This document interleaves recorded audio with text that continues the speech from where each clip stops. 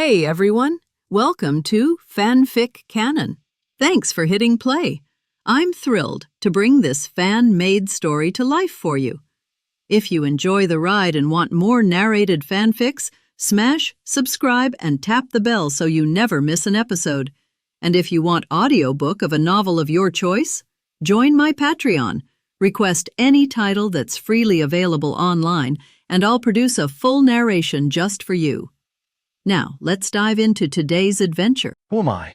Oh, I'm Dana, and I'm dead. Finally dead. In this life, there was hardly a difference between living and dying anyway. A heartbeat before the killing curse struck her down. The red-haired woman's mind unraveled in fragments of memory. A gambler for a father. A mother who fled domestic violence. Sold off to a casino-like property. For years of degradation until, one night, she buried a fruit knife in her obese boss's chest and escaped. From then on, her fate seemed sealed, hunted by the casino or caged by the police. But luck twisted. She caught the eye of a mercenary who spirited her away and taught her the ways of killing. She became a sniper, precise and deadly. Yet betrayal found her again. Her mentor, the one she respected most, used her as bait to save his own life. The heart she'd begun to mend shattered completely. 4 or 5 long years she hunted him, and when she finally found him, living happily with wife and child under a false name, she ended it on Christmas night, an act of vengeance served cold. From then on she was poisonous scorpion, a mercenary who killed for thrill, not money. Children, adults, every headshot was another ghost of her past erased. A broken woman walking among broken men, until she found others as twisted as herself, and they formed a team. Together they dreamed, briefly, of retiring after one last job. But dreams are fragile. If only I'd been born into an ordinary family. The thought flickered and vanished as her soul dispersed. Jerry lowered his wand, for lifeless bodies sprawled across the grass. His brow furrowed. The killing curse, far too dangerous to use carelessly. It wasn't just the mana drain. Though casting it 4 times had drained half his reserves, more than hundreds of lesser spells would have. It was the intent. To cast the curse required a pure, vicious will to kill. Too many times, and the darkness it bred could warp even the strongest mind. Horus knew this well. Many practiced unforgivable curses, just as Mad-Eye Moody did. But the law forbade their use for good reason. The danger wasn't only to others, it was to oneself. Still, Jerry was no stranger to life and death. His will was strong. He could handle the burden. What worried him more was the inefficiency. 6 or 7 uses would exhaust him completely. No wonder even Death Eaters rarely spammed it. Powerful, yes, but costly. Only to be careful. He refused to leave corpses lying about. Adhering to old traditions, he packed the bodies into a box, mounted his broom, and flew into the outskirts of New York. With a flick of his wand, he carved 4 deep graves in the barren earth. Zombies float. Invisible strings lifted the bodies, dangling like grotesque marionettes as they drifted into their pits. Anyone watching would have sworn they'd seen ghosts. With another gesture, soil sealed them beneath. By the time Jerry returned home, dawn was breaking. He hadn't slept a wink, but it was worth it. In one night, he'd earned nearly a week's worth of red stars and collected a trove of spoils, a Barrett sniper rifle, a tracking rocket launcher, armor-piercing rounds. Tools of war, now his to command. The next morning at school, Jerry barely had time to think of sleep before the classroom buzzed with excited chatter. Every student seemed to be talking about the same thing, the wizard. Him. The newspapers and TV had splashed the story everywhere. The mysterious wizard was the idol of countless children. But this time, the headlines came with a twist. The wizard was a girl. Even a blurry side profile photo had been published, sparking a frenzy. At the same moment, in a very different place, Nick Fury arrived at the New York Shield branch. He wasn't holding tabloids, he had dossiers. Surveillance footage from the clothing store. Satellite captures of the rooftop fight. The battle with the mercenaries, recorded from multiple angles. He flipped through the files, his one good eye narrowing. "Ill," Fury muttered, voice low, Looks like this wizard lady played us for fools. Nick Fury set the folder down and leaned back in his chair. His one good eye flicked toward Agent Hill. Though his words carried a hint of complaint, there was the faintest smile tugging at his lips. The wizard wasn't weaker than they'd thought. She was stronger. And that was good news. The greater the power, the greater the value to S.H.I.E.L.D. In a universe where alien armies and cosmic threats could appear without warning, every powerful ally mattered, especially one who fought crime nightly, wearing justice openly on her sleeve. On Fury's draft list of Avengers, some candidates were more reliable than others. Hawkeye and Black Widow, both senior S.H.I.E.L.D. operatives, posed no problem. But Tony Stark? According to Natasha's evaluation, while he had courage and conviction, he was impulsive, arrogant, and impossible to contain. Worse, his resources rivaled governments. Banner? A genius, yes, but also a man who hated the army, hated S.H.I.E.L.D., and carried a monster inside him that no one could fully control. The Hulk was as much danger as salvation. Compared to them, the Wizard's problems were mild. At worst, she distrusted governments. That could be handled slowly, carefully. After all, S.H.I.E.L.D. itself existed to protect the Earth. I'll admit, I didn't expect the Wizard to be a little girl, Hill teased lightly. That voice fooled me into thinking it was a boy. Fury waved a hand dismissively. At that age, voices aren't distinct. With training, anyone can disguise tone. Some of our agents can mimic voices, so well machines can't tell the difference. What matters is meeting her. I need to talk to her face to face. Hill nodded. There's one complication. Our intel shows she no longer uses that abandoned warehouse in Queens. These days she launches from random alleys in Hell's Kitchen. Each time a location changes, it's nearly impossible to predict where she'll appear. Fury's brow furrowed. That'd complicate things. Satellites could track her once she was airborne, but finding her before she flew? That was another matter. Take Phil with you, Fury said finally. His Lola should be fast enough to tail a broomstick.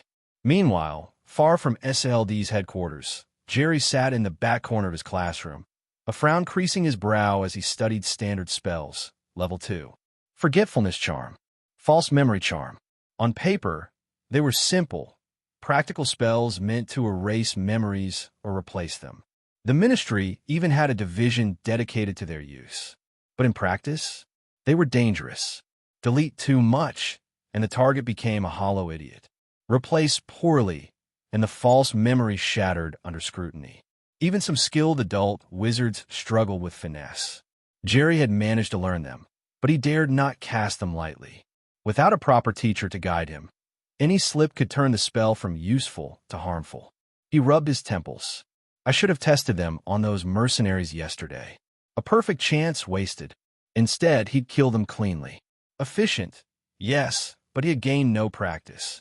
Maybe more live trials. That's what I need, he muttered. The bell rang, cutting his thoughts short. School was over. Jerry snapped the book shut, slipped it into his enchanted storage space, and swung his bag over his shoulder. Teachers here didn't linger after the bell. They left quicker than the students. No reason for him to stay behind either. He was halfway out the door when a flash of blue curls and denim blocked his path. A senior girl, earrings glinting, leaned lazily on the doorframe. Hey, Jerry, free after school? I'll take you dancing. Her voice was casual, but her eyes held challenge. Jerry smiled faintly. Sorry, I've got things to do. Next time. And before she could react, he slid under her arm with practiced ease, vanishing into the corridor. This was the third time this month she'd tried. Ever since he'd made the school paper, Jerry had been the focus of too many stares. Handsome, athletic, quietly mysterious, his efforts to stay low-key seemed only to draw more attention. But Jerry had no interest in teenage drama. He had bigger responsibilities, picking up Aisha, cooking dinner, studying spells, earning red stars. Compared to that, high school romance and discos were trivial distractions. Boy, I heard that you seem to be crazy recently. Jerry walked out of the school gate quickly, just about to find a deserted alley to use the disillusionment charm and go back on a broomstick when 7 or 8 teenagers dressed in very hip-hop stopped him. Again, why is there such a guy everywhere? Looking at the students who were obviously seniors in the school, Jerry couldn't help but twitched. People are afraid of being famous, and pigs are afraid of being strong. If you perform too well in school, you're more attractive to girls, and you don't have many friends, then some jealous monsters will soon find you and humiliate you with numbers and force. Because they always think that this will make them look cool and powerful and attract girls' attention, but they don't know what harm it will cause to others. Especially if they do this kind of thing too much, they may forget it after a while, but the person who is bullied in public will leave a psychological shadow for a lifetime. The world is so unfair. The perpetrators will soon forget, but the injured have to remember it all their lives. Come here, come here. Jerry beckoned to several teenagers, and then took the initiative to walk into a remote alley near the school. 7 or 8 teenagers were stunned for a moment, but they still followed. At this time, a certain big boy who looked anxious couldn't help but shook his head after seeing this scene among the crowd of onlookers. He didn't feel sorry for Jerry, but for those teenagers who followed him. As for why? Because he was in elementary school with Jerry in the past, and he has experienced how powerful Jerry's fists are. To this day, he can't forget the fear of taking off his clothes, Jerry with a muscular body, and crushing his head on the ground with his feet. Originally, I thought that I would be able to avoid this big devil when I came to middle school in such a far place, but I didn't expect to see Jerry's figure in the school newspaper again on the second day of school. At that time, he made up his mind that in the 3 years of middle school, he must be a good student and try his best to finish middle school alive. As predicted, not long after the 7 teenagers followed the big devil into the alley, there were all kinds of ghosts crying and howling. Oh, help! Mother, Father, God, Virgin Mary, I dare not again. The society outside is very dangerous, and I'm doing it for your own good. Jerry clapped his hands, carrying his school bag, leaving behind the 7 teenagers lying on the ground with tears and snot in their noses, and walked out of the alley gracefully. When they left the alley, those students who were looking towards the school gate very friendly smiled politely, then turned around and left slowly. As Zhang Jin's martial arts student, although he is an amateur, he has practiced in elementary school for several years, and he has already mastered the technique that can beat people to death without leaving any scars on the surface. Especially the grappling hand is his strong point. When I was in elementary school, some classmates complained to the teacher, saying that Jerry beat them. But on the one hand, there is Jerry, a good student who is famous for his good character in academics, and on the other hand, there is a bad student who is mischievous and has no scars on his body. The teacher naturally has a judgment in his heart. Sometimes Jerry would even get himself some minor wounds that were not serious, and a villain would file a complaint first, so that those mischievous children who like to do nothing would not only be beaten by him, but also be notified to their parents. A little interlude. It does not affect Jerry's pace of life. I found an empty alley again, rode a broom invisibly, and returned to the vicinity of the residential area, and then waited for Aisha to leave school at the school bus stop of Aisha's school bus. After receiving Aisha, I greeted my stepmother-to-be, Belle, and went home to cook. At 12 o'clock in the middle of the night, he continued to ride a broomstick to the sky above Hell's Kitchen. Yesterday's attack had no effect on him. On the contrary, he hoped to come a few more times, so that not only would Little Red Star earn more money, but he could also practice the forgetting and false memory curse by the way. However, apparently that kind of good thing is not often. And what makes Jerry feel a little uncomfortable is that the law and order in Hell's Kitchen is obviously much better than yesterday. As if some order was received, the criminals restrained themselves. Of course, maybe it's the calm before the storm. It was 3 o'clock, and Jerry, who hadn't earned much Little Red Star, rode his broomstick a little unhappy and prepared to return. Just as he was looking in the air to see which alley would suit him to go down and hide for a while, suddenly a strange voice came from the west. 500 or 600 meters away from him, a red classic car flew towards him quickly under the action of what looked like a rocket jet. After getting closer, Jerry saw clearly that there were 2 people sitting in the car, and one of them was an acquaintance. The driver was a half-bald, middle-aged man, and the co-pilot next to him was none other than Maria Hill, a S.H.I.E.L.D. agent who had met him twice before. "Good evening, Miss Wizard. Is it convenient for us to chat?" Agent Hill looked at Jerry on the broom, waved at him, and shouted. Jerry thought about it for a while, but didn't refuse, and made an okay gesture to her. So, the red car led the way, and Jerry followed them on a broomstick.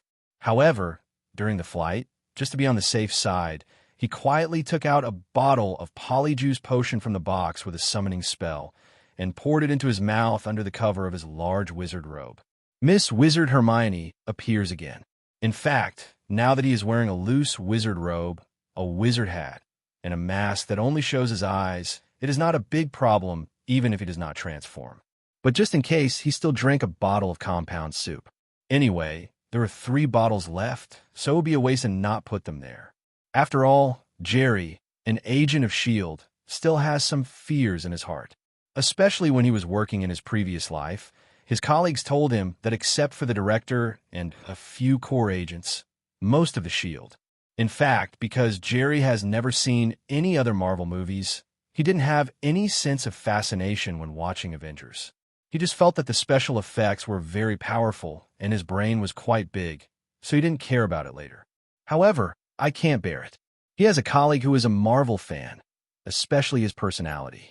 He is still the kind of good movie and TV that he has watched, and he must share it with you, and he strongly recommends you to watch it. It is not as good as all the joy of being alone to the extreme. Therefore, when Jerry accompanied his colleagues to watch Avengers 1, as long as there were some follow-ups, he would come over to chat with Jerry. What S.H.I.E.L.D. turned out to be Snake's shield. Captain America and Iron Man fought. Asgard was sunk. Thanos snapped his fingers and destroyed half of the universe, etc. Anyway, the story behind it was very exciting, so Jerry went to the cinema to watch it. And Jerry feels that he doesn't know the heroes in it. After reading the story behind the ghost, the key is to go to the cinema alone without a girlfriend. Isn't it sick? Therefore, this made him not very familiar with the heroes of Marvel, but he had a little impression of some major events later. In short, it is also a situation of ignorance and half-knowledge. 10 minutes later, on a remote street in Manhattan, a red classic car slowly fell from the sky, followed by a child on a broom, and quickly landed beside the classic car. "This is my colleague Phil Coulson, and that's his car Laura." After Hill got off the co-pilot, seeing Jerry looking at the red car and Coulson with some curiosity, he introduced it with a smile. "Hello, Miss Wizard." Coulson also stepped forward to shake hands with Jerry very politely. "Hello, Mr. Coulson." Jerry replied in Hermione's voice. Now his body is Hermione's body, so the voice is naturally Hermione's voice. Sure enough, the previous voice was also a disguise. Hill heard that Jerry's voice was different from the previous 2 times, and immediately understood that Jerry's voice must have been disguised before, and now that his identity was completely exposed, he used his own voice. However, she didn't bother to expose it. It's good to know some things in your heart, but it's embarrassing to say them out. "Ms. Hill, we have made it very clear before. I wonder what else you want to ask me this time." For 2 S.H.I.E.L.D. agents who suddenly came to him, Jerry was actually very confused. Could it be related to him deliberately releasing the girl's identity? Probably not. After the other party knows that he is a girl and has his photo, the first thing to do is to find his real information instead of coming to him directly. Or is it related to the mercenary attack yesterday? This is a little bit possible, but a mere mercenary should not bother 2 senior agents of S.H.I.E.L.D. to find him. That's right, Miss Wizard. This time our chief wants to meet you in person and also wants to ask you for a favor. Hill saw that Jerry's tone didn't look very welcoming to them. He paused a little awkwardly and quickly reacted and explained again. Director of S.H.I.E.L.D., that one-eyed corned egg? Jerry is still very impressed with Nick Fury, the director of S.H.I.E.L.D. One is because when watching Avengers 1, the opening scene is this guy's camera with a dark bald head and an eye mask, which is very conspicuous and memorable. The second is because his colleagues often use the very vivid nickname of Marinated Egg to call the director, and he will naturally remember it after hearing a lot. After thinking for a while, Jerry finally nodded. Then, your chief, where is he? Although Jerry does not intend to join the Vengeance Alliance, nor does he intend to be contained and managed by S.H.I.E.L.D. It is still possible to make some mutually beneficial deals with S.H.I.E.L.D. The things and information that S.H.I.E.L.D. has come into contact with must be incomparable to him. In today's Hell's Kitchen, it seems that there are not so many little red stars in the account in a short period of time. If some activities of S.H.I.E.L.D. can bring him a lot of little red stars, it is not impossible to accept. And since it was a transaction, S.H.I.E.L.D. asked him for help. So naturally, they had to give corresponding bargaining chips. S.H.I.E.L.D., there should still be some good things. Please get in the car and follow us. Hearing Jerry's inquiry, Coulson reached out and took out something that looked like a car key and pressed it toward a rather old-looking car wash shop next to the street. Drop! An electronic speaker sounded. Immediately afterwards, Jerry saw that the old car wash shop began to undergo various transformations like Transformers. Soon, a fully mechanized entrance leading deep underground appeared in front of Jerry. Technology and magic really have the same effect. Looking at the entrance of the old car wash shop into a mechanized base, Jerry suddenly thought of the enchanted wall when Professor McGonagall took him to the leaky cauldron and then to Diagon Alley. Perhaps, if the wizards had no exposure to technology, they might not be able to understand it when they saw this high technology for the first time. Taking out the box, stuffing the broomstick into the small box, Jerry opened the door and sat in the back of the car. And Coulson and Hill looked at each other in surprise as they watched Jerry magically stuff such a big broom into such a small box. Although they had already seen the scene of Jerry stuffing a few mercenaries into the box through some pictures and videos, they were still very surprised when they saw it for real. Boom! 2 flames shot out from Laura's tail, turning into a red lightning bolt and rushing into the entrance of the machine. When it disappeared completely, the mechanical entrance was restored to the old car wash. After about 5 minutes, Laura, who walked through the mechanical passage, finally stopped at a small underground square. Following Hill and Coulson, Jerry passed through about 5 gates that required fingerprint and pupil verification. Finally, in a room, Jerry saw the protagonist who invited him to meet this time, Nick Fury. "Good evening, Ms. Wizard. I'm Nick Fury, director of S.H.I.E.L.D. Nick Fury, who was wearing a leather jacket and a one-eye patch, turned around and greeted Jerry in a gentler tone as possible. Jerry took off his wizard hat, revealing his thick brown hair, and gave a wizard salute to Nick Fury. "Good evening, Mr. Fury. What do you want me to do? Sit down first. Let's talk slowly. Would you like something to drink?" Nick didn't answer Jerry's question right away, but motioned for Jerry to go to the sofa next to him and sit down first. "Just drink it. I'm afraid if you put some sleeping pills in it." Jerry walked to the sofa and sat down and replied without hesitation. Now that he is a little girl, some words are actually more direct, but the effect will be better. If at this age, she really looks like an old fritter with a deep city background, it's scary that director Nick will be wary of him. Being smart, having a brain, and a deep understanding of the city is not a concept. Sure enough, Nick was taken aback when he heard the words, but he didn't pay too much attention, but explained with a smile. "Miss Wizard, I'm afraid you have misunderstood our Homeland Strategic Defense Attack and Logistics Support Bureau. We belong to the International Security Council and are established to maintain the peace of the entire planet and deal with some special events. What you are doing now is to maintain peace in a small area. We are maintaining the entire Earth. So this is not a conflict, and you don't have to be hostile to us." After hearing this, Jerry said "Mr. Fury, I don't understand what you said. My philosophy is very simple. I will use my magic to stop crime. If you need help in this regard, I can provide it. But if you want me to join you and do something at your behest, I won't say yes.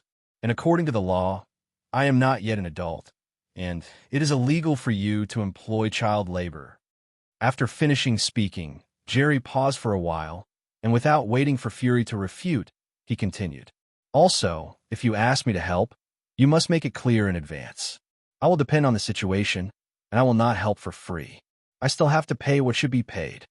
In the face of Nick's eloquent truths, such as world peace, Earth crisis, love and justice, Jerry doesn't care about him at all. "What? If you reason with a child, the child will listen to your reasoning, but I will accept the reason as a child. Besides, now you're asking me to do something, and I have nothing to ask you for. It's a big deal. It's just 2 shots. You just shield. You can't kidnap a child of me by force. Besides, you are really kidnapping by force, and I am not a vegetarian in magic. At present, as long as Jerry's true identity is not exposed, then with his current magical ability, he really isn't particularly afraid of S.H.I.E.L.D. Although S.H.I.E.L.D. has a large number of people, but if Jerry uses magic to hide and escape, it will be difficult for the other party to catch him. In this way, in the face of Jerry, who is not good at oil and salt, Nick Fury's mouth was dry, and he did not achieve the expected effect. Now he finally understands that the wizard is not without problems. She is a child, which is a problem in itself, because the thinking of children is different from that of adults. Sure enough, apart from the spies of his own family, there is no one else to worry about. Fortunately, at least the other party is willing to provide help for a fee, which is much better than others. As for trust issues, you can take your time.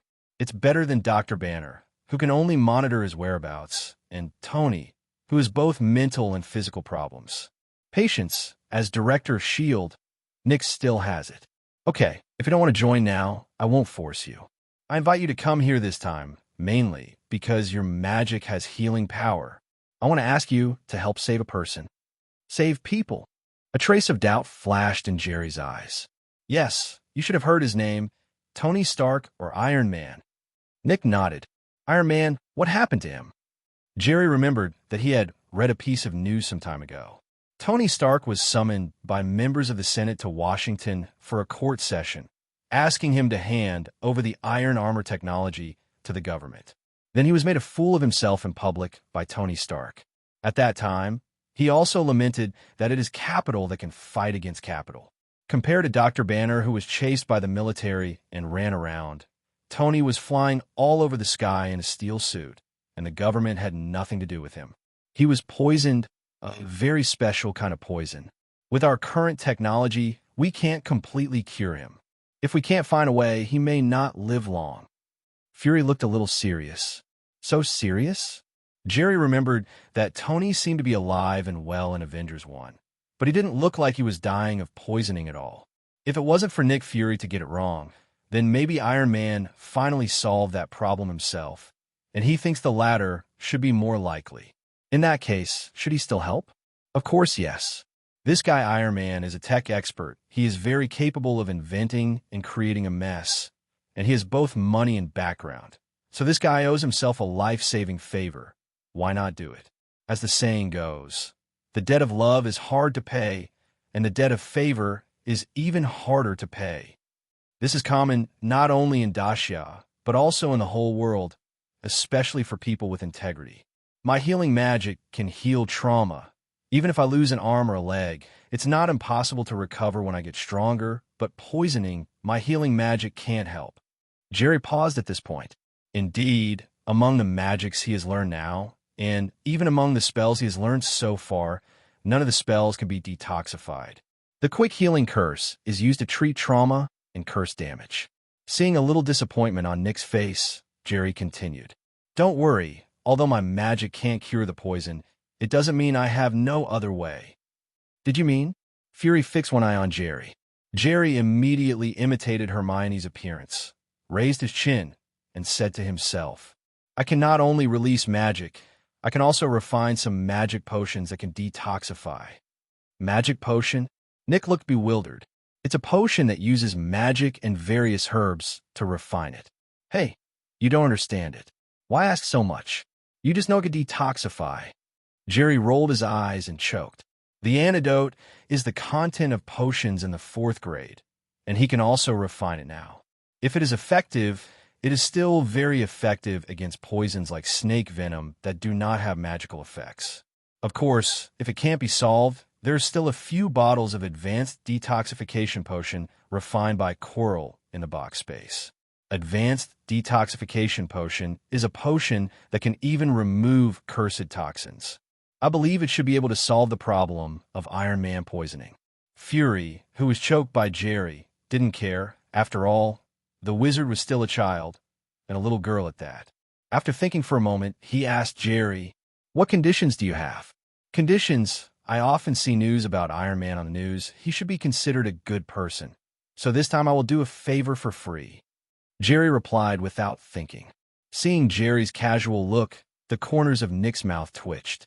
Just now, he was so unwilling to suffer, which made him think that the other party was going to make some excessive demands. But in the end, there were no conditions at all. Dare to love. You can help yourself or not. You don't need money if you want to help. If you don't want to help, you have to negotiate terms, right? Shaking his head, he could only sigh that the other party was still child. However, he didn't feel that there was anything wrong with this. The other party had already promised to save Tony, and half of today's goal had been achieved. "Director, there's news from Natasha that Tony is at home in Los Angeles with Colonel Rhodes." At this moment, Coulson suddenly walked over and told the information that the Black Widow had just sent urgently. It turned out that Tony's palladium poisoning had reached 89%, and he knew he would die in a few days, so he wanted to indulge himself on his birthday, pretending to have a falling out with his best friend Rhodes, and put that the battle suit made by Rhodes was given to him. "Miss Wizard, I wonder if you're free to go to Los Angeles with us now." After listening to Coulson's narration, Nick turned his head and looked at Jerry again. Jerry looked at the time. "Can you take me back by 9 o'clock? The current time is less than 4 o'clock. Today is Friday." "Oh, it should be Saturday. Haas is on the night shift, and it is estimated that he will not go home until 9:30 in the morning. And Aisha, don't worry. As long as you don't wake her up, this little slacker can sleep until 12 o'clock without waking up. So if you can get back to New York by 9 o'clock, it's not a big problem. Don't worry, our plane is still not slow." Nick smiled. He knew that Jerry had already agreed. More than 2 hours later, S.H.I.E.L.D.'s supersonic transport industry boarded. Coulson was chatting with Jerry. To be honest, Jerry didn't really want to chat with these S.H.I.E.L.D. agents because he was afraid that he would leak some information and make the other party doubt his identity. However, this Coulson is really good at chatting, and his affinity is very high, which makes it really difficult for Jerry to refuse the other party. The point is, the other party didn't talk about any particularly sensitive topics, just some ordinary small talk, which made Jerry gradually relax his vigilance. "Miss Wizard, don't you feel uncomfortable wearing a mask all the time?" Coulson sat across from Jerry, with just the right hint of curiosity on his face. Jerry froze for a moment, then immediately reacted and smiled. "Hats, masks, and wizard robes are the latest magic items I have refined. Wizard robes can defend against ordinary bullets. Masks can improve the efficiency of my magic spells. Hats can increase the number of times I cast spells. They are all very important. So, I wear them all the time, if not for special circumstances." Just kidding. Now that the effect of the compound decoction is over, he has regained his manly body. Wouldn't it be exposed if he took off the mask? Even now, he had just quietly cast a voice-changing spell on himself to match Hermione's voice. Coulson remembered that in the video material he watched before, there was indeed a scene where Jerry blocked the bullet with his wizard robe and nodded in agreement. By the way, how old is Mr. Coulson this year? Why does he feel a little seriously bald?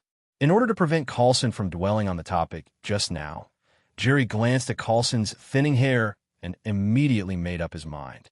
When you are in an embarrassing situation, make the other party more embarrassed so that you can quickly divert the other party's attention. And Coulson was taken aback when he heard the words, touched the top of his half-bald head in embarrassment, and sighed helplessly. When people reach middle age, they always have such small troubles. After all, they are not young guys anymore, and I don't really care about them. Hill on the other side shook his head and smiled. Don't care is not the answer, and she knows that Coulson seems to be taking finasteride tablets and rubbing minoxidil lotion every day. Oh, so that's the case. I also said that if you think baldness doesn't look good, I can help you restore it with a hair growth spell for free. Well, it's a magic that can make your hair grow back. The corner of Jerry's mouth twitched slightly. Hair growth spell, a very simple little spell, can make people grow hair quickly, mostly for hair, but it can also be used for other parts of the body. Little wizards at Hogwarts often use the hair growth curse on their eyebrows as a prank, turning their classmates into long-browed monsters. Corresponding to it is the hair loss mantra, which can remove all hair anywhere on a person's body. Coulson was stunned immediately when he heard the words, then looked at Jerry solemnly and said, "Actually, I was just joking. Please give me one. What kind of hair growth magic?" Jerry didn't continue to make fun of Coulson, but pulled out his wand and said to Coulson, "Hair growth." A magic ray shot at the top of Coulson's head. In an instant, his half-bald head began to grow a lot of hair like a dead tree in spring. In less than 5 seconds, Coulson's originally withered and thinning hair was replaced by a head of golden waist-length hair. "Oh God, I love this magic."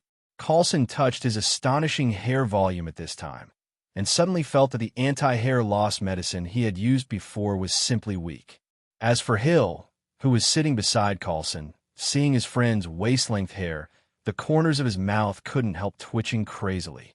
Can you imagine how weird it would be for a man in his 40s with waist-length blonde hair? Especially since he was half-bald just now. "Actually, I not only know the hair growth spell, but also the hair loss spell. If you don't want it anymore, you can ask me to help you lose your hair at any time." Seeing that Coulson is now focusing on his hair, Jerry said something casually. And this sentence really made Hill's eyes light up, who didn't care much about it. She has thick hair and no hair loss troubles, so there is no need for hair growth spells, but hair loss, that is another matter. Can anyone take it off?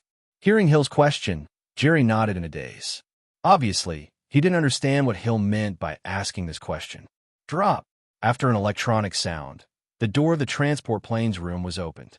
Nick, who hadn't appeared since boarding the plane, walked in with a beautiful woman in a leopard print dress with curly red hair and an explosive figure.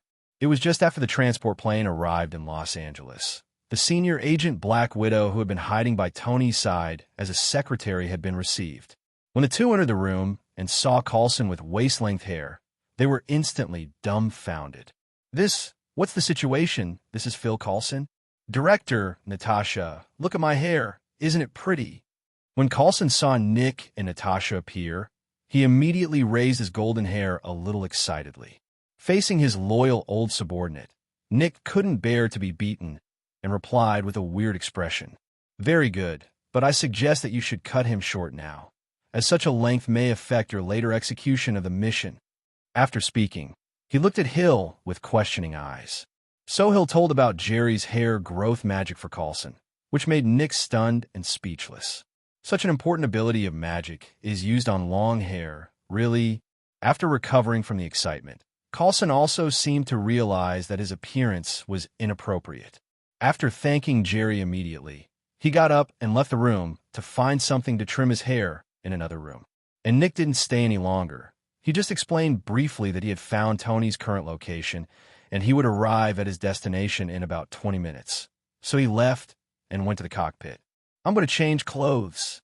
The Black Widow said something to Hill and was about to turn around and go to the locker room of the transport plane. Now she's wearing the long dress from Tony's birthday party, which is definitely not suitable for short-term actions. Before she arrives at the location, she's going to change back to the black tight leather jacket for daily battles. "Natasha, wait a minute." At this time, Hill stood up and stopped the Black Widow, then looked down at Jerry with a smile. "Well, Miss Wizard, can I ask you to come over and do a little favor, just like you did for Coulson?" Jerry was stunned for a moment. He looked at Hill. He had beautiful hair, and he didn't lose his hair. Did he want to make his hair longer? Some couldn't figure out, but he still nodded. "It's just a hair growth spell, and it's not a very difficult magic. It's nothing to do this kind of small favor. Besides, it might be useful to have a relationship with these S.H.I.E.L.D. agents in the future." In the locker room of the transport aircraft, Jerry looked at Hill and Black Widow, who had completely taken off their coats, and couldn't help but blush. What is this for?" "Miss Wizard, you just said that you can use magic to remove hair. See if you can help me remove this and this one." Hill pointed to his armpits and calves. The Black Widow on the side raised her arms when she heard the words and said the same. "If you can, give me a little by the way. It's quite troublesome to do this every time." Are all the beauties so down to earth?" Jerry looked at Hill, then at Black Widow, and couldn't help but sigh inwardly. Woman, love of beauty, no profession can escape it, even secret agents. After a long time, Hill called him over to help. It turned out that he wanted him to use the hair loss spell to help them remove their armpit and leg hair. In fact, it is not only the reason for love of beauty, but sometimes it is also the need of work.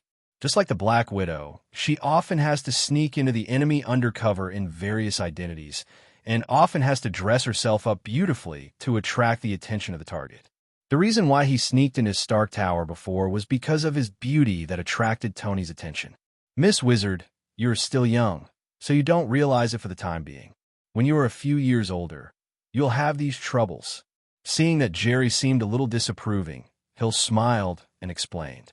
Jerry shrugged his shoulders, raised his wand, and performed several hair removal spells in succession, completing a perfect and pleasant hair removal for the two of them. I am a man, and men don't need to care about this. Although a little speechless, I have to admit that the figures of the two female agents are really good. After completing the hair removal request, Jerry decisively left the dressing room and returned to the room just now. Although he is a girl in the eyes of everyone now, he must have a bottom line in life and restrain some bad desires. Otherwise, when the identities are completely exposed in the future, the two of them will die together if they see each other again.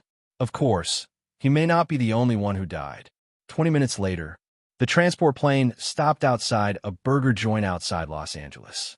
Coulson and Hill stayed on the transport plane, and Nick Fury, Black Widow, and Jerry walked off the transport plane with a dozen SHIELD agents in black. Natasha, take someone to clear this area. I don't want any strangers to appear around here soon. Miss Wizard, you can go to the hamburger shop in front and wait for us for a while. After Nick said to Natasha and Jerry respectively, he walked towards Tony, who was sitting on a huge sweet model in front of the burger shop in the distance. The Black Widow nodded when she heard the words, waved her hand, and led the dozen or so agents away. Watching an agent clear out all the clerks in the burger shop, Jerry walked into the burger shop unhurriedly, found a seat, and sat down. Looking up at the time, it was already early 7 o'clock, and the sky outside was completely lit up. I haven't eaten all night. I'm a little hungry. Feeling the hunger in his belly, Jerry walked to the working table in front of the burger shop where he made fried chicken burgers, took out his wand, and waved it lightly. The various tools and ingredients on the working table seemed to be conscious immediately, and he started cooking by himself. Hey, let me say, do you guys need something to eat? Just as Jerry was using cooking magic to cook food, Nick, wearing a blindfold, and Tony, wearing a steel suit, pushed the door and walked in. Thank you. Just give us 2 cups of coffee. Nick froze for a moment, then quickly returned to normal. The current situation is not scientific, but it is magical, and it is very reasonable for a wizard to cook with magic. On the other side, Tony turned his head to look at Nick next to him in surprise. This is superpower? This kid is also a member of your Superman Boy team. Do you still employ child labor? I'm not with them. I was just invited by them to do a little favor. Holding food and beverages such as hamburgers, fried chicken, and coffee that had been neatly arranged automatically, Jerry walked up to the two of them. Nick took a sip of coffee. It tastes good, thank you. And Tony also picked up the coffee, but after saying thank you, he muttered, Yesterday I was not very sober from the hangover, but I actually want to drink a glass of milk now. Flaviv. Hearing this, Jerry tapped his wand towards the cup in Tony's hand and released a transformation spell. All right. After speaking, he took a tray and sat down at the side. Watching the coffee in his hand turn into milk, Tony froze for a moment. If he was a little surprised by the automatic cooking scene of the tableware in the kitchen just now, he was very shocked by the scene of coffee turning into milk now. Coffee turns into milk, which is a change in the nature of the object. Nick patted Tony on the shoulder and then sat down too. It's not the superpower you imagined. This lady is a wizard who knows some magical magic, and a superhero who has been very popular in New York recently. Don't you know? Wizard? I think I've heard that name before. Tony tried hard to think about it, and felt that his hangover brain didn't seem to be working well, so he didn't think about it at all. In fact, in the past few months when the wizard became famous, Tony was not idle. He handled the company's affairs, upgraded the functions of the Mark armor, accepted invitations to various large-scale parties, was called to Washington to file a lawsuit, and went to Monaco to participate in racing competitions, etc. Wait. Therefore, He may have heard the name of the wizard mentioned or glanced over in the news, but he probably didn't take it into his heart to understand it carefully. Magic. Is there such a thing in this world? As a tech expert, Tony finds it hard to believe in the unscientific existence of magic. I've cleared all the nearby areas, but it's best not to take too long. At this time, the Black Widow in tight black leather clothes walked vigorously and came to the front of the three to report to Nick Hui. You've been fired. Tony saw his secretary appearing and reporting the situation to Nick. After thinking about it for a while, he immediately guessed that he was being played by the other two. The Black Widow smiled indifferently. That's up to you to decide. Tony had no choice but to look back at Fury and said in a foolish way, "Okay, I'll say it again. I'm not going to join that Superboy team you made, that's all." Nick didn't seem to care about Tony's attitude, but began to educate Tony with a burst of education. As for Jerry, who was sitting on the side, he didn't pay too much attention to the argument between Nick and Tony at this time, but looked at the hamburger and fried chicken on the table and made trouble. Why? Because he found a problem. That is, wearing a mask, he can't eat at all. Now he's not Hermione's body. Taking off the mask and eating burgers, it's not immediately exposed. Forget it. Let's finish the work before eating. Slowly put the tray into the box base with a floating spell, and then a summoning spell summoned Quirrell's advanced antidote, and Jerry placed it in front of Tony and Nick with a clang. Okay, can you take the potion first? Don't you know that staying up late is not good for children's health? What potion? Tony looked surprised. It's the antidote that might be able to undo your palladium poisoning, and this lady wizard kindly provided it. Nick explained, "The main reason is that I think Mr. Stark should be a very good person. It's a pity to die like this." Jerry nodded appropriately. Thank you, Miss Wizard, but your potion should be of no use to me. I have tried all combinations of elements. There is no element on Earth that can replace palladium. Poison. Tony is a confident man, and of course, a little bit arrogant. He felt that relying on his own ability, he could not solve the problem of palladium poisoning in the end. How could Child save him? Although, she does have some seemingly powerful superpowers. However, before Jerry could speak, Nick stared and said mockingly, "I can tell you, you haven't tried them all. You're going to die anyway. How do you know if you don't try? Moreover, this bottle of detoxification potion is a bottle that I used a lot of precious herbs and took a long time to refine. I still have some confidence." Jerry pushed the high-level antidote potion on the table in Tony's direction. Tony picked up the potion, looked at the amber-like mysterious potion inside, remembered the magic that could change matter just now, hesitated for a while, finally pulled out the cork, and poured the potion into his stomach in one gulp. After entering the potion, a cloud of hot air instantly rose from his abdomen, and then scattered into his internal organs, limbs, and bones. And the green traces of the palladium element that were eating away at his body step by step also disappeared in this instant. Oh! At this time, Tony suddenly felt a pain in his neck. It turned out that the Black Widow took a blood test machine for palladium poisoning and pierced his neck. The palladium element content is 0, and the detoxification has been completed. Is this cured? Tony took the tester in Black Widow's hand in disbelief, physically operated the armor on his hand, and pointed at his index finger again. Seeing the same test result as before, Tony couldn't help showing a somewhat Sufu expression. Originally, he thought he was going to die, like a patient with cancer, so he donated all the collections. He began to give up on himself, and deliberately flirted with the new secretary, Black Widow, making Pepper angry, wanting the other party to give up his love for him, so as not to be sad in the future. In the end, even the uncompromising steel suit was given away to his friend Rhodes. Now it seems that it is sloppy. However, who wants to die if he can live? Generally speaking, he is still very happy.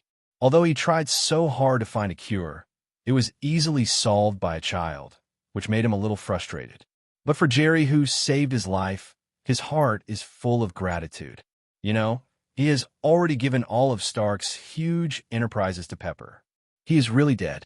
In the future, Pepper will marry someone else, and his lover and such a big Stark group will all belong to that man. Wizard, Miss Wizard, thank you very much for saving me. If you need my help in the future, you can contact me at any time, but now I have something urgent and need to leave for a while. I don't have to die now, so of course I can't let the little pepper be given to others. So Tony felt that now he should fly back immediately to find Pepper, and then explain the matter clearly, so as to win back Pepper's love for him. Wait, you can't leave now?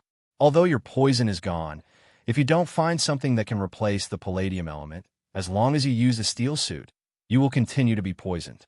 I think the magic of Miss Wizard medicine, there shouldn't be a lot of it.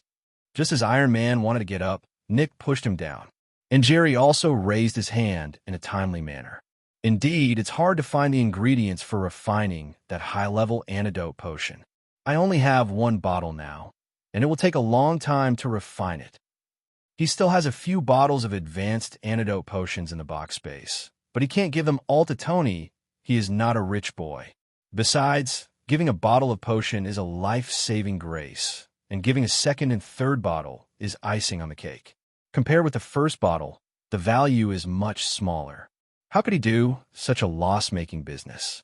And since there's nothing wrong with Iron Man and the Avengers, it means that he must have found a solution in the end. In other words, without his potion, Tony wouldn't have been poisoned to death, and now he just took the opportunity to find a coincidence.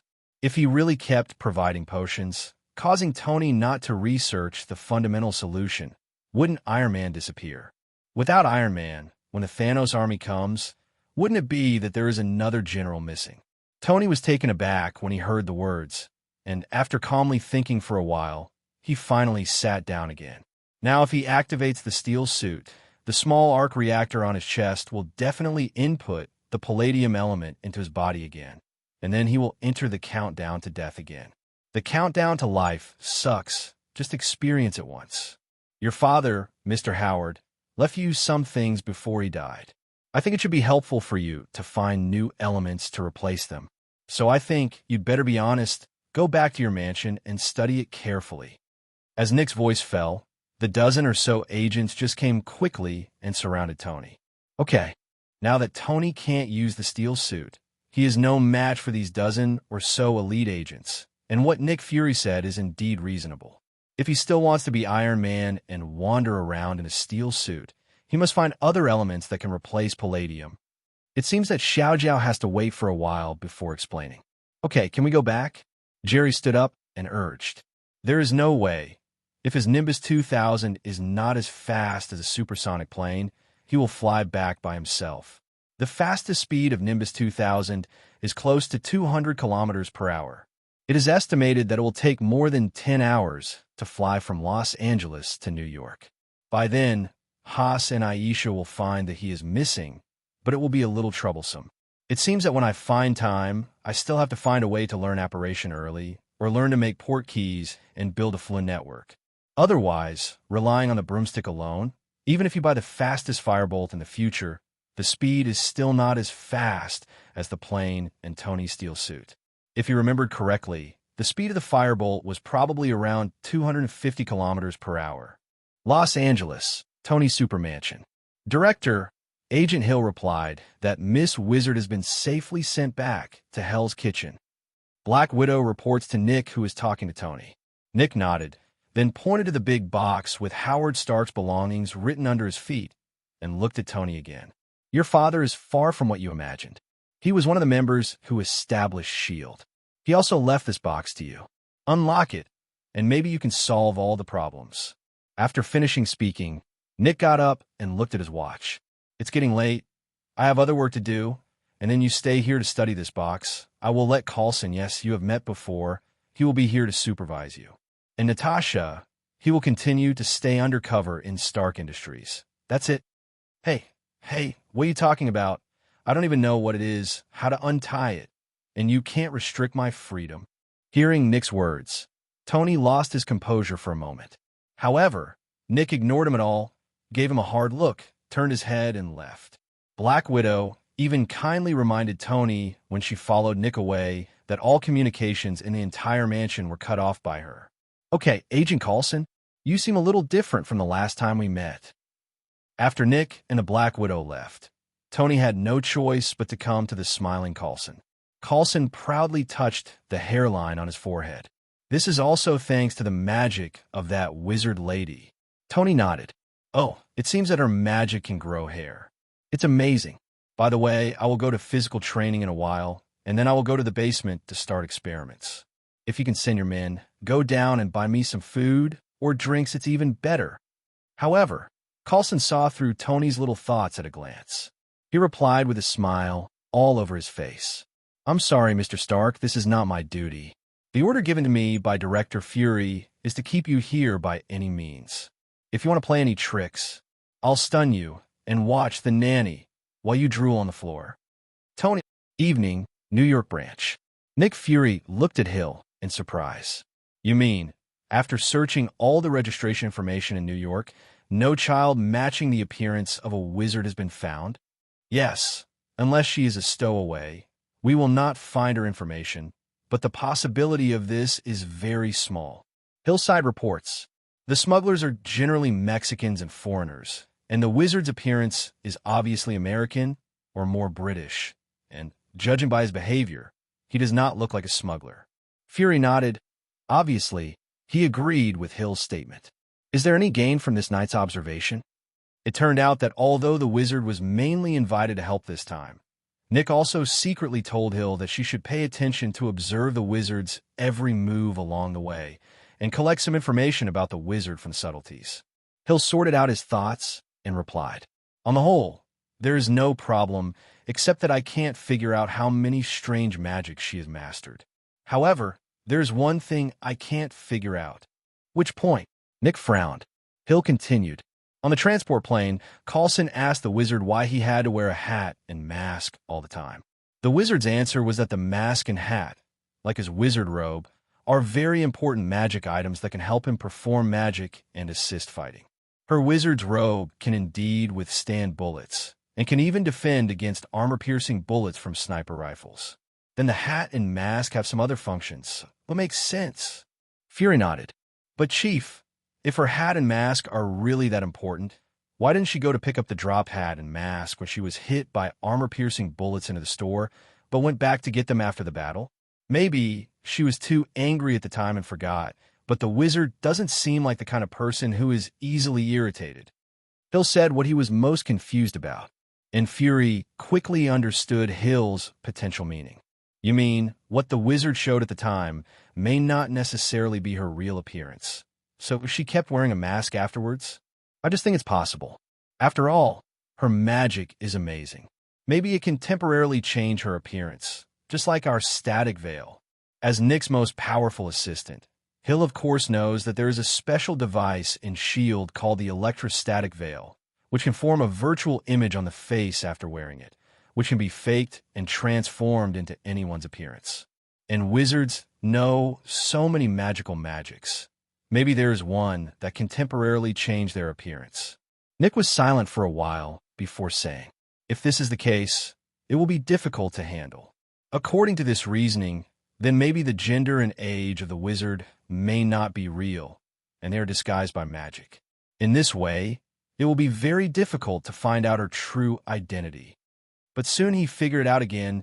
He couldn't reason like this, otherwise there would be no result.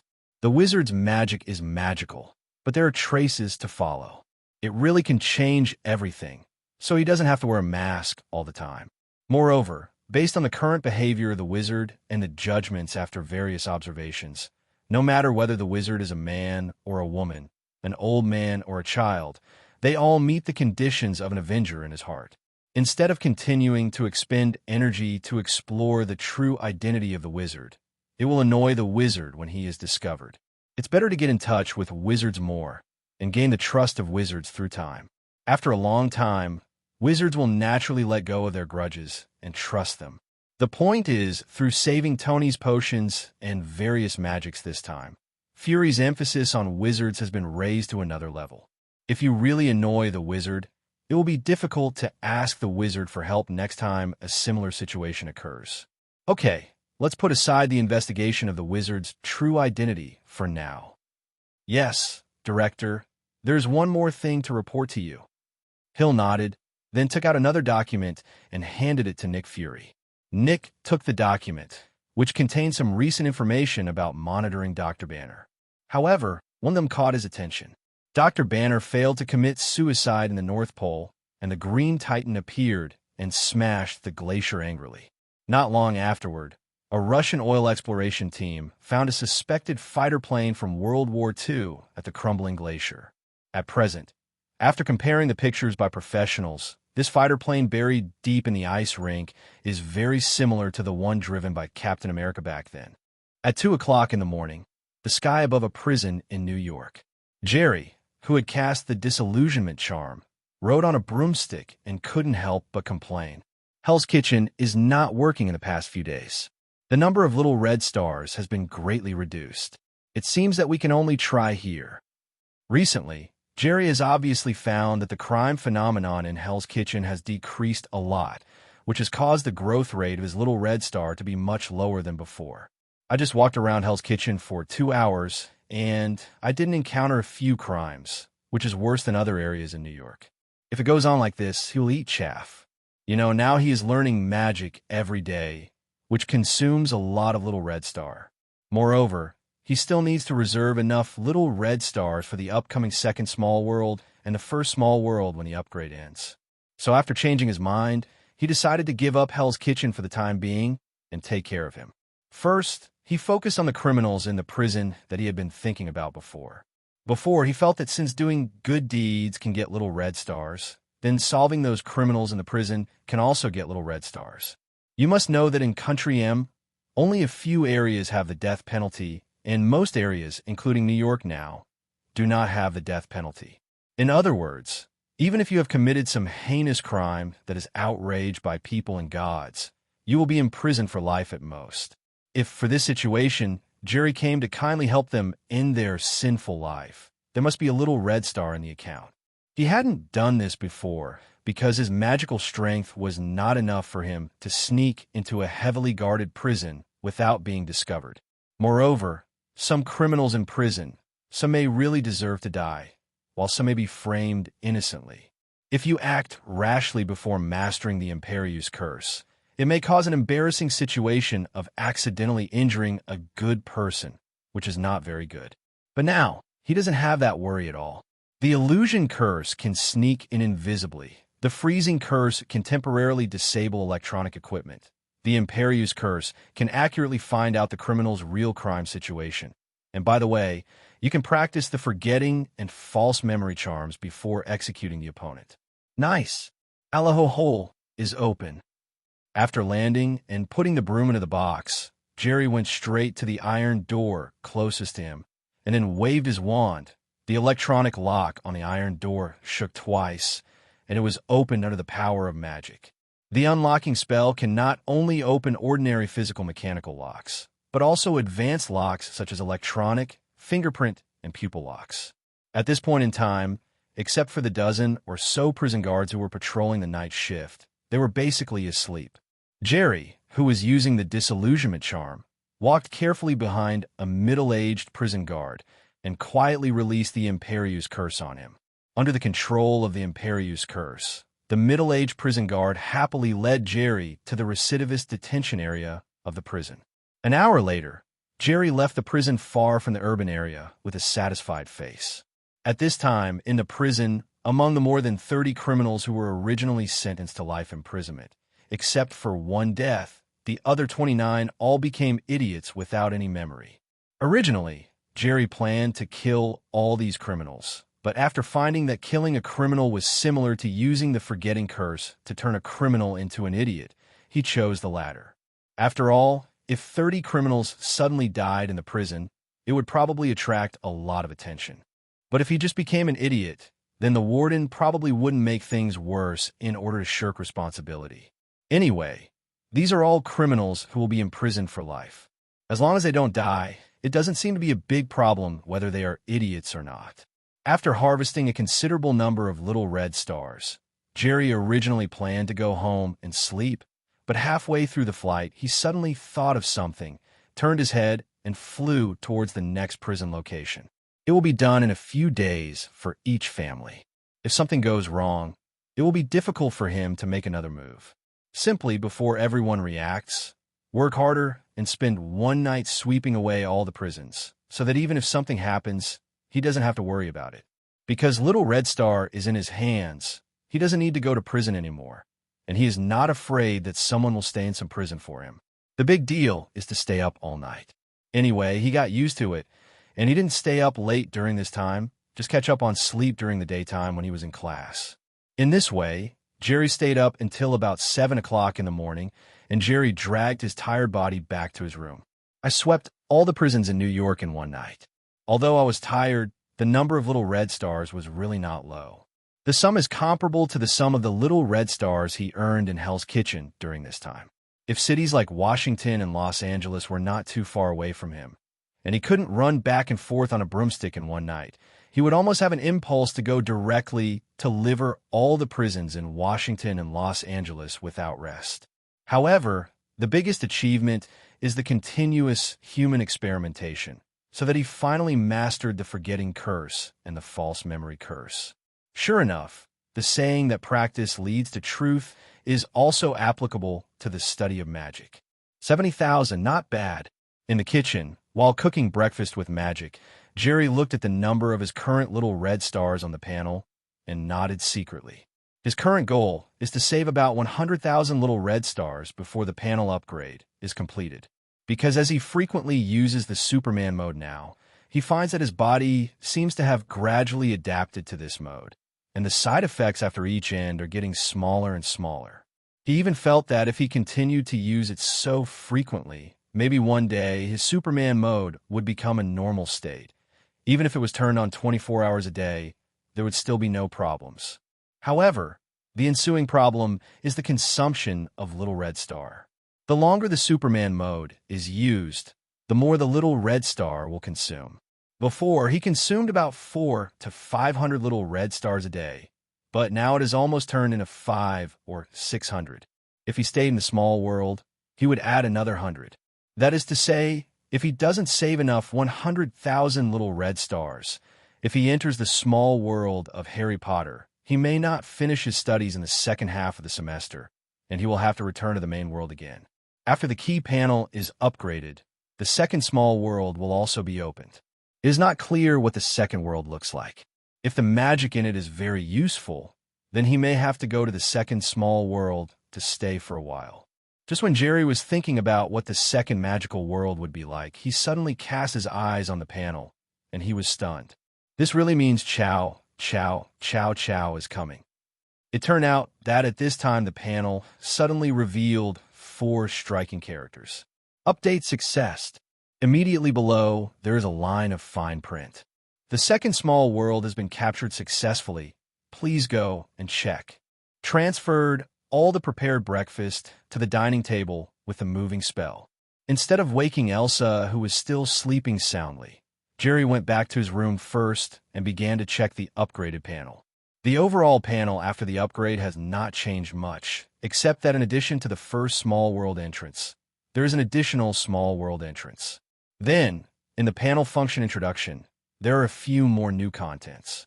First of all, just like the tip before the upgrade, as long as Jerry is willing, he can carry living creatures to travel.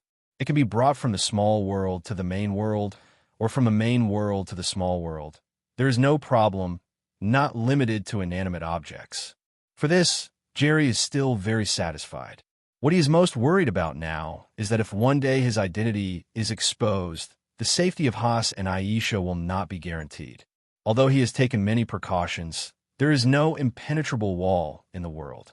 Many things are not planned by you, but will be carried out exactly according to your plan. There will always be some accidents that catch you off guard. In particular, he was not a secret agent in his previous life, and he had not received professional training in lurking and hiding his identity, so it was inevitable that he would have flaws in some small details that he hadn't noticed. All he can do is to use the information gap, use the magic he has learned, and the ability of the panel to make more preparations. As long as I have enough cards, even if there's a real problem, there's still time to remedy it. With this function of carrying creatures, when he is stronger in the world of Harry Potter, he can find a way to get 2 house elves to come over. On the one hand, it can help him with housework, and on the other hand, it can also protect the safety of Haas and Aisha. Although house elves are not as powerful as top wizards, they are more powerful than most adult wizards. Not only can they cast spells silently without a stick, but they are also proficient in all kinds of elf magic. Especially, they are very loyal. If you treat them a little better, they will be willing to sacrifice their lives for you. At the same time, in addition to house elves, many magical animals in the wizarding world also have special abilities. If they can be tamed and brought over, they will be good helpers. In addition to the ability to carry creatures, there is another important point, which is the introduction to the second small world. The second small world is the same as the first world. After the main world cools down for 1 month, you can enter as long as you have little red stars. After entering, you will consume 100 little red stars every day. And when entering, the time of the main world will also be in a state of stagnation. But the difference is that after entering the small world, although the time in the main world stagnates, the time in other small worlds will start to flow normally. It means that if Jerry enters the second small world at this time, the time in the main world is stagnant, but the time that was originally stagnant in the first Harry Potter small world will flow normally. If he stays in the second small world for 1 month, 1 month will pass in the first small world, and if he stays in the second small world for 1 year, 1 year will pass in the first small world. The opposite is also true. But the good news is that after this upgrade, the time he spends in the small world becomes more controllable. It's not that little red star has to run out before returning.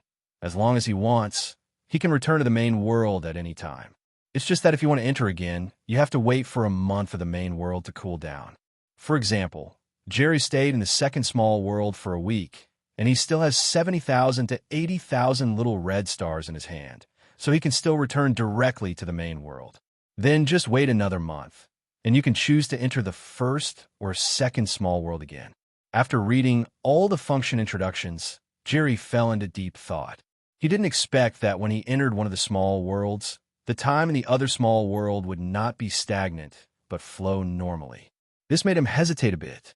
At present, all the roots of his magical power are the magical knowledge of the world of Harry Potter, and at this stage he is still in its infancy, and there are many things to learn. Hogwarts School of Witchcraft and Wizardry is a very suitable place for junior wizards to study. If he stayed in the second small world for too long, he would miss the start of school, and he would be expelled from school for this reason, which would be a big loss. The point is, he still doesn't know what the magic of this second small world is like, whether it has a systematic inheritance, whether it is powerful or not, etc. are all unknowns. I'd better think about it carefully and make a decision at night. Hearing the sound of the door opening outside, Jerry knew that his father Haas had woken up, so he temporarily put aside all kinds of thoughts in his mind and planned to think about it slowly when he went to school. This is not a trivial matter, and we still need to think of a way to get the best of both worlds. Besides, he stayed up all night yesterday, and today he has to catch up on sleep during the day. 10 p.m. Jerry took off his pajamas, changed into casual clothes, picked up the box and wand, and clicked the button to enter the second small world. After a day of thinking, he felt that the second small world must still be entered. At least understand what kind of world this second smallest world is before making the next decision. In case the magic of this second small world is very powerful, much stronger than the world of Harry Potter, and it can easily obtain inheritance, then Hogwarts, don't worry about it. After all, it doesn't matter whether you go to school or not. The most important thing is to improve your strength. If not, or almost, then he still focuses on the world of Harry Potter, because he now has some roots in Hogwarts. The second small world can be explored slowly during the Hogwarts vacation. It was Christmas Eve when he returned, just over a week before Hogwarts started. So this exploration of the second smallest world, if nothing unexpected happens, is planned for a week. Of course, we still have to wait for him to enter before making a judgment.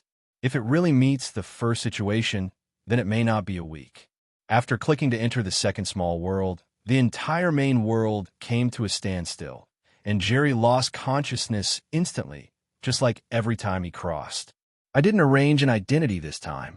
After regaining consciousness, Jerry found himself in an empty alley, and the clothes he was wearing had not changed, and there were no more memories in his mind.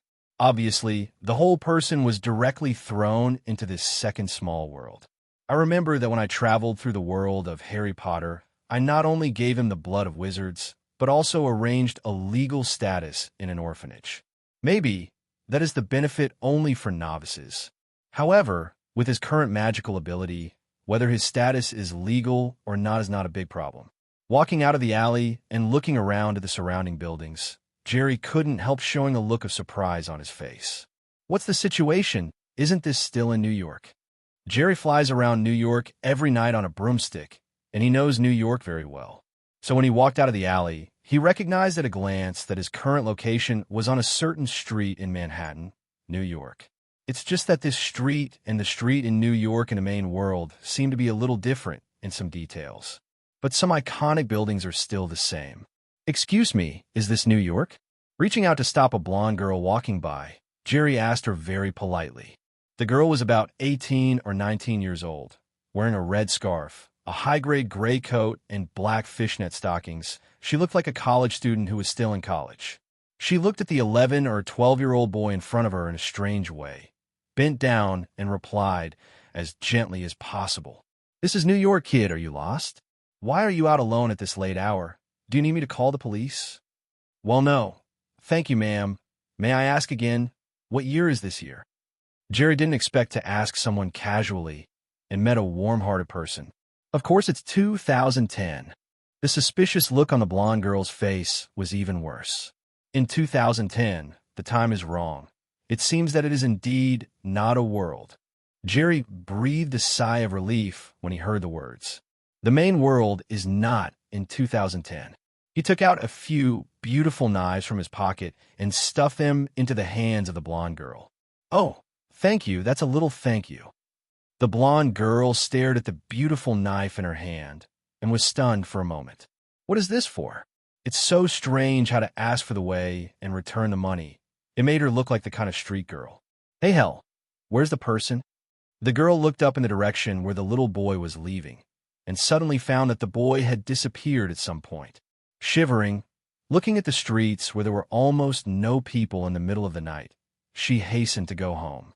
Over New York, Jerry, wearing a disillusionment spell and riding a broomstick, carefully observed some of the darker alleys below, and soon he locked onto the target. Sure enough, no matter which world New York is in, crimes in the city are indispensable.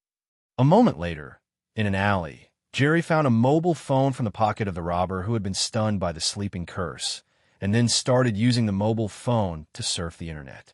In a modern city, if you want to know what kind of world this is, the fastest way is, of course, to go online. First of all, it is certain that there must be magic in this world, because in the function introduction of the panel, it is clearly stated that the second small world pulled is a magical world.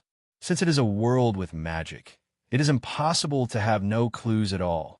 Now that technology is so advanced, maybe he will soon be able to find some clues about magicians from some news. After an hour. What the hell? How could it be so normal? Jerry put away his phone speechlessly.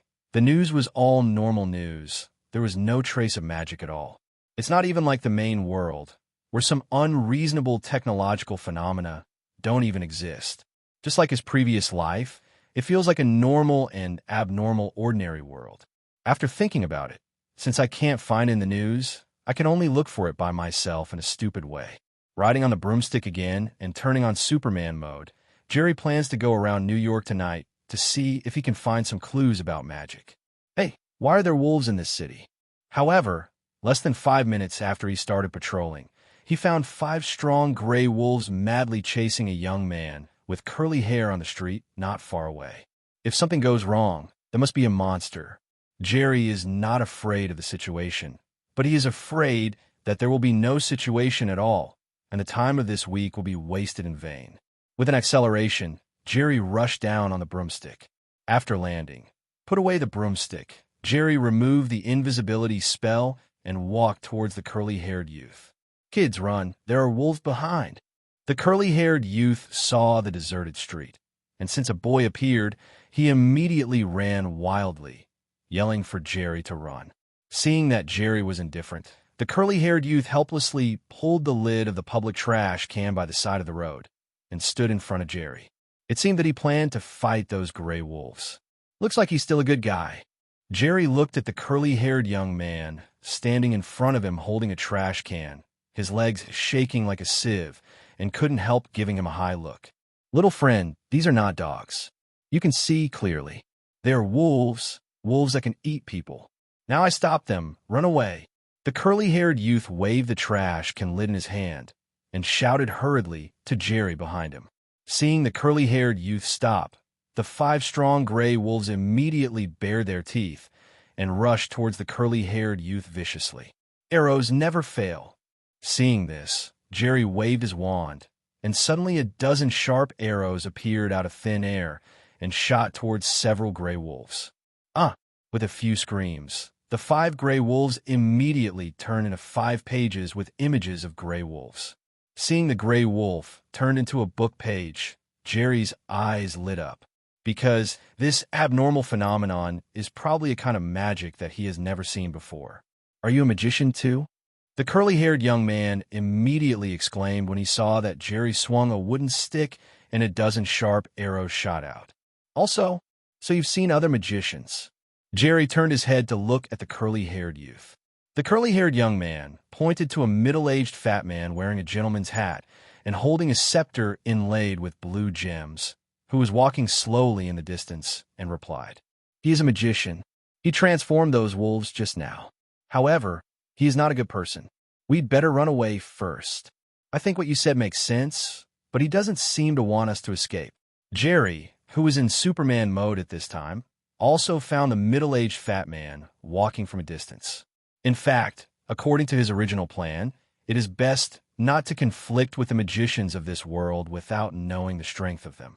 However, the other party obviously didn't intend to give him a chance to explain.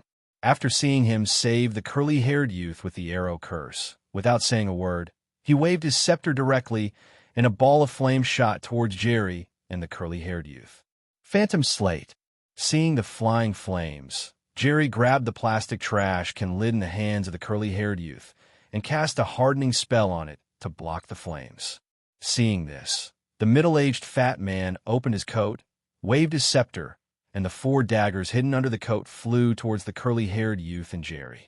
Moreover, the flight trajectory of the dagger seemed to be under the control of the middle-aged fat man. It turned a corner in mid-air, flexibly bypassed the hard garbage cover in Jerry's hand, and shot at the curly-haired youth and Jerry from the left and right sides. "You fat man, it's not over yet, is it?" Seeing the middle-aged fat man attacking him repeatedly, and his moves were fatal, Jerry's anger was also beaten up. He has never taken the initiative to attack, but he just didn't want to make enemies with the magicians here when he first came to this world. But it is obvious that the magician in front of him is not a kind person. Facing ordinary youths and a child, he still kills without mercy. The key point is that Jerry found that the magic displayed by the magician on the opposite side did not give him an irresistible feeling. He felt that if he shot with all his strength, it was not impossible for him to win. If it doesn't work, just put the other party on the ground, and then use the Cruciatus Curse and Imperius Curse together. Presumably, you can quickly learn about the magic world in this world. Fight back at full speed. Holding the lid of the trash can with his left hand, he swung the 2 daggers that were aimed at him into the air. The magic wand in his right hand cast a knockback spell on the 2 daggers that were stabbing at the curly-haired youth. After the crisis was temporarily resolved, before the middle-aged fat man on the other side attacked again, Jerry's wand was already pointing at him. Damn! A blue magic light quickly shot towards the middle-aged fat man. The middle-aged fat man obviously had a lot of combat experience. Although he didn't know the power of the blue light, he still waved the scepter in his hand and controlled the trash can next to him to block it. What a powerful moving spell. Seeing the middle-aged fat man move the trash can to block his sleeping spell, Jerry secretly exclaimed. He can also move the object spell, but the object moving spell he learned can only be regarded as an upgraded version of the floating spell. It can indeed move objects, but the speed of moving objects can only be used to facilitate life. If it is used for fighting, it is estimated that ordinary people can easily dodge it. And the moving magic used by the fat man on the opposite side is obviously not a life magic spell. With the moving speed of the throwing knife and the trash it is obviously a magic spell specially used for fighting. No, something is coming. At this moment, Jerry's ears moved, and it was obvious that there was something invisible on the opposite side, and it shot towards them through the air at an extremely fast speed. So, he hastily pushed away the curly-haired youth and dodged to the side. Boom! The place where Jerry and the curly-haired youth were just standing was swept by an invisible force, and then smashed on the street lamp on the side of the street, directly bending the street lamp completely. An enhanced version of the repelling spell? Jerry clearly felt the attack from this invisible force, a bit like the repelling spell he just cast, except that the repelling spell was a repelling force from the wand. And the one on the opposite side is more like an air cannon, which can attack from a long distance without leaving a trace. If it wasn't for his amazing 5 senses in Superman mode, and he noticed the strangeness of the air, this would have seriously injured him. Invisible and shadowless magic attacks, right? I will too. After dodging the opponent's magic, Jerry, who was a little scared, raised his wand and was about to cast the opponent with a magic front and shadowless curse. But at this moment, a sentence from the curly-haired youth next to him suddenly interrupted his spell casting. Good. What a big bird. It turned out that at this moment in the sky behind the middle-aged fat man, a super huge iron bird suddenly flew in the air, and on the back of that big iron bird stood a handsome uncle in a retro leather jacket. I saw that at this moment, the handsome uncle put his hands together and struck out in a posture similar to Kamihi Qigong, and even shot a huge water polo directly at the middle-aged fat man like a cannonball. The middle-aged fat man who just turned his head and didn't react quickly was hit by the water polo on the spot, and then he seemed to have been cast with a holding spell, and his whole body was trapped in the water polo. The iron bird fell to the ground with a bang, and the uncle in a leather jacket standing on the back of the big iron bird waved his hand to greet the curly-haired youth and Jerry. Dave, and that little mage, come up. My water polo won't be able to seal him for long. Oh yes, it's you. The curly-haired young man, named Dave, clearly recognized the man in the fur coat and quickly climbed onto the back of the big iron bird with the support of the man in the leather coat. And Jerry rolled his eyes, temporarily put away his wand, put his hands on the wings of the big iron bird, and jumped on it. At this time, the middle-aged fat man's scepter flashed, and the water polo burst immediately. Balthazar, seeing the man in the leather jacket, the middle-aged fat man's eyes turned red, and with a roar, he was about to launch another magic attack. However, the man in the leather jacket obviously expected it long ago. Rubbing his hands together, an energy ball glowing with powerful electric light instantly formed, and the moment the water ball burst, it slammed on the middle-aged fat man.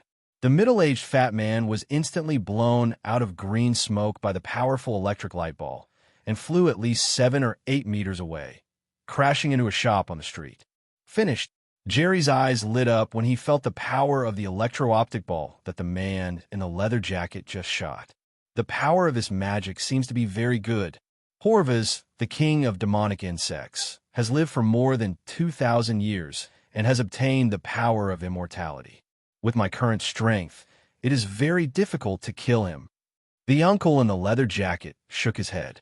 If he could kill the other party, he wouldn't keep sealing the other party up. As he said that, he pressed his right hand with the ring on the back of the big iron bird, and the big iron bird suddenly became spiritual again, spread its wings, and led the 3 of them into the sky. 2,000 years. The power of longevity. On the big iron bird, Jerry tried to keep calm on the surface, but his heart was already overwhelmed. Unexpectedly, magicians in this world can live forever, and it seems that they can still maintain their bodies without aging. At this moment, Jerry felt that even if other magic in this world is not good, just getting this kind of magic that can last forever is worth it. However, was that fat man called the King of Insects just now very powerful? I don't know if it's because the battle didn't take long. Why does he feel like that's the case? Also, why does this scene feel so familiar? On the other side, Horvath, who was covered in smoke from the electric shock, walked out of the store every once in a while, as if nothing had happened. Looking at the big iron bird that had disappeared from the sky, Horvath angrily smashed the scepter to the ground. Where did the magician come from? The young magician is good. It seems that I also need to find a helper, but first I need to find the palm of death. That gentleman, raise your hand. You are suspected of theft. Please come with us. At this moment, the siren of the store attracted a police car patrolling nearby, and 2 police officers got out of the police car with guns and shouted a warning to Horvath. Do you know who I am? How dare you talk to me like that? Horvath, who was in a fit of anger, had a sneer on his face, and he tapped his scepter forward twice, and the 2 police cars were immediately sent flying by an invisible force and fell to the ground without breath. Horvath walked into the police car with graceful steps, and then put the scepter on the police car, and the police car immediately turned into a black sports car, driving him to the direction he remembered. The roof of a building in New York. A huge iron bird landed firmly on it. Oh, I'm so dizzy I feel like vomiting. Dave jumped off the back of the iron bird in a dizzy state and grabbed the railing on the roof with a very uncomfortable and unbelievable expression. As a physics department nerd, sitting on a big iron bird and flying so high really scare him a bit. And Jerry and a leather-clothed man named Balthazar jumped down very calmly. Obviously, flying at such a height is nothing to the 2 of them. Relax, Dave. Take a deep breath. Yes, it's better to take a deep breath. While Balthazar used magic to restore the big iron bird to the roof decoration, he picked up a pigeon from the roof, cast a spell on it, and let it fly. However, Dave obviously didn't appreciate it. He looked at Balthazar and reprimanded loudly. No, you can't do this to me. Do you know how I spent the past 10 years? Sorry, I have been sealed into the urn for 10 years. Balthazar shrugged helplessly. At this time, Jerry, while silently listening to the conversation between the 2, observed the process of Balthazar turning the big iron bird into an ornament. He felt that the transformation of the big iron bird was somewhat similar to the transformation spell, but it was obviously not the same. Because, with Jerry's current level, he can also use the transfiguration spell to turn an ornament into a lifelike iron bird, but this iron bird cannot be controlled by him to fly like a living thing. Or, he could also use the transfiguration charm to turn it into a living eagle, but this eagle cannot be as big as the iron bird, because it must be a real creature that exists in reality. Moreover, after the big eagle was deformed, it was no different from a normal big eagle, and it would not obey his orders. Unless he used the extended spell snake summoning spell of transfiguration, then the summoned snakes would be under his control, or he used the swarm of birds summoning spell. However, the magic used by the magician named Balthazar in front of him is different. He seemed to have transformed the decorative iron bird on the roof into a magical iron bird that was alive and could fly under the control of his thoughts. You must know that a bird made of normal iron cannot fly no matter how much it flaps its wings. However, this feeling is somewhat similar to alchemy, because alchemy can also make stone-pierced statues with thoughts that can fight, but that needs to be refined in advance, not to say that a magic can be done. And if you use alchemy to make a big iron bird, it can help you fight on the ground.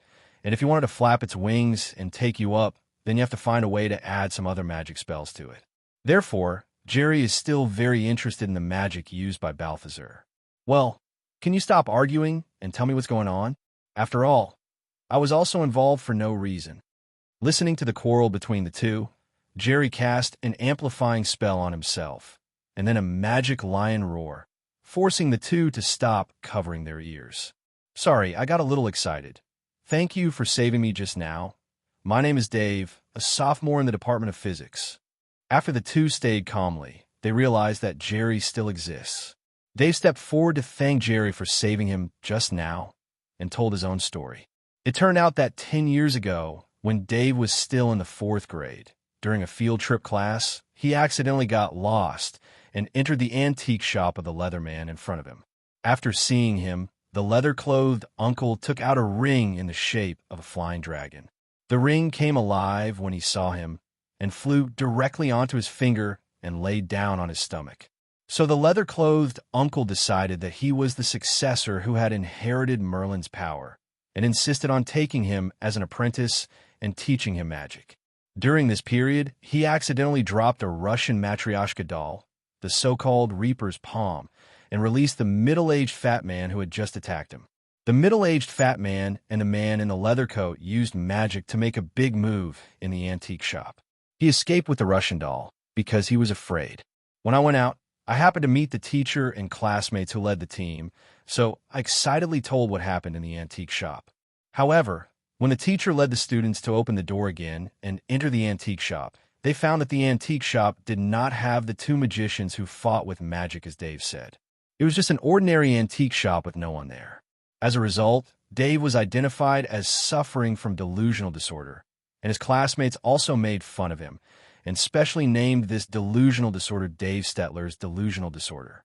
Especially because of the battle between the two wizards at that time, his pants were wet with water, and he lost face in front of his female classmates who had a crush on him since he was a child, and finally transferred to another school helplessly. As a result, 10 years later, after finally getting rid of the shadow in his heart, he, who dreamed of becoming the best physicist, met those two magicians 10 years ago again. How could this not make him feel broken? You can call me Jerry. I sympathize with your situation. Jerry lifted the amplifying spell, thinking how the plot sounded familiar, so he quickly started to search the memory deep in his brain.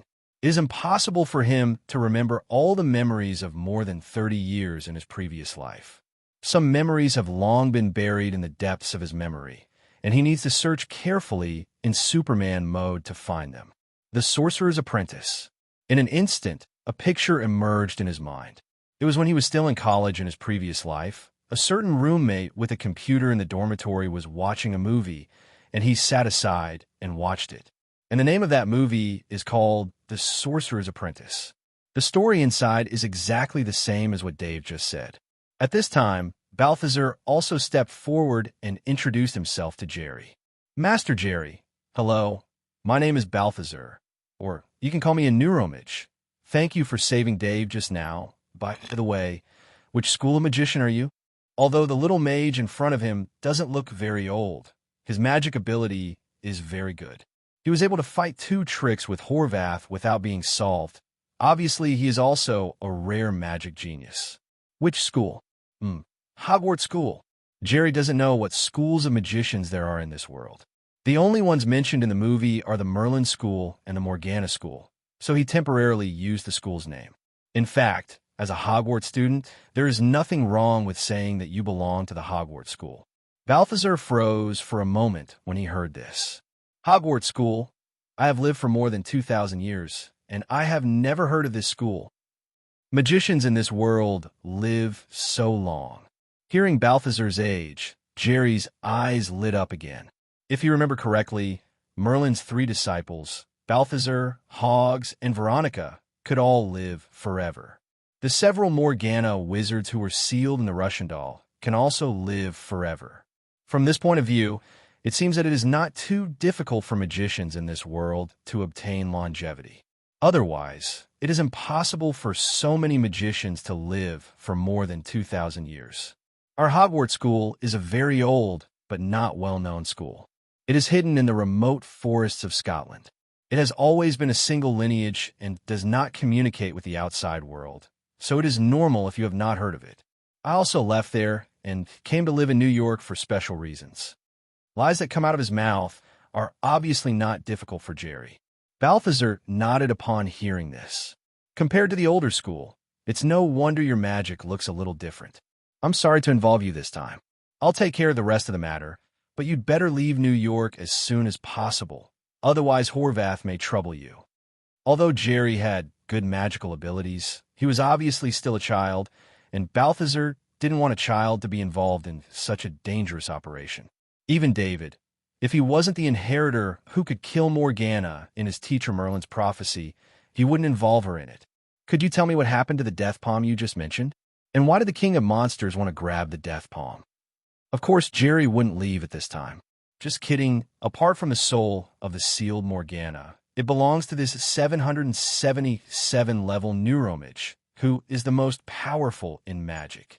If he wants to learn the world's top magic and the most important longevity technique, then the best way is to establish a good friendship with this neuromage. Otherwise, why would he teach him? Originally, he was thinking of obtaining immortality by stealing the Philosopher's Stone and refining the immortality potion. But the longevity obtained by refining the longevity potion with the magic stone is also flawed. It can be seen in Fantastic Beasts and Where to Find Them too. This kind of longevity can only force the soul to stay in the body, and the body will continue to decay over time, and it is not much different from a walking corpse.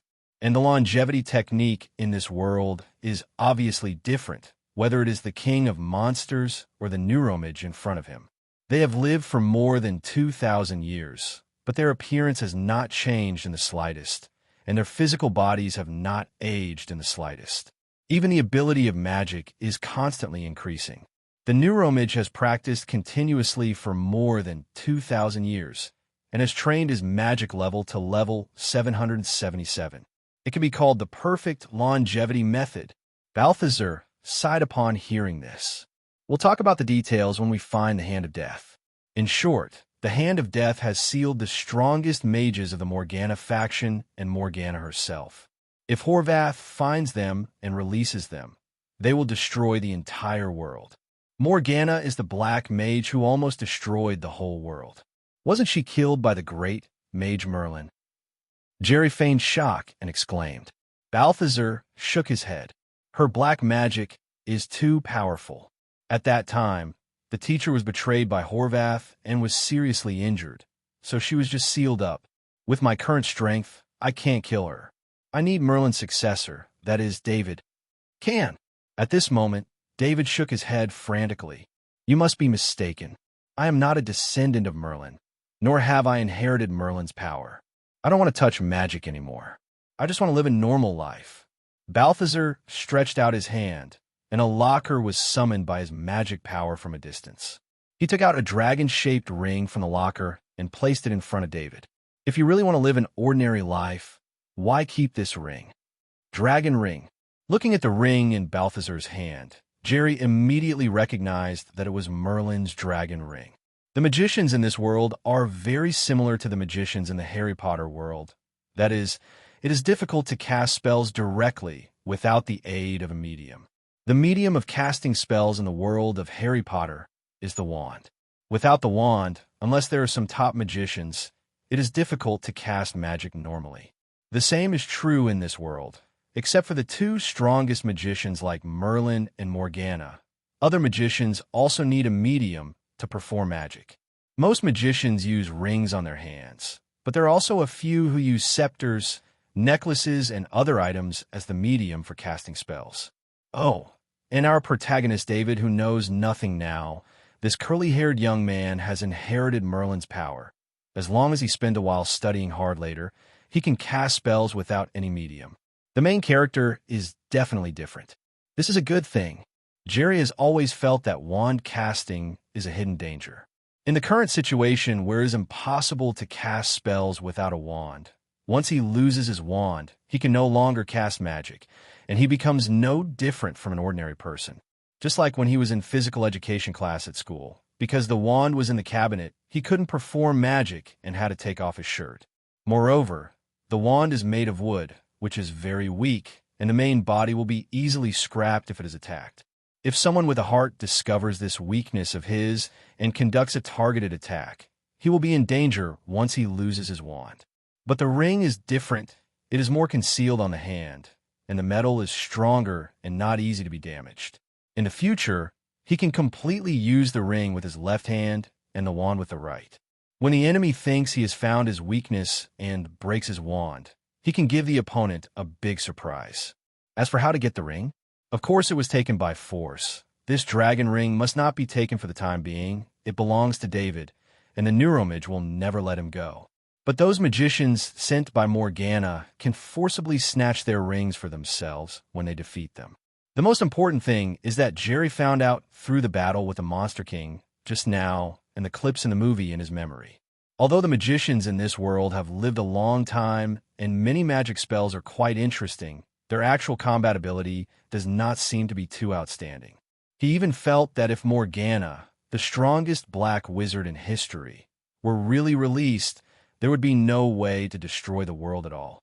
Now, this is not 2,000 years ago. If facing the human beings in the era of cold weapons, Morgana can use magic to rule the world, but in today's high-tech era, terror is not so easy to use. In particular, magicians in this world seem to have relatively low resistance to electrical damage. In the movie, Morgana, the strongest black mage comparable to Merlin, was killed by David's series of particle cannons in the end. However, this is just some judgment made by Jerry based on the current situation. It is hard to say what the truth is. After all, he has never really seen Morgana's strength with his own eyes. Just relying on the performance in the movie is not enough to make a complete conclusion. Perhaps the strength of the strongest dark wizard in history is far stronger than he expected. In short, it is best not to let her out for the time being. In fact, for the world of the Sorcerer's Apprentice, besides the technique of longevity, he is also very interested in another kind of magic. That is sealing magic.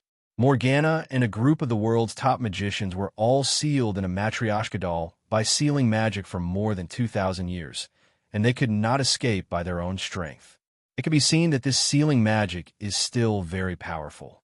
If he learns this magic, then when he returns to the world of Harry Potter, can he directly seal the remnant soul of Voldemort who likes to mess around? Voldemort's Horcruxes were not completely destroyed, and his remnant soul could not be killed. Even for an existence as powerful as Dumbledore, there was nothing he could do about it. But it doesn't matter if you can't kill me. I'll seal your remnant soul in a jar for thousands of years. It must be very good. In the future, if you encounter the existence of immortality, seal it up and then store it together. Someday you will find a planet with no people and throw it for you so that you can slowly suffer in it. Just when Jerry was thinking about which magic to learn in the future and how to use it, the Neuromage and his future apprentice Dave finally reached an agreement. In the end, Dave succumbed to the coercion and temptation of the Neuromage and agreed to help him find the lost Death's Palm.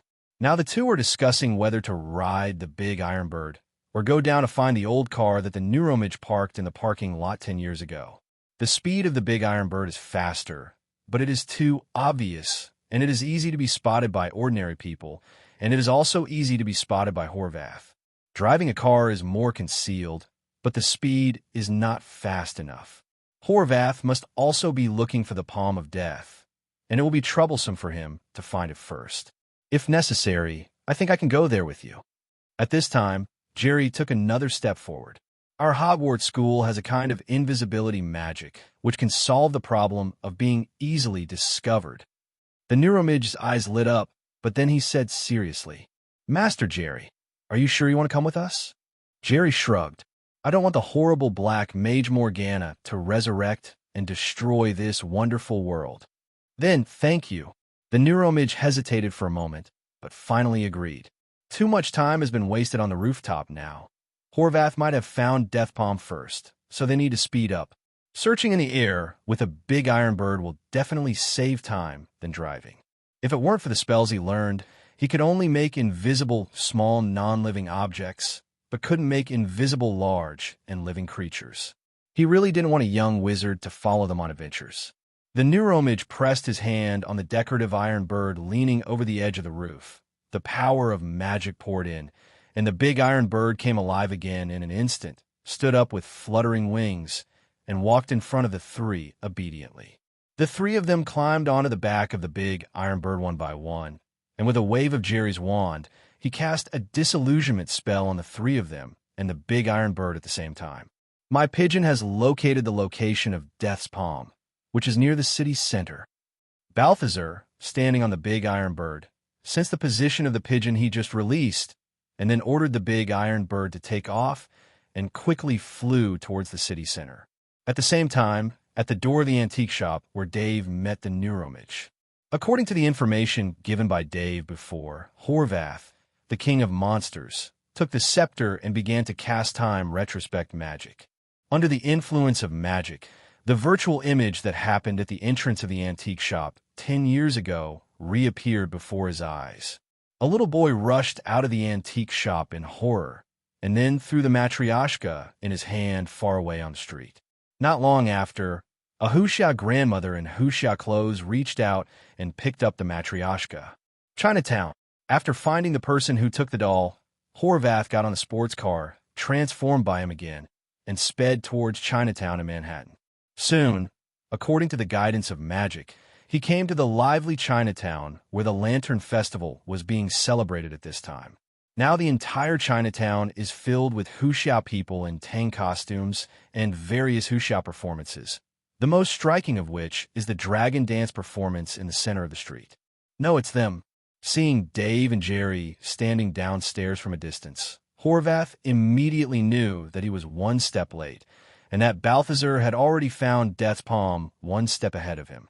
However, Horvath obviously didn't intend to give up just like that, and immediately released one of his best illusion spells, transforming himself into the appearance of a beautiful woman. Then he squeezed out of the crowd carefully, went around to the back of the building, and sneaked in quietly. On the street, at the main entrance of the building, Jerry and Dave were watching the dragon dance performance together.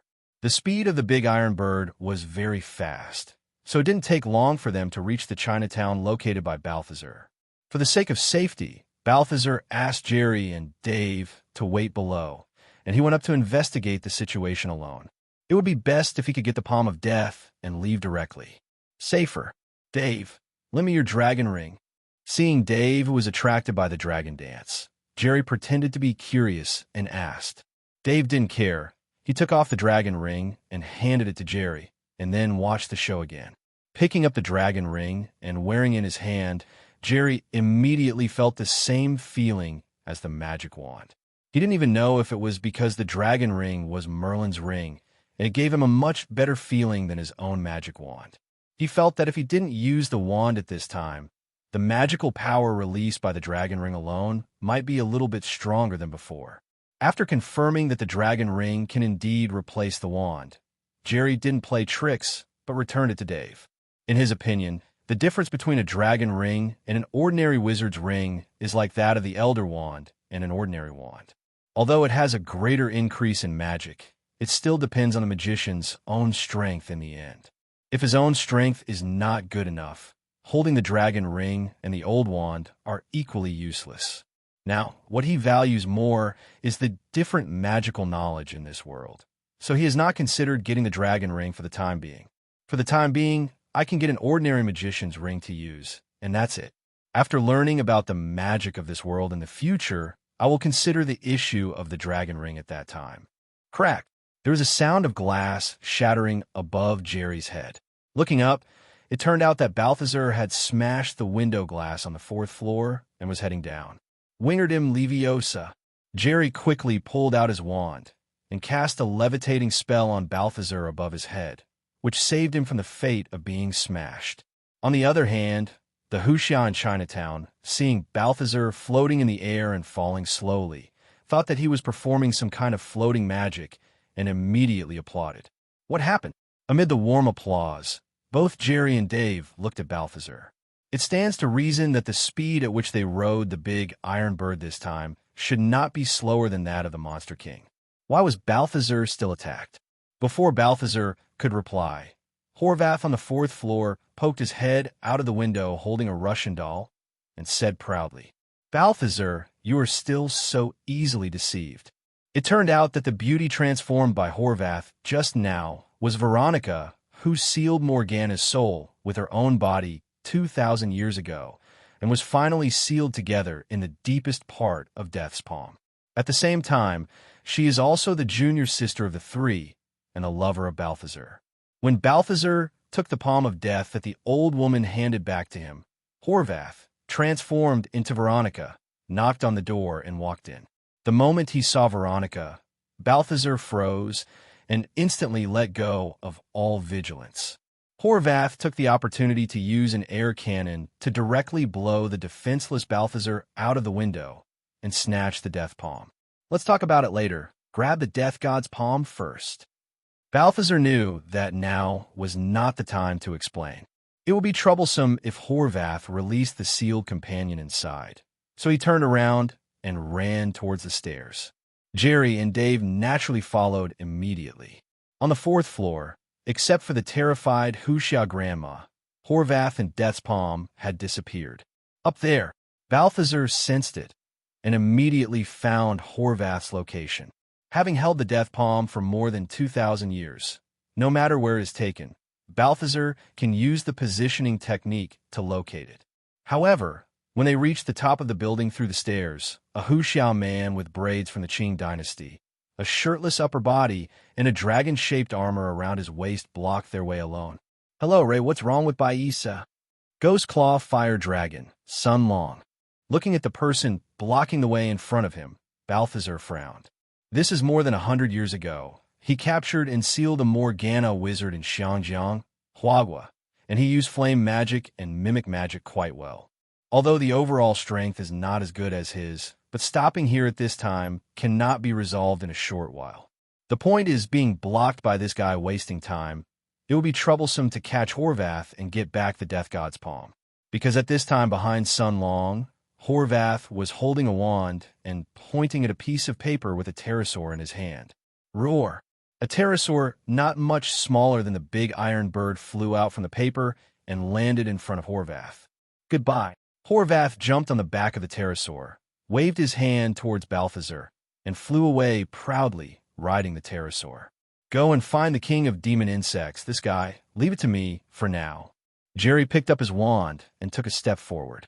Balthazar hesitated for a second, then finally nodded. Before Dave has fully mastered Merlin's power, he must not let Horvath release Morgana. And Jerry also showed good strength when fighting Horvath before, so he can only hand it over to Jerry first. Hold him for a while, and you run away. If you want to go, it's not easy. It's not that easy. Seeing that Balthazar led Dave to chase Horvath around him, Sun Long spoke Cantonese, waved his hands, and immediately controlled countless silver needles to shoot towards them. Look down on me. All of you will be fixed. Jerry jumped in front of Balthazar and Dave, and a freezing spell fixed all the silver needles in midair. The reason why he wanted to stay was, of course, because he wanted Sun Long's magic ring. Without Sun Long's obstruction, Balthazar quickly focused on casting magic and recruited the big iron bird that had been left on the tall buildings outside Chinatown before, and then led Dave to chase after Horvath on the big iron bird. Seeing this, Sun Long immediately gave up controlling the silver needle and was about to cast some magic to block it, but found that a blue light suddenly shot at him from the opposite side. It turned out that Jerry threw a sleeping spell at Sun Long in time. "You shit. You're courting death." Sun Long roared and waved his hands. A solid flame shield instantly rose in front of him, blocking Jerry's sleeping spell. "Call me. I will too. You eat shit." Seeing Sun Long blocking his magic with a firewall, Jerry was not in a hurry. But while cursing the Cantonese swear words he was most familiar with, he took out a wizard robe from the box and put it on. There is an iron armor charm on the wizard's robe, which can greatly strengthen his defense. Hearing Jerry's substandard Cantonese, Sun Long became angry immediately. With a rub of his hands, a big fireball formed, pushed towards Jerry, and shot toward Jerry like a cannonball. Seeing this, Jerry didn't panic in the slightest, pointed his wand at the wizard robe, and immediately turned on the second mode of the wizard robe, and a semi-transparent iron armor cursed defensive cover was instantly formed. The fireball hitting the defensive cover only caused a slight tremor, but was deflected aside by the defensive cover. Arrows never fail. Putting away his wand, he cast the arrow curse, and more than a dozen sharp arrows shot at Sun Long. Sun Long waved his hands, and the disappearing fire shield reappeared, instantly burning more than a dozen sharp arrows into nothingness. Normal battles between magicians are not as dangerous as warriors, because everyone is not good at melee combat, so it is usually a long-distance attack with one magic and one magic. The key to its victory lies in the amount of magic mastered by the magician on the one hand. The more magic mastered, the more attack methods he can choose. On the other hand, it lies in the understanding of magic. The deeper the understanding of magic, the greater the power of magic, and it is naturally difficult for the opponent to defend. Just like now, if Jerry's magic power is much higher than Sun Long's, then even if Sun Long uses Fire Escape, he can't defend against his magic attack at all, and can break the defense directly, and vice versa. Finally, it is the amount of magic stored in the bodies of the two magicians. If the understanding of magic and the amount of magic controlled by the two magicians are not far apart, then the battle will be stalemate. At this point, either give up and leave, or compete for the magic power in the body. In the end, when the opponent's magic power is exhausted before his own, and he can no longer cast magic, then he will naturally win. In fact, in terms of understanding of magic and the amount of magic power, Sun Long surpassed Jerry by a lot. Although the fighting power of the world's top magician does not seem to be that strong. However, Sun Long also belonged to the third step, second only to Balthazar and Horvath, the second step. The first step is the dead Merlin and the sealed strongest black wizard Morgana, and he has also been imprisoned in the palm of death for more than 200 years. The amount of magic power accumulated in his body is certainly not comparable to that of Jerry. 2 plus F8F. The reason why Jerry has not been defeated immediately is mainly because he is not a conventional magician in this world, and the spell system he masters is also different from this world. Just like the iron armor charm on his wizard robe, it is an advanced defensive spell that few adult wizards in the world of Harry Potter can master.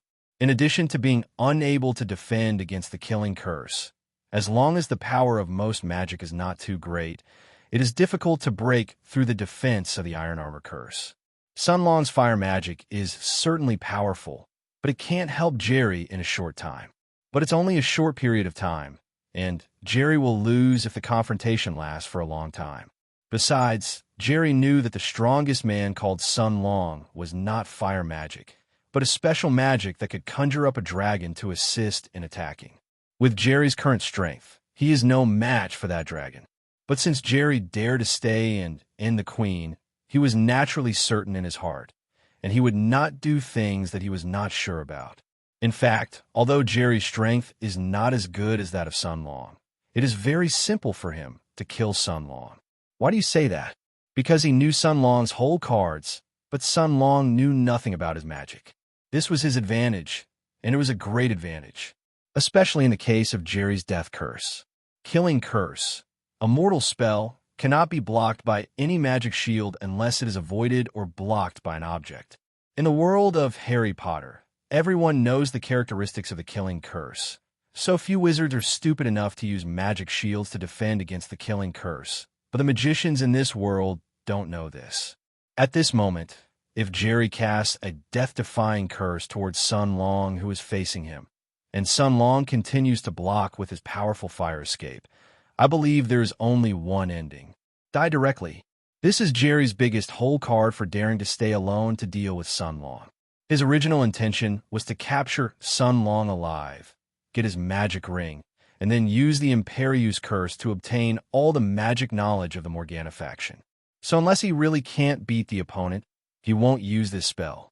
Moreover, he was also a little greedy for the magic that the other party conjured up the dragon to assist in the battle. At this time, Sun Long saw that his flame magic could not do anything to Jerry, and his anger suddenly rose. He, the #1 magician in Xiangjiang, was dragged here by a teenage child today, which he found intolerable. So he no longer tried to use fire magic to attack Jerry and break Jerry's extremely defensive magic robe, but instead controlled the fire shield defense and concentrated his energy to launch his strongest mimic magic, the Dragon Curse. Under his spell, the dragon-shaped carving inlaid on the armor instantly came to life.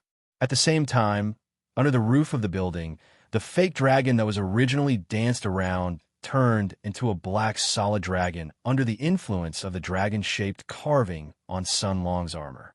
The dragon flicked his beard, Yang Tian spewed out a huge ball of flames, and then jumped up to climb to the top of the building to help Sun Long fight. However, just as the dragon's head reached the roof, Sun Long, who was trying to control the dragon over there, suddenly groaned. "Looks like I got it. If I don't get it, I'm going to use the killing curse." Jerry's ears moved, and his expression immediately relaxed. Sure enough, following Sun Long's muffled groan, the giant dragon with its head sticking out also stopped. Immediately afterwards, there were two more muffled grunts, and the huge dragon that had turned into a solid body fell directly to the ground and returned to its original appearance. Obviously, Sun Long's magic has been lifted. Putting away the second form of the wizard robe, Jerry looked at Sun Long over there. At this time, Sun Long had already collapsed on the ground, foaming at the mouth. With a wave of the wand, the three black mamba snakes around Sun Long showed their figure with their tongues painted on. It turned out that just when Sun Long was concentrating on casting the dragon transformation curse, Jerry took the opportunity to use the snake's summoning charm to conjure three black mamba snakes and cast the illusion curse on the three black mamba snakes in an extremely insidious manner. Three invisible black mamba snakes bypassed Sun Long's flame shield, took several bites at his calf, and poisoned him on the spot. At this time, the benefits of learning more spells are revealed. As long as the brain is active, a combination of many not very powerful spells can have a surprising effect. In the study of magic, some people choose to specialize. That is, they spend a lot of time learning a few spells that they think are the most useful and exert their power to the extreme. And some people choose to cast the net widely. That is, to learn more spells as much as possible through the combination of spells, and then to make their magic abilities more comprehensive. In fact, in terms of lethality, it must be stronger through specialization, just like Harry, who relied on a disarming spell, and Voldemort to be tough to the end. Hermione was proficient in so many kinds of spells, and her actual combat power was not as strong as Harry's. However, Jerry is more inclined to the second option, which is to learn as many spells as possible. Because of his special situation, he is not in one world, and he may appear in many worlds in the future. So if he specializes in a few of the most powerful spells, he may still be restrained. Only by learning to master more spells can one be able to deal with it calmly, no matter what the environment is. Moreover, he has always believed that there is no useless magic.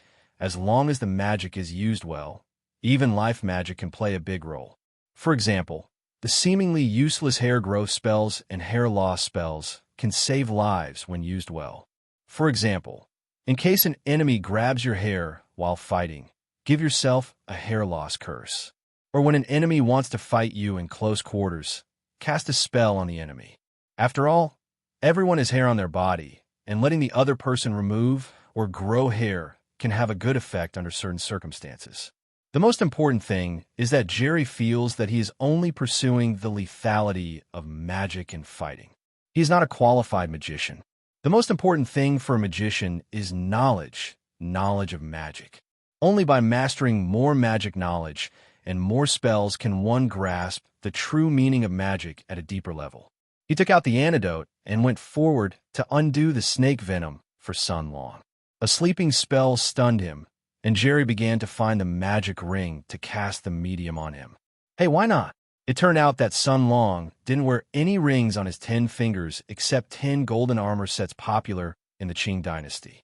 It can't be these 10 armor sets. It's really ugly. Although he used to be a martial arts practitioner, he had never practiced 9 white bone claws, and wearing 10 nail sets was too conspicuous. Taking off Sun Long's 10 armors and putting them on his fingers, Jerry heaved a sigh of relief. Looks like it's just decoration. Obviously, the 10 armors did not function as a magical medium. Could it be this waist armor? Jerry set his sights on the iron armor carved with dragon patterns on Sun Long's waist again, but he quickly vetoed it. This waist armor is obviously a magic auxiliary tool for Sun Long to release the magic of the dragon just now. In the end, Jerry found Sun Long's spell-casting medium, which was the wrist armor inlaid with 2 rubies on his wrist. He took off the wrist armor and put on his wrist. The wrist armor shrank for a while, and the size was automatically adjusted according to the thickness of his wrist. Not bad. Looking at the wrist armor with exquisite glyphs and ruby inlays on his wrist, Jerry thinks it looks pretty good. He made up a rope spell and threw the unconscious Sun Long into the box space. When he heard a large number of police cars coming from below, he didn't stay any longer. He took out his broomstick, put on the illusion spell, and headed toward Balthazar and the others. He chased after him in the direction he left. Over there, about a quarter of an hour later, Jerry saw a big iron bird and a pterosaur fighting in the air from afar. The pterosaur that came out of the painting with magic was obviously not an opponent of a big iron bird with steel and iron bones. He was chasing it in the air and howling, and could only turn around occasionally to fight back with its sharp teeth. However, its teeth are obviously difficult to cause any damage to the hard steel. Ignoring the aerial battle, Jerry lowered his broom and flew down. Soon, he found the pair of brothers Balthazar and Horvath who were fighting together. Yes, huddled together, that is, the kind of huddled together with punches to the flesh. It may be that the magic strength of the two is similar and no one could do anything to the other, or it may be that they simply want to punch each other in the face. Anyway, the two are now roaring and fighting hand-to-hand there. Horvath, we used to fight side by side. Why did you betray us? Balthazar punched Horvath in the stomach, his face full of rage. If it weren't for Horvath's betrayal back then, the teacher Merlin would not have died, and his lover Veronica would not have sealed Morgana with her body, and then stayed in the palm of death for 2,000 years. Fight side by side? Ever since Veronica chose you, the great Balthazar Blake, we are no longer close friends. I must release Morgana in front of you, and let you see the world fall apart with your own eyes. Horvath punched Balthazar hard in the face. What a bloody love story. In fact, to sum it up, it is the story of the second senior brother who, because his beloved junior sister married the senior brother, betrayed his master in a fit of anger, turned to the villain, and wanted to take revenge on the world. But having said that, comparing the looks of the senior brother and the second senior brother, it is no wonder that the junior sister chooses the senior brother. While Balthazar was fighting with Horvath, Jerry quietly approached with his wand. His plan was to stay in this world for a week, and he would return to the main world after a week, and he would wait until Hogwarts was on vacation when he came in again. In other words, he will probably not be in this world for 4 or 5 months. In order to prevent the Death Palm from being stolen by Horvath and release Morgana in the next 4 or 5 months, Jerry plans to solve this problem in advance and assist Balthazar to seal it again. Although in the original movie, even if Morgana was released, Dave, who had awakened Merlin's power, was still wiped out by a set of continuous particle cannons. But now his arrival has disturbed the original plot. Maybe there will be a butterfly effect. In the end, Morgana is not killed, but Dave and Balthazar are dead. Damn!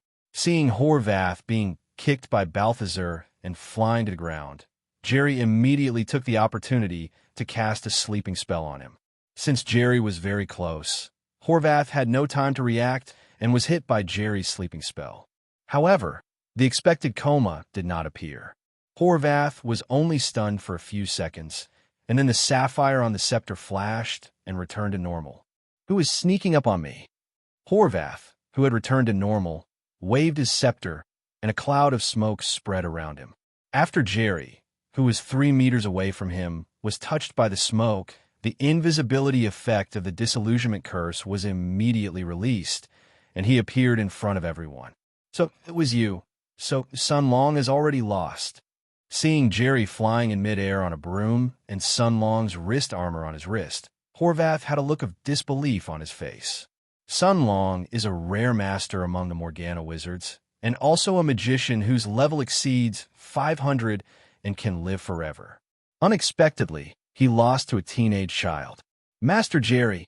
Seeing that Jerry appeared safely, Balthazar and Dave, who was standing in the distance holding the hand of death, were also relieved. Mage Balthazar, strike together. Finding that Horvath didn't care about the hand of death within a few seconds after seeing him, he turned his head and was about to flee to the exit on the roof. Jerry greeted the neuromage and quickly flew over on a broom to attack Horvath. This time, he didn't attack with spells like Body Binding and Sleeping Curse, because he knew that Horvath was a step higher than Sun Long, and ordinary spell attacks would probably be easily blocked by his defensive magic. What's more, even if it really hits, it is estimated that it will be difficult to play a big role. The sleeping curse of the sneak attack just now was deciphered by the opponent in just a few seconds. Under normal circumstances, in the world of Harry Potter, with his current sleeping spell level, Dumbledore and Voldemort's level is hard to say. But generally, even a professor at Hogwarts will pass out for a long time if he is not guarded against his sleeping spell. He didn't think that Horvath in front of him had much better magical ability than the Hogwarts professor. So he guessed either it might be because of the different bodies of magicians in this world, or Horvath has some special magic that can break his sleeping spell. Because, first of all, since the magicians in this world can live forever, they must be physically different from the wizards in the Harry Potter world. What's more, just now his illusion curse was broken by an unknown special magic of the other party. So just to be on the safe side, he used Snape's signature black magic that he had practiced for a long time. Shenfeng Wuying. With a wave of the wand, several invisible sharp blades quickly flew towards the fleeing Horvath. Robbery, hand over the tickets soon. The King of Insects deserves to be the strongest magician in the Morgana faction, second only to Morgana herself. Although he couldn't see the shadowless blade issued by Jerry, his keen magic perception ability allowed him to perceive the magic power German volatility. Holding the scepter, he was about to cast magic to block, but found that Balthazar's particle cannon was also hitting him. After hesitating for about 1/10 of a second, he moved the scepter in the direction of Balthazar, drawing a circle to form an invisible air shield. Compared to the attack magic cast by the little magician Jerry, Horvath certainly paid more attention to Balthazar's particle cannon. He had suffered that attack on the street before, but it was still fresh in his memory. What? The air shield blocked Balthazar's particle cannon, but Horvath let out a scream. Although his body just made evasive movements, unfortunately he still couldn't completely avoid Jerry's shadowless curse, and the entire right ankle was cut off in half by the invisible sharp blade of the shadowless curse. Damn it, I remember you.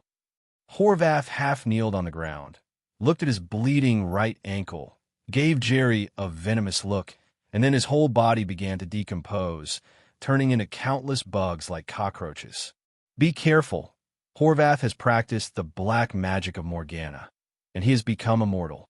Once injured, he can turn into a monster to recover from his injuries. At this time, Balthazar came to Jerry's side with a serious face. The reason why Horvath is called the Lord of Demonic Insects is that once he is seriously injured, he can recover his injuries by incarnating as demonic insects. So even if Balthazar defeated Horvath back then, he could only be sealed in the palm of death. It's not that he doesn't want to kill the opponent, but that he can't kill him at all with his ability. Is it okay? Hearing Balthazar's words, Jerry was also taken aback. If you're seriously injured, you can turn into a monster to recover from your injuries. This is really better than any healing magic. No wonder Balthazar defeated Horvath many times in the movie, but didn't kill him. He just left quickly with the palm of death. He thought it was because of the 2,000-year-old brotherhood. It's really impossible to kill after a long time.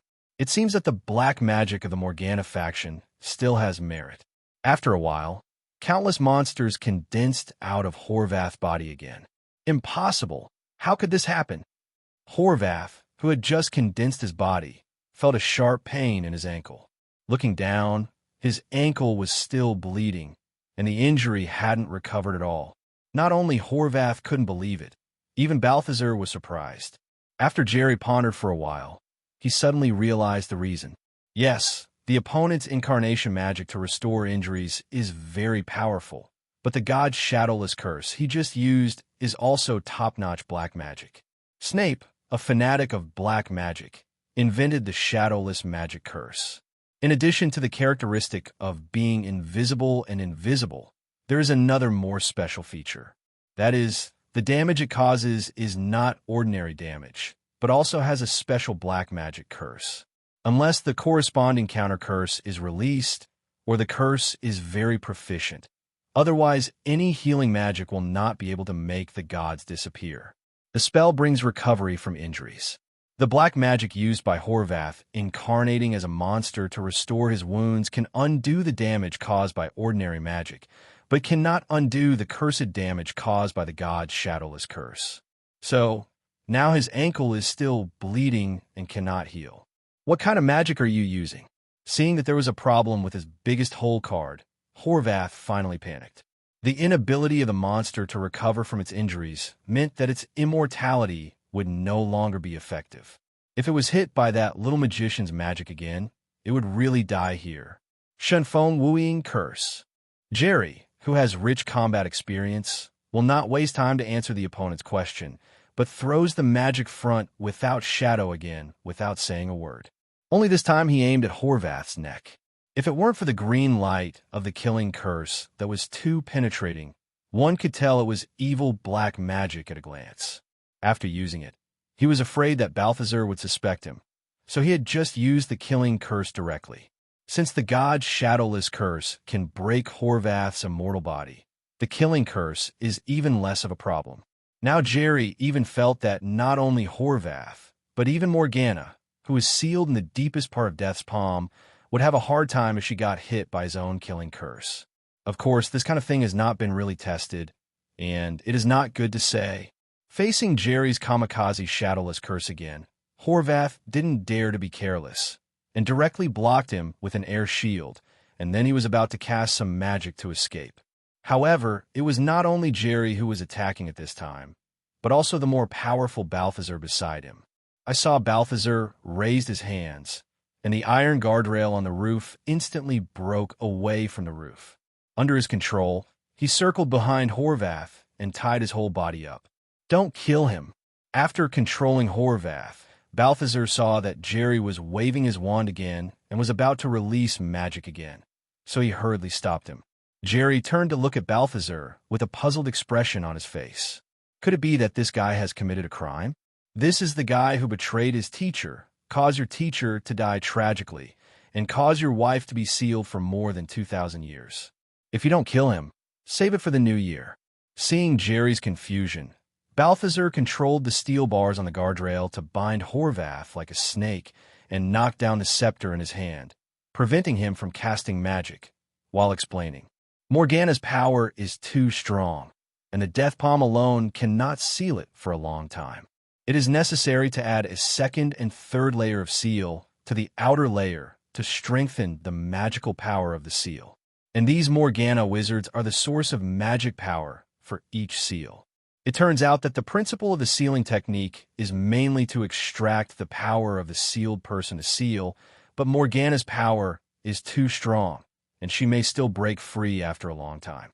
So Balthazar sealed Horvath and the series of Morgana wizards outside the palm of death, forming nesting dolls. By extracting the power of these Morgana wizards to strengthen the seal, the more Morgana wizards are sealed, the stronger the sealing power of the entire death palm will be, and the longer it can be sealed. After listening to Balthazar's explanation, Jerry immediately understood. No wonder Sun Long and the little nun on the second floor of the Matryoshka. After Balthazar caught them, they were just sealed instead of killed. Horvath has an immortal body, so Sun Long and the little nun never did. It turned out to be to extract their magic power to strengthen the seal. That being the case, Jerry withdrew his wand and did not continue to cast the shadowless curse. It would certainly be good to seal Morgana for a longer period of time. Although he guessed that his killing curse could kill Morgana, he hadn't verified it after all. So to be on the safe side, let Morgana seal it and wait until Dave has fully inherited Merlin's power, and he will become stronger by then, before solving this hidden danger. After understanding the ins and outs of the matter, Jerry nodded and put away his wand. Dave, bring the palm of death. Seeing Jerry put away his wand, Balthazar quickly called out to Dave, who was hiding behind the water tank on the roof. Dave saw that this side was safe and that Horvath was under control, so he trotted over holding the palm of death. I didn't expect the magician flying on a broomstick in the fairy tale to be true. I always thought it was just a fairy tale. After handing the death palm to Balthazar, Dave couldn't help but let out a gasp as he watched Jerry hovering in midair on a broomstick. Jerry smiled when he heard this. This is a magic item unique to our Hogwarts school to assist flying, but it is not comparable to the big Iron Bird. It cannot assist in combat. If you like it, I can make one and give you one next time. As the successor of Merlin's power, Dave's future is limitless, and it is naturally beneficial to build a good relationship while he is still a weak chicken. Really? Dave's tone was full of surprise. For 10 years, Dave has kept the dragon ring with one finger, which shows that he still has obsession with magic and magic-related things from the bottom of his heart. No, Balthazar, you won't succeed. I will definitely come out again. Morgana will rule the world sooner or later. You have no chance of winning. Under the effect of Balthazar's sealing magic, Horvath screamed angrily, turned into a piece of monster insects, and was sucked into the palm of death. On the outermost layer of death's palm, a nesting doll appeared again. Dave, well, you can return the ring to me. I keep my promise. You help me find the palm of death. I will never interfere in your life again.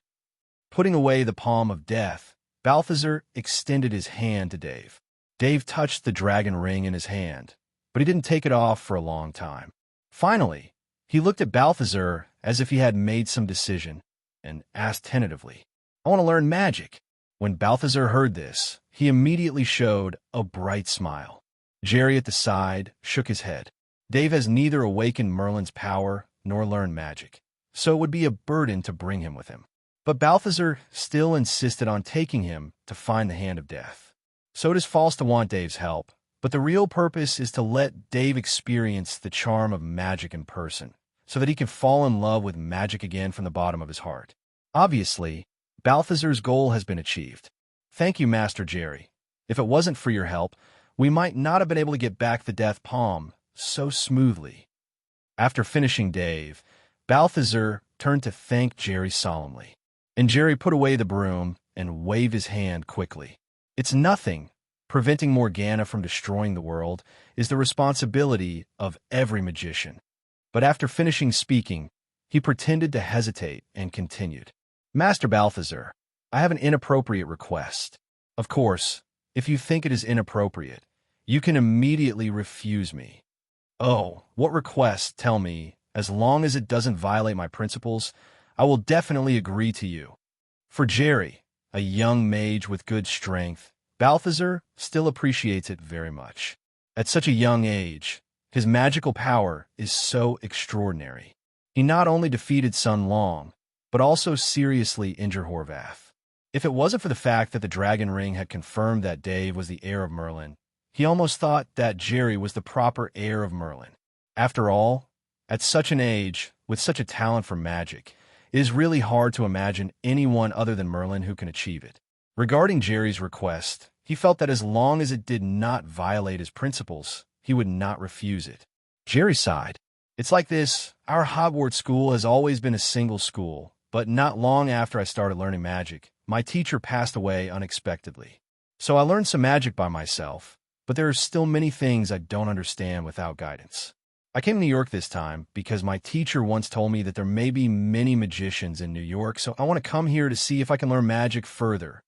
Hearing Jerry's narration, Balthazar was both shocked and sighed.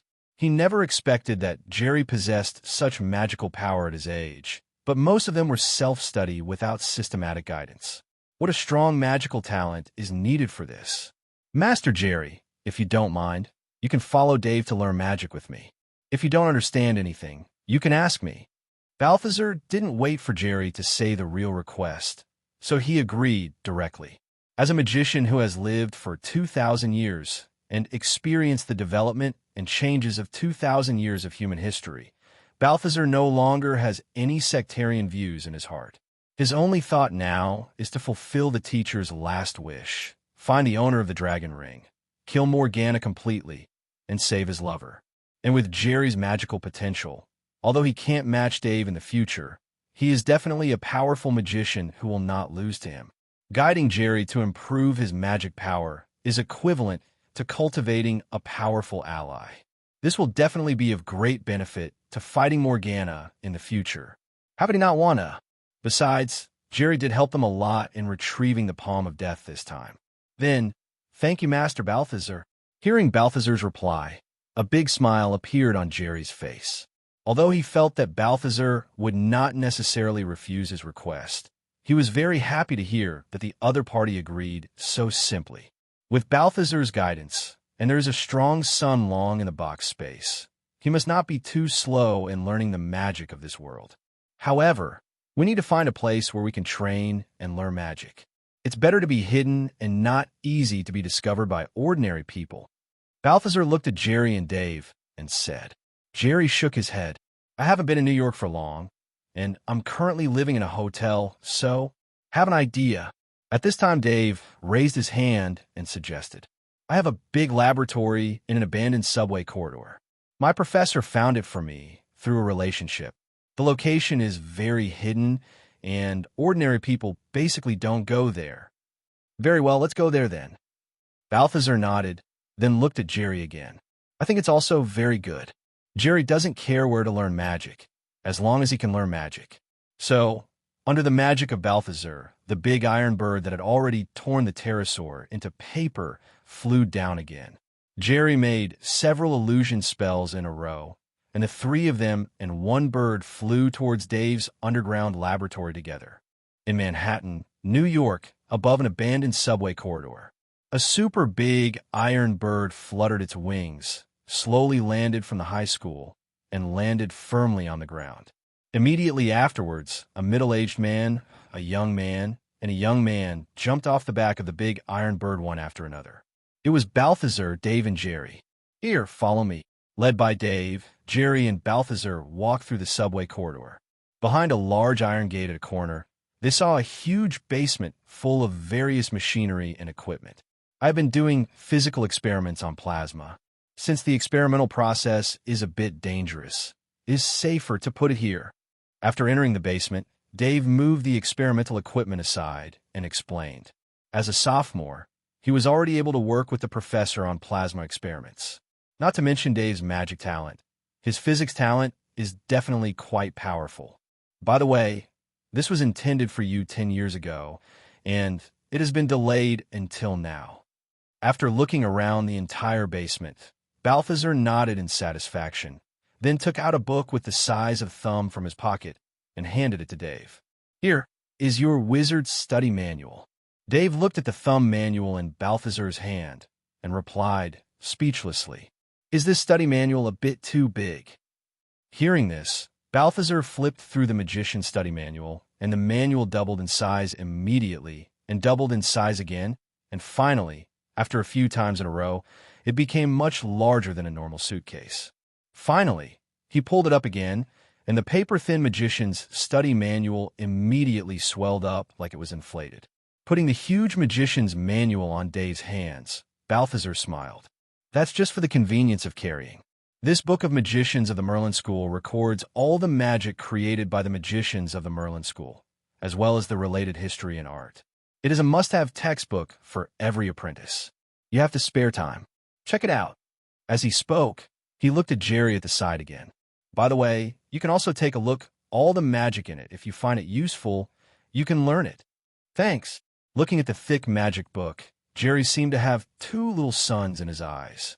It has only been a few hours since he entered this world, and he still has more than 160 hours, which is enough for him to memorize all the magic in the original book.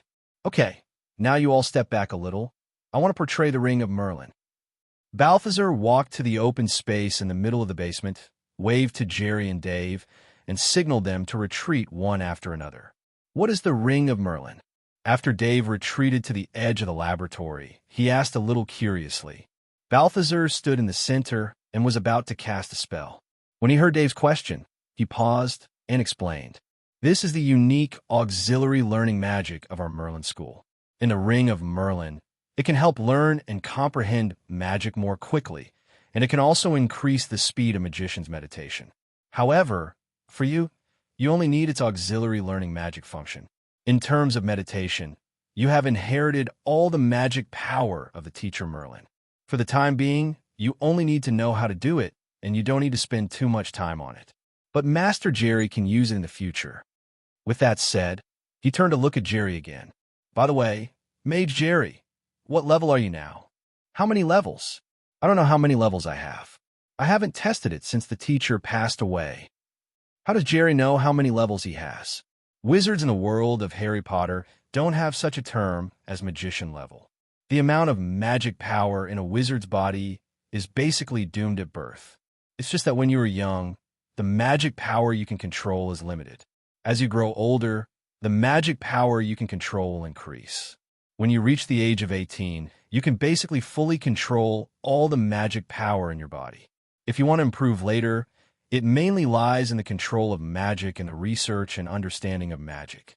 For example, with the same bit of magic power, a first-year wizard can only release a small flame, while Dumbledore can release a Vulcan to clear the way. So sometimes some adult wizards feel that they have much more magic power than other adult wizards. But this is not always the case, and more of them just have a higher utilization rate of magic power. But this world is different. This world has the idea of meditation.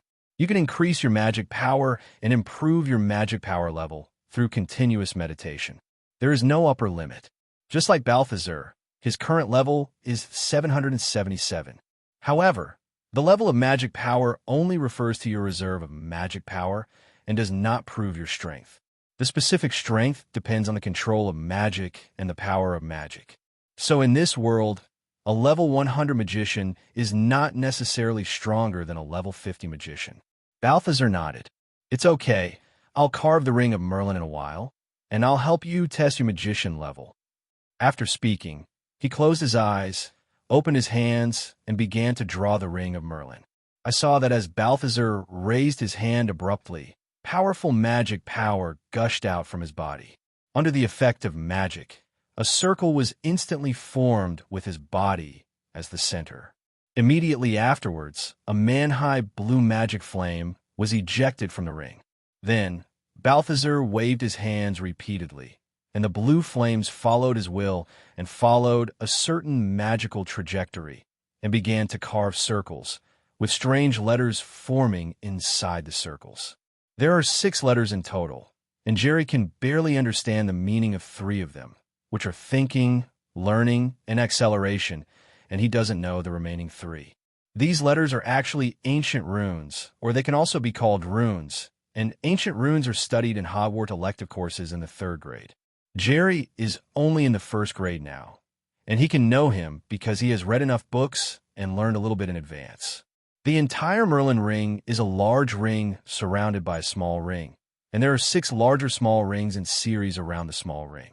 As long as the magician stands in the small ring in the middle, he can enjoy accelerated meditation and learning magic. Worked. David, come here and stand in the middle. Balthazar beckoned to the stunned David and let him walk to the center of the Merlin ring and began the Merlin School's acceptance ceremony. After the ceremony, David officially became Balthazar's magic apprentice. And when the two left the ring of Merlin, Jerry went to the center to experience the effect of the ring of Merlin. It did seem to have the function of speeding up thinking, but it was far from as refreshing. Not even 1/10 of the effect can be achieved. However, learning this ring of Merlin is not without benefits. At least it can be used temporarily when there is no little red star, or when you're in the period of improving your mind and fatigue.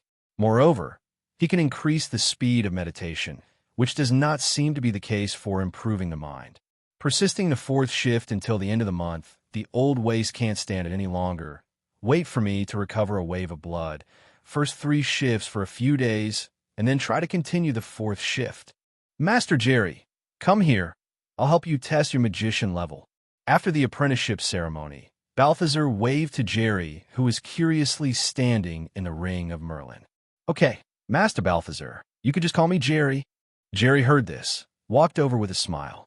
Balthazar has lived for more than 2,000 years, but he is a real antique-level magician. According to his age, his past life and this life are combined, and he is just a younger brother. Balsa nodded. I called Master Jerry before because Jerry's strength is really good, and he also helped them, so he deserves a certain amount of respect. Just stand still. Jerry watched Balthazar chanting an unknown spell and pressed his forehead with one hand, and a weak wave of magic power spread from his forehead to his whole body in an instant. A few seconds later, Balthazar slowly withdrew his hand and exclaimed, 30 level. I didn't expect you to be only 30, and a magician of level 30 defeated a magician of level 500. This is really something I haven't encountered in more than 2,000 years. Although the level of a magician cannot fully represent strength, the gap between level 500 and level 30 is too great. Under normal circumstances, the strength of level 500, like Sun Long, is considered a top existence in the world of magicians, and it may not be possible to produce one in hundreds of years. As for a level 30 magician, it is equivalent to only learning magic for a few years, and is an apprentice level. Basically, it is still a question of whether he can release the simplest fire calling technique. It can only be said that Jerry's magic combat talent is too high, and Hogwarts, a little-known elementary school of magic, does have his unique features. Level 30, hearing Balthazar's rating, Jerry not only did not feel discouraged at all, but cheered up. Now he has been learning magic for almost a year, and his level is only 30, which means that when he becomes an adult, his level will reach the top of the world, and he will only be at 100 or 200 levels. The future is promising. In this way, when he learns the meditation techniques of this world, the effect will become particularly significant. If it really develops like this, maybe it won't be long before the magic power in his body can be compared with those adult wizards, even surpassing top wizards like Voldemort and Dumbledore, and it won't take a few years. Okay, now you stand on the ring of Merlin, open the Magician's Manual, and we will start to explain the most basic meditation techniques. After testing Jerry's magician level, Balthazar also began to explain the most basic meditation technique for magicians to increase their level.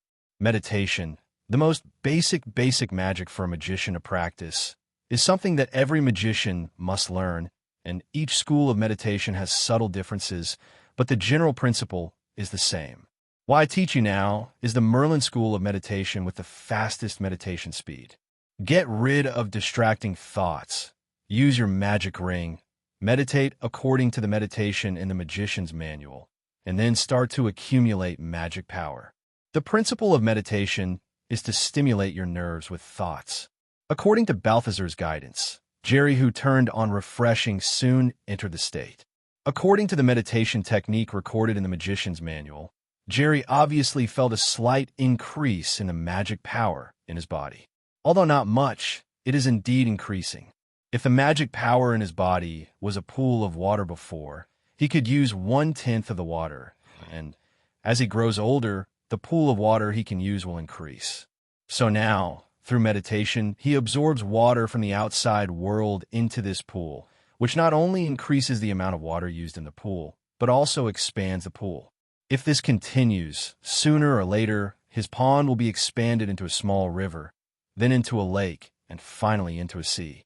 Teacher, I don't seem to feel anything. After meditating for a while, Dave raised his hand and said helplessly.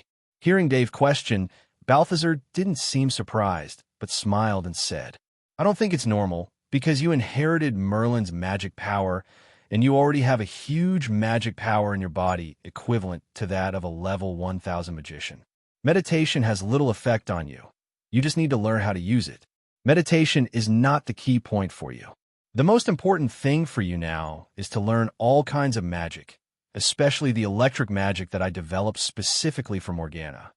The teaching of meditation is mainly taught to Jerry, because Balthazar knows that the meditation of the Merlin School is currently the most efficient of all schools, and it is definitely better than Jerry's Hogwarts school.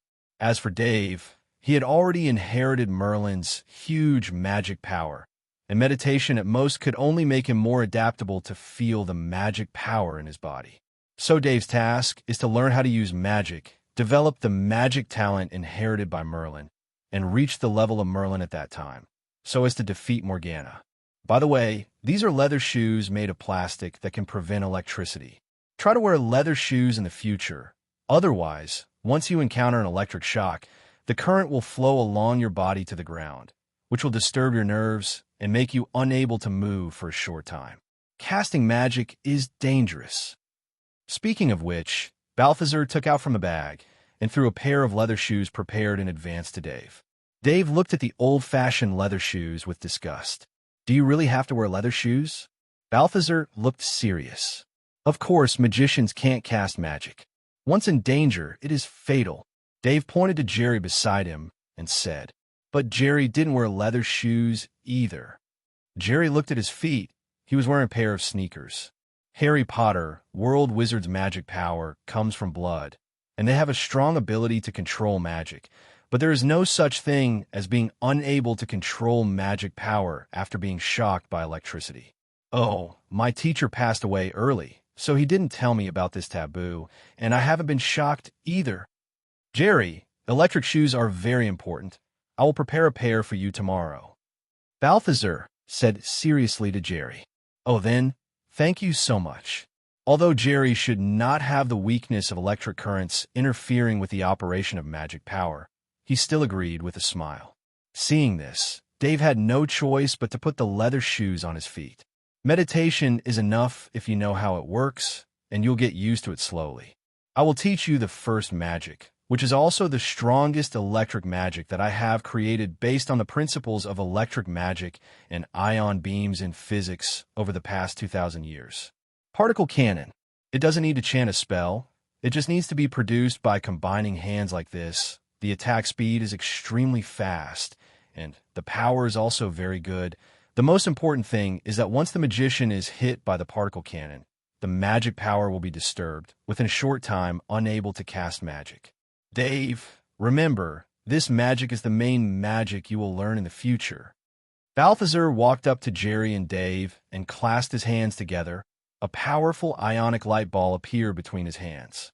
As expected of a magician who has lived for more than 2,000 years, this is a combination of magic and science. Looking at the particle light ball in Balthazar's hand, Jerry secretly admired it. Particle weapons are space-based weapons that only appeared in sci-fi movies in the previous life. But now they are created by a magician, and he has to admire them. Although there's a big gap between the power of this particle cannon and the space-based particle cannon in science fiction films, the destructive power of a single round has actually surpassed the destructive power of most magic. The effects of many spells are indeed astonishing, but the destructive power is really not that strong. It's like the killing curse, which will kill you, but if you block it with a thicker shield, it may not be able to break the shield. The key is that particle cannon, the magical future, has great potential. In the future, if Jerry is willing to spend more time studying this magic, it may not be impossible to develop a particle cannon magic that is not inferior to space-based weapons. For example, in the movie, Dave used a particle cannon to fire bursts like a machine gun at the end, or developed a particle beam similar to that in Gundam. With both hands together and one push, the effect is comparable to Kameha Qigong Wave. Of course, the premise is that Jerry's magic value is sufficient, so the magician level still needs to be improved. After demonstrating the principle of the particle cannon, Balthazar began to explain in detail the principle of the magic, some detailed techniques, precautions, and so on. And Jerry turned on the whole process to improve his mind. And then combined with the double superposition of the Merlin ring, he worked hard to learn the magical knowledge about particle cannons. Having one-on-one guidance from a teacher, breaking apart a lot of magic knowledge and explaining it, is indeed not a bit better than reading magic books by yourself. In just half an hour, Jerry felt that he had already gotten acquainted with the magic of particle cannon. I think we should eat something. Dave looked at the time. It was already 12 o'clock in the middle of the night, and he hadn't eaten dinner since he came home and was hunted down, and his stomach was already growling with hunger. Upon seeing this, Balthazar showed a trace of apology on his face. Sorry, I haven't eaten for 10 years. I forgot that you still need to eat now. Mr. Balthazar, do mages not need to eat after reaching a certain level? Jerry asked with some surprise. Now that he is learning magic from Balthazar, Jerry simply calls him teacher, just like Dave. Balthazar nodded and explained. You have to know that meditation can not only improve our magician level, but when we absorb external energy through meditation, our body is also subtly affected to a certain extent. First of all, our vitality will become stronger and stronger, and the external performance will be longer life. Secondly, after our body becomes more and more adapted to the magic power, the operation of the whole body can directly pass through the magic power. So whether we eat or drink water is not too important. And because of the strong vitality, our bodies are stronger than ordinary people, and our strength, speed, and ability to resist blows will all be stronger. However, it is usually necessary to avoid eating at all or live forever. At least the magician level must reach level 300.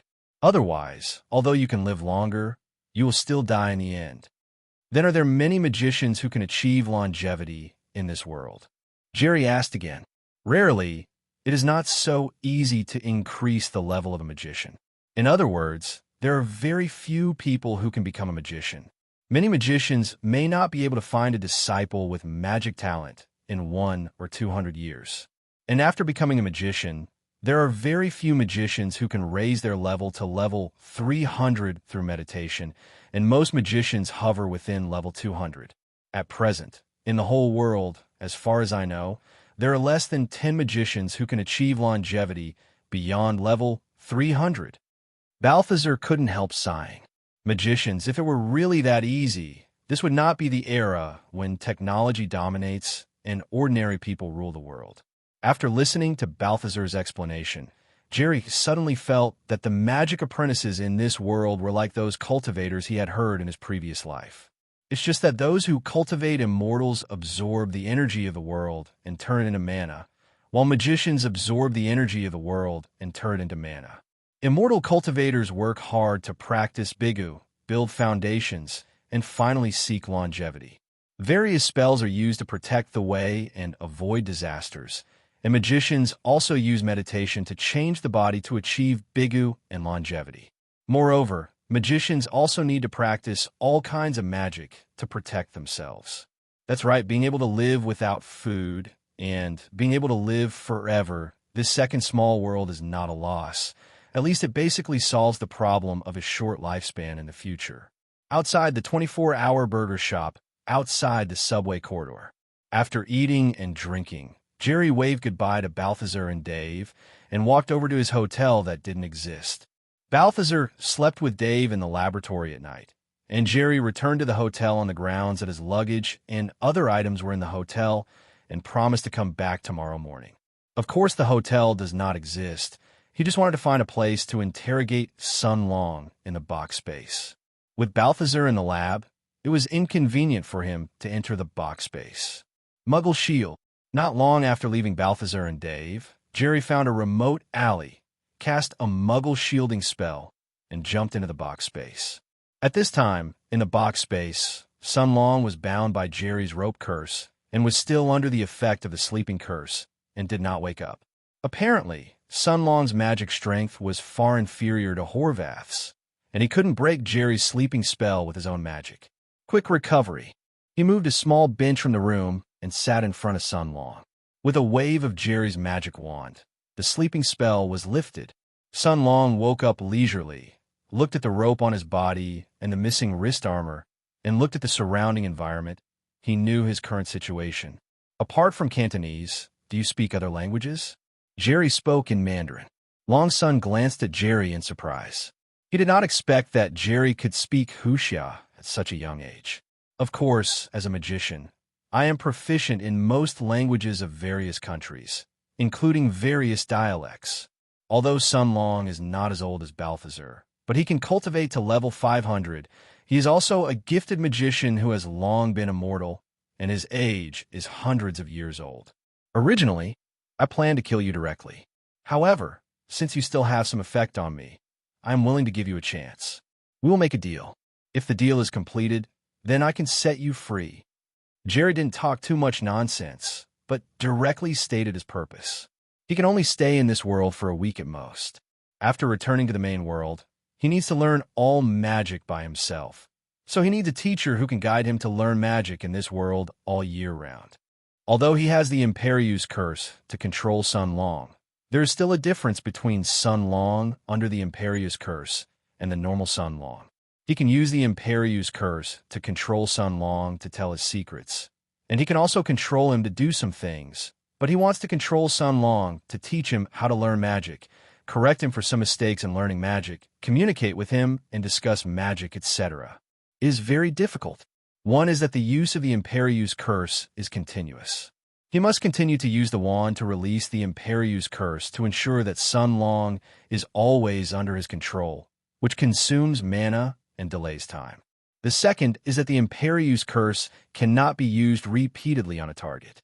If it is used repeatedly, the target will develop resistance, and the success rate of the Imperius curse will be greatly reduced.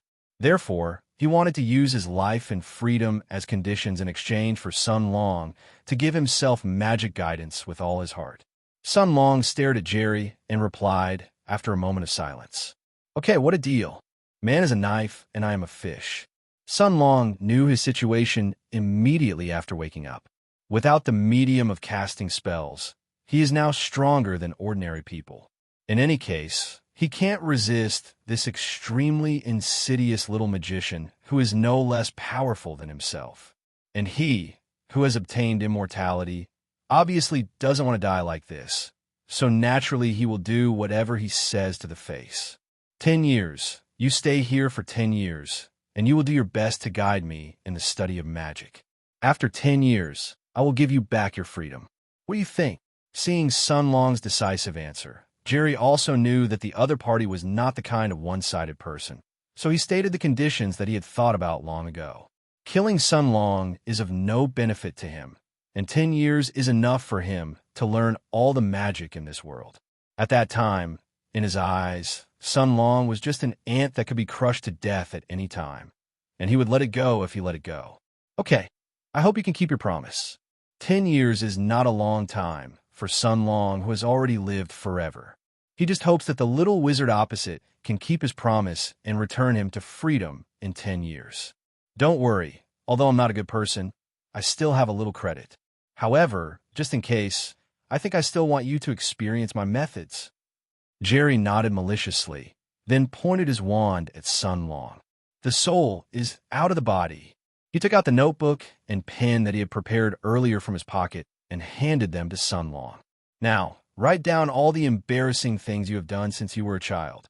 Sun Long, with a happy face, took the pen, smirked, and began to write. 10 minutes later, Jerry took Sun Long and wrote a few pages full of embarrassing things, then lifted the Imperius curse and began to read aloud. When I was 10 years old, I peeked at Miss Wong next door, taking a shower, and I was caught and hung by the door for 2 hours. When I was 11 years old, standing on the roof with my little friend to pee farther than who peed, it fell on the head of my father, and I was punished to kneel in the yard for an hour. At the age of 12, the first hand punching, halfway through the punching, was discovered by the mother. When I was 15 years old, I went to Manchunian for the first time because I was inexperienced. I got stuck. Don't read it anymore. I will definitely not lie to you in the future, and I will definitely teach you all the magic I know without reservation. Hearing this, Sun Long, whose face had turned red, couldn't bear it any longer and promised loudly, "Are you a devil? How can there be such a terrifying magic that can directly manipulate people's thoughts, which is simply much more evil than their Morgana sex black magic?" Ahem. Actually, who didn't have any embarrassing things when they were young. I just want to tell you, don't try to lie to me. I will use this magic to test your thoughts regularly. If you dare to deliberately make mistakes in guiding magic, I will kill you immediately about you. Putting away the little book filled with all the embarrassing things about Sun Long since he was a child, Jerry finally added a sentence jokingly. I didn't expect Master Sun Long to be quite good at playing when he was young. Sun Long. I tied Q. Okay, no kidding. Where's your mage study manual sent by Morgana? Seeing that Sun Long was about to lose his temper, Jerry was not joking, but asked the important point. Dave couldn't take away the Merlin faction's magician's handbook, so he had to take the time to memorize it all. However, it would be nice if he could get the Morgana faction's magician's handbook. In fact, Jerry is also very interested in some of the magic of the Morgana faction. For example, the air cannon and air shield used by Horvath, as well as the magic that can turn the animals in the painting into real objects, and the magic that can break the disillusionment spell, are all pretty good.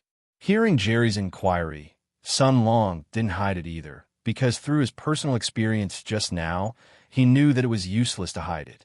The mage manual of the Morgana faction is not in my hands. I was captured and sealed by Balthazar more than 100 years ago. Now it should be in the hands of this generation of Morgana faction magicians. Then can you memorize all the spells in the entire wizard's handbook? Jerry wasn't surprised by Sun Long's answer.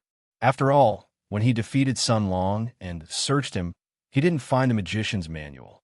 Sun Long shook his head. Impossible. The magician's handbook contains all kinds of magic created by the magicians of the past generations. The number is innumerable, and no magician will learn all the magic in it. In addition to basic magic, we all choose the most suitable magic to learn and practice according to our own preferences and talents. And at most later, we will add our own comprehension to improve and strengthen it.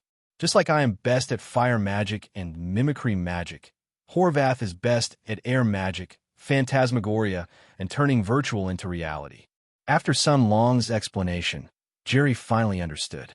Magicians in this world actually started from learning magic and spent most of their time practicing meditation because only meditation can make them immortal. So he didn't have such a long time to learn and research a lot of magic as he imagined. Most magicians specialize in one or two types of magic and spend too much time on magic research. Although the combat ability of magic is strong, when the time comes, they will still die of old age. This also leads to the fact that many magicians are not very strong in actual magic combat before they reach level 300. The latest generation of Morgana apprentices. Jerry rummaged through his memory again and began to recall details from the movie. Soon, he had the answer in his heart. The latest generation of apprentices sent by Morgana is the most famous magician in New York, who uses magic tricks to perform magic every day, making money and getting soft Drakestone. Looks like I'm going to stay up late again tonight. Jerry sighed. Time was limited, so he planned to find the great magician tonight. I said, "Can you return that notebook to me?" Seeing that Jerry was about to leave, Sun Long hesitated for a while and finally opened his mouth in embarrassment. And Jerry shrugged with a smile. "I'll return it to you after I finish reading it. In fact, the content inside is quite interesting." Destroy. The process of finding Drakestone was unexpectedly smooth. This guy is very high profile. Jerry doesn't need to use any magic. Just use the cell phone he snatched earlier. And after searching the internet, he found his current address in New York. I don't know if it's because he doesn't have any actual combat experience, or he's living too comfortably. When Jerry came to this guy's bedside, he didn't respond at all, sleeping like a dead pig. After an Imperius curse, this guy led Jerry out of the safe in the house and took out the Morgana faction wizard manual that had been in ashes for several years. After getting the manual, Jerry didn't do anything to him, but used the sleeping spell to stun him again, took his magic ring, and left quietly. This latest generation of Morgana magician, named Drakestone, is actually not a bad guy. When he was 15 years old, his master passed away due to lack of talent, leaving him to study magic by himself. Later, he discovered that the times had changed, and a lot of small magic was enough for him to live a luxurious life as a magician. Fortunately, he concentrated on making money and enjoying life. After all, his talent is not too high, and he doesn't have a teacher to continue to guide him, so the possibility of reaching level 300 is extremely low. It's better to use magic to become a rich and famous person. It's just that once a person has money, he tends to go bad, especially if he has some magic skills, so it's inevitable that he will do some immoral things in secret. Derek and I are like this, but after interrogation, generally speaking, not even death. And in the movie, if Horvath hadn't come to the door, he wouldn't have helped snatch the palm of death. And in the end, Horvath used the stealing curse to suck up the magic power and died. It was already 2 o'clock in the morning when I got the Morgana faction magician manual. Finding a remote alley near Dave's lab, Jerry entered the box space again. Except for Merlin and Morgana, the magicians in this world cannot release magic without the medium of casting spells, but their bodies are stronger than ordinary people. So after reaching a deal with Sun Long, he didn't restrict Sun Long's activities anymore, and Sun Long could move and live normally in the box space. There is a small villa and a backyard in the box space. The villa has all kinds of furniture and supplies.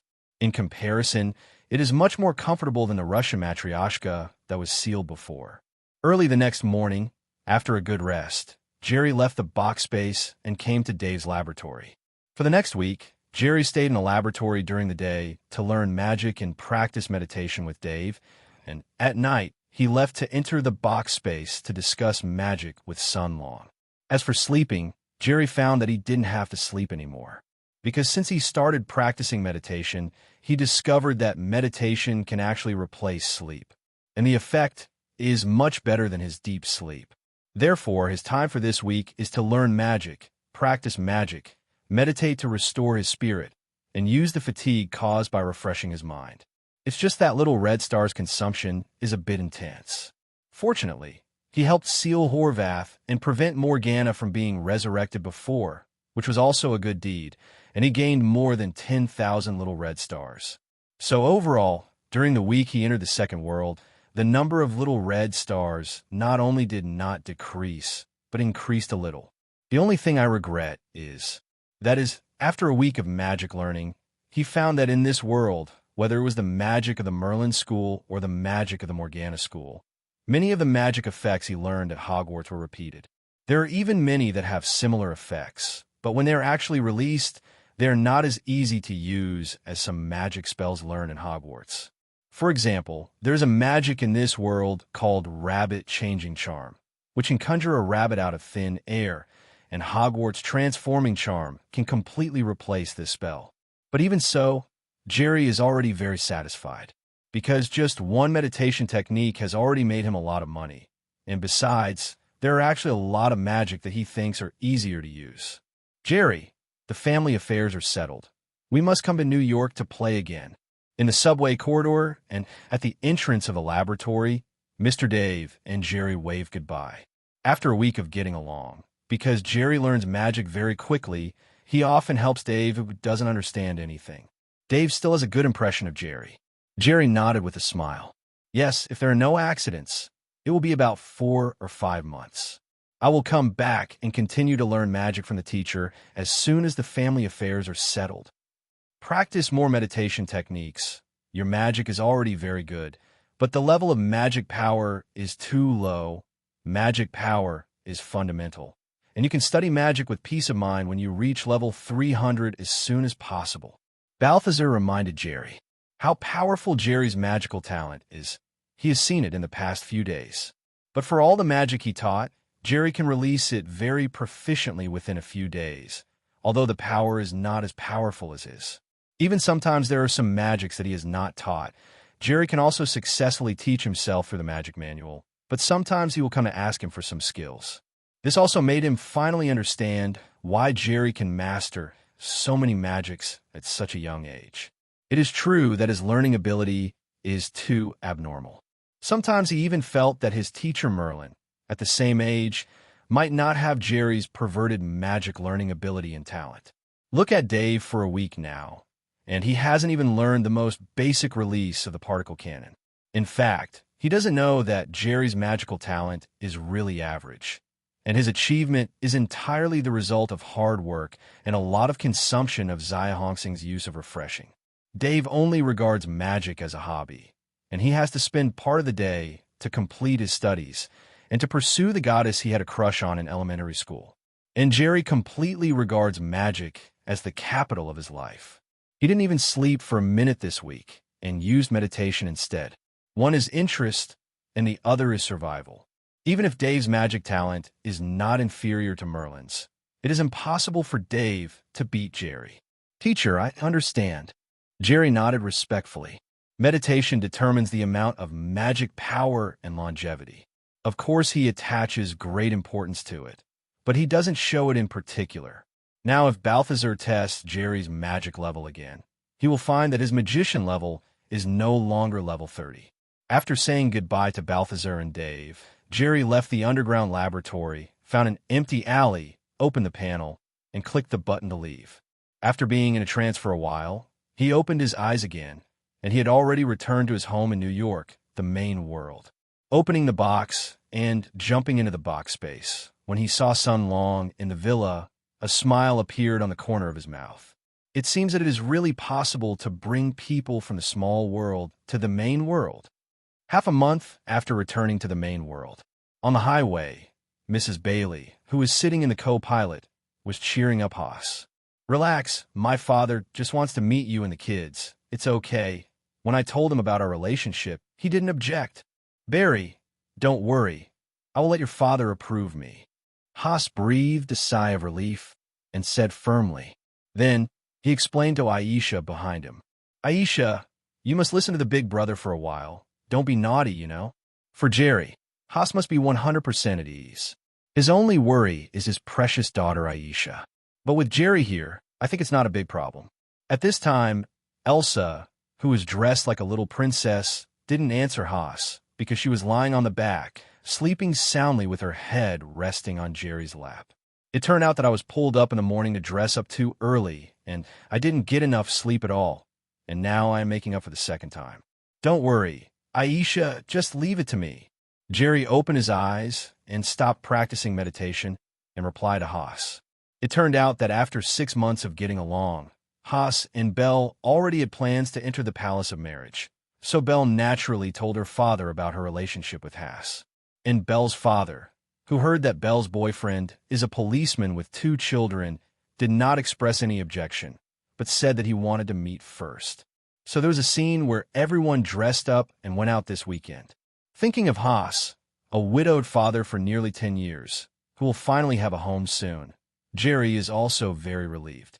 But he thought about himself again, and for some reason, he felt a little more desolate in his heart.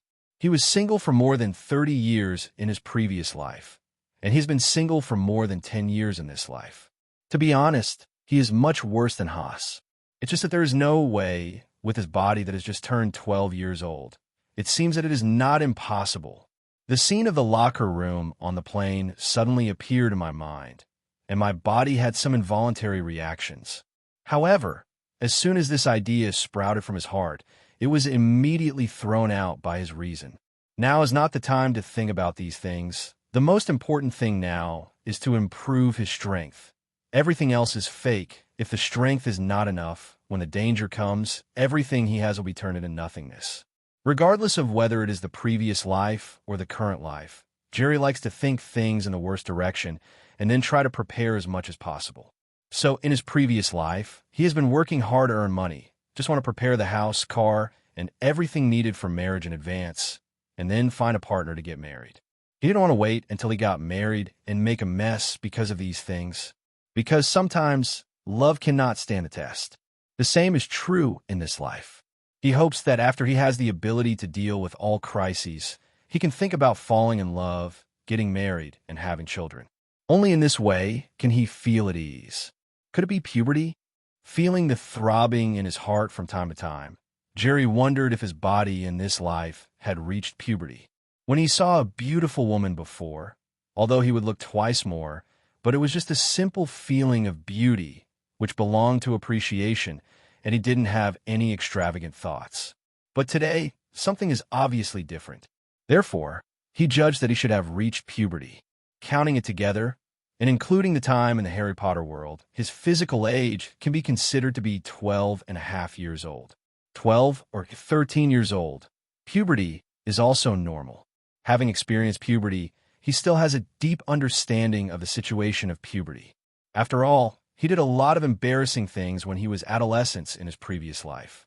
Thinking about it, Jerry moved his body to the side, then took Aisha's head off his lap and placed it on the pillow of the rear seat of the car. Calmly, he started the practice of meditation again, and all desires and distracting thoughts disappeared at this moment. Some are just the joy of the body absorbing energy and transforming it into magic. "Bailey, what kind of business does your father do? And he lives in such a big villa."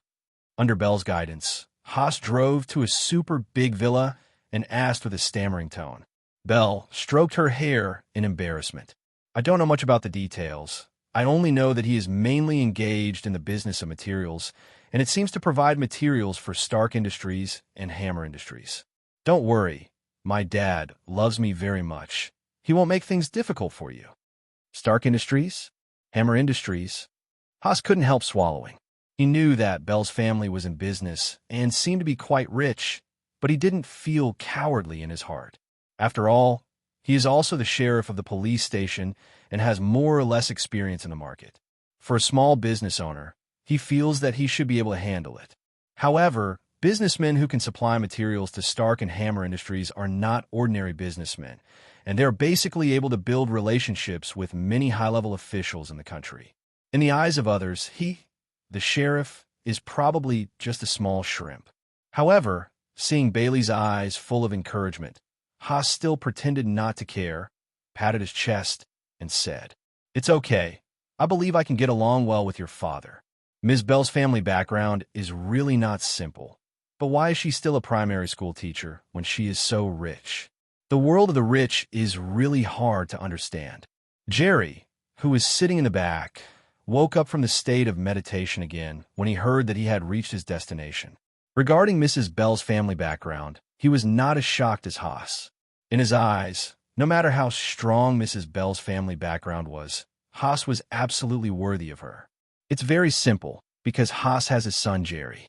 And Jerry, as a magician, has a panel, whether it is money, wealth, or status. In fact, whatever he wants is at his fingertips.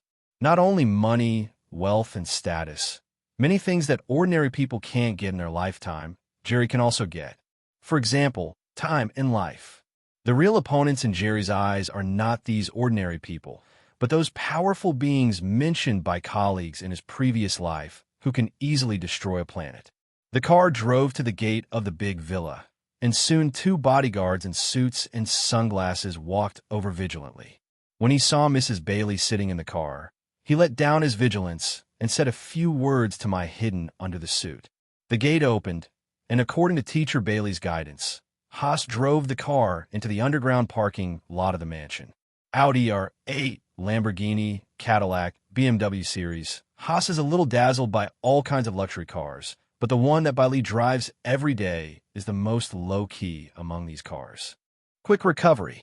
Seeing that Haas had parked the car, Jerry raised his hand and cast a resurrection spell, and threw it at Aisha, who was dreaming about something with a halotzi. The revival curse is not only a solution to the sleeping curse, but when used alone, it can instantly wake up people no matter how much they sleep, and they will not feel any drowsiness in a short period of time. So if you doze off during class, it's also a good choice to give yourself a recovery spell. However, if you keep casting revive charms on someone, you run the risk of them being unable to sleep for days and dying suddenly. It has never been an easy task to wake up Aisha. After all, it is very troublesome for children to play rascals, and this recovery spell can solve this problem very well. Aisha was able to get up so early today, thanks to the recovery curse. Now, Jerry is wearing a magic ring from that Morgana apprentice. He no longer needs a wand to perform magic, so is more concealed and convenient. Now his plan is to wear a magic ring under normal circumstances, and if he appears as a wizard, he will replace it with Sun Long's wrist armor and wand. In this way, some loopholes to be discovered can be reduced. Otherwise, he will appear as a wizard. If he wears a magic ring in his hand, and in reality, he also wears a magic ring. With the ability of shield, he may not be able to hide it. Destroy under the magic of this queen, haha. Elsa, who was riding a broom in her dream, waving a magic wand, casting the ice magic that would destroy the world, and fighting thousands of demons with her 2 little sisters, suddenly felt a malicious attack from the deepest part of the abyss. Immediately, she felt that her crown fell, the broom was broken, the powerful magic power gradually disappeared, and her spirit began to gradually trance. Waking up again, everything dissipated, the dream was shattered, and she was back in the car. Aisha, you woke up just in time. We're here. We could get out of the car. Seeing Elsa's disappointed expression, Jerry quickly opened the car door and greeted her. Aisha looked at Jerry suspiciously and finally got out of the car reluctantly. She always felt that something was wrong. Sitting in the elevator, the 4 of them soon came to the first floor of the magnificent villa. Miss Bell, here, the master is already waiting for you in the living room. At the entrance of the elevator, the old butler, who had received the news from the bodyguard a long time ago, was already standing there waiting for the four of them. Under the leadership of the old housekeeper, the four of them wandered around for a while and finally came to the living room of this super big villa. At this time, in the living room, apart from a few bodyguards standing around, there was also an old man whose hair was already half bald, but shrewd eyes flashed from time to time in his eyes, and a man in a suit who was about 35 or 16 years old and looked about the same age as Haas. When he turned his head and saw Haas, he inadvertently showed a touch of contempt on his face, but quickly retracted it. "Bailey, you haven't come to see me, an old guy, for another 5 or 6 days. Why? Can't you go home to see me more if you have nothing to do?" When the half-bald old man saw Belle, he immediately got up with a full face of doting. "Dad, don't I usually have to go to class? And you are so far away from the school. Running back and forth is too time-consuming." Belle rolled her eyes angrily at first, and then immediately began to introduce. "Dad, this is the has-suite I told you about last week, and this is Jerry and Elsa. This is my father, Chuck Pizarro." Haas hurried forward a little nervously and stretched out his hand respectfully. "Mr. Pizarro, hello." Pizarro shook hands with Haas with a smile on his face. "Yes, very good. Don't be nervous. Come and sit down." "Father, who is this gentleman?" At this time, Belle pointed to the man in the suit sitting on the sofa over there. "Today is the day when my father made an appointment with his boyfriend. Why did a stranger appear at home?" Pizarro smiled and explained. "Oh, this is Mr. Justin Hammer from Hammer Industry. He is young and promising, and is also a very important partner of the group. Today, because he has some matters about cooperation, he came here to discuss with me, and we just happened to be together. Ms. Belle, hello. I have long heard that Miss Belle is a rare beauty, and she really lives up to her reputation." At this time, this Mr. Hammer got up very gentlemanly and shook hands with Mr. Bailey with a smile on his face. After shaking hands, he looked at Haas again. Haas hurriedly got up and was about to reach out his hand, but this Mr. Hammer ignored Haas directly, retracted his hand, and was about to sit down again. Obviously, this guy named Hammer didn't take Haas seriously at all. It seems that today's meeting is far from as simple as Teacher Bell thought. Turning on the Superman mode, Jerry, who has extremely keen 5 senses, has been carefully observing the expressions and demeanors of everyone since he entered the hall, and soon he discovered some clues. The father of Teacher Bailey obviously didn't want to see Haas as much as Teacher Bailey said, and the man named Hammer probably came here because of something. If that was the case, he wouldn't have been filled with contempt from the moment he saw Haas. The son-in-law of an important partner should have a good relationship anyway. Obviously, he knew Haas' identity, felt that he and Haas were not at the same level, and did not believe that Haas could become Pizarro's son-in-law. Even Jerry saw some of his plans for Mr. Bell from this Hammer's eyes. Humph! Jerry, who had already made a rough guess, let out a cold snort in his heart, and lightly snapped his fingers on his right hand with a magic ring. Ouch, my asterisk.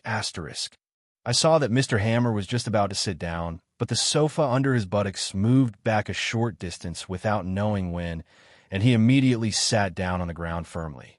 Mind control, a magic most commonly used by magicians in the world of Magic Apprentice. You can use your thoughts to control any person or object wherever you look, but objects and people with greater energy in your body are more difficult to control. The strength of mind control depends on the magician's mastery of this magic. Just now, Jerry controlled this magic through his mind and moved the sofa under Hammer's buttocks back a certain distance.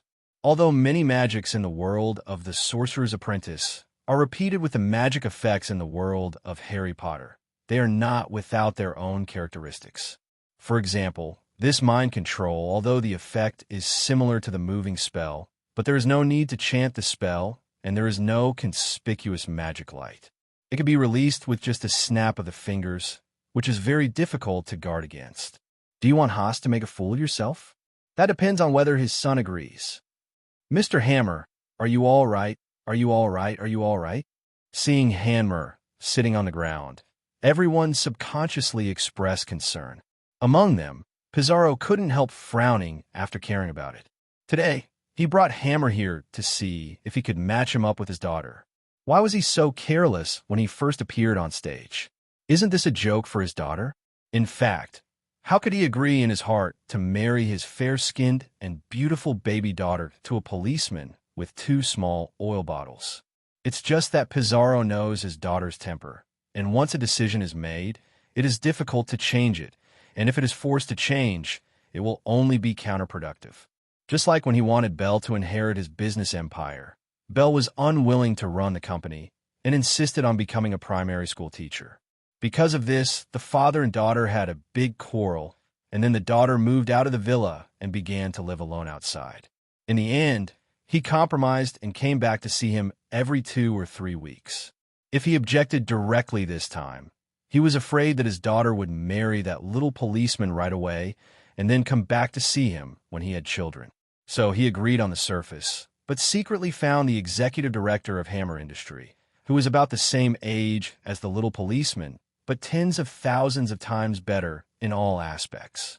The purpose is to let the daughter see clearly the gap between the two, and then reconsider. You know, Hammer Industries is currently in the entire country, and it is no less than Stark Industries in terms of military weapons, and it has recently shown signs of surpassing Stark Industries. The key point is that Hammer is still single now, and he doesn't have as many lace news as Tony of Stark Industries. It's okay, I just slipped my foot. Hammer stood up in embarrassment, patted his buttocks, and sat down again. Of course, Hammer is very interested in Pizarro's daughter, Belle, not because of how beautiful Belle is. With his wealth and status, he can't find any beautiful women. It's just that he's not as high profile as Tony. He has to change 7 or 8 a month, and if he needs it, he does it secretly. The reason why he is interested in Bailey is, of course, that Pizarro's huge business empire is not inferior to his own. For a long time, his Hammer Industry has been suppressed by Stark Industry. The weapons they produce are always not as powerful as the weapons designed and invented by the genius Tony. Now that they have finally found a genius scientist, Ivan Vank, who can compete with Tony, the world will soon know that their remote-controlled robots from Hammer Industries are far more powerful than Tony's armor. As long as this fair is successful, he will be able to receive as many orders from the military as snowflakes. And becoming Pizarro's son-in-law means that the raw materials for these orders will no longer be a problem. After Pizarro's death, he was able to combine the 2 business empires into one and trampled Stark Industries firmly under his feet. Jerry, that uncle looks so stupid, he can't even sit on the sofa. Seeing Hammer sitting on the ground, Aisha couldn't help giggling. Jerry heard the words and immediately taught with a straight face. Aisha, don't do this. I told you before that we can't laugh at disabled people who are flawed in certain aspects. We must have compassion. Although the voices of Aisha and Jerry were not loud, they were all sitting so close on the sofa, so of course they could hear them. Ahem, Jerry, Aisha, don't talk nonsense. Mr. Hammer is not a disabled person. At this time, Haas quickly gave Jerry and Elsa a look. Understand. Jerry was stunned immediately, but he still looked at Hammer with a look that seemed to be mentally retarded. This made Hammer very angry on the spot, but Jerry and Aisha were both children, and he really didn't care about anything in the current situation. Otherwise, it would not be a big loss in the eyes of Belle, who likes children. At this time, Bailey also giggled. In the eyes of fathers, no matter how old their children are, they are still children. They always feel that their children are still like when they were young, and they need to help them grasp the future path. In particular, Pizarro, as the boss of a top company, has become accustomed to deciding everything by himself. So he thinks that his approach must be correct, and his beloved baby daughter will definitely walk on a more correct path and a better future under his plan. As everyone knows, compared to his understanding of Belle, Belle actually knows him better. When Belle saw Hammer appearing, she had a little expectation in her heart. After seeing Hammer shaking hands with her, she directly ignored Haas. I have guessed almost everything about my father's thoughts. That's why she laughed so happily when she saw that Jerry seemed to be teasing Hammer on purpose to avenge Haas. After some unharmonious mutual introductions, Pizarro spoke first and then started chatting with everyone. It's just that Pizarro's topic was not on Haas at all.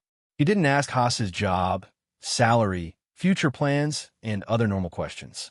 Instead, he kept bringing the topic to Hammer.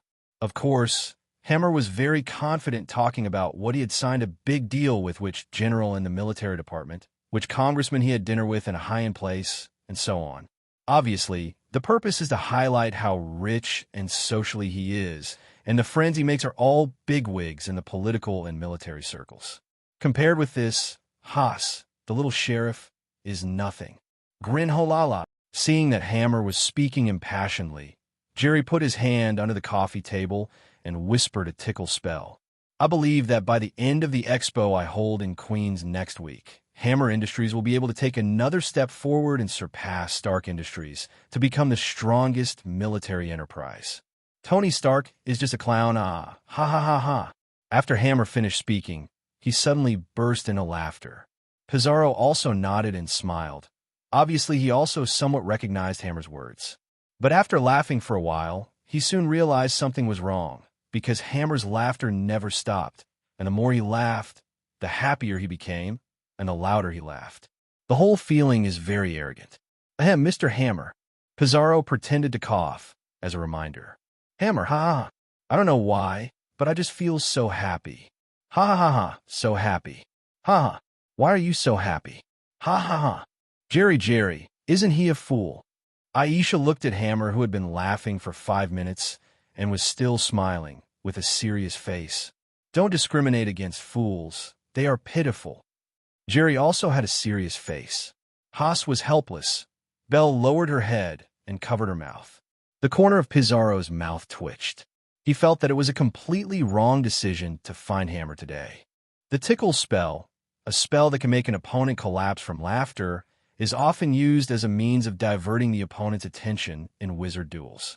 At this time, Hammer, who was under Jerry's tickle spell, stood in the living room with his head up and laughed for 15 minutes.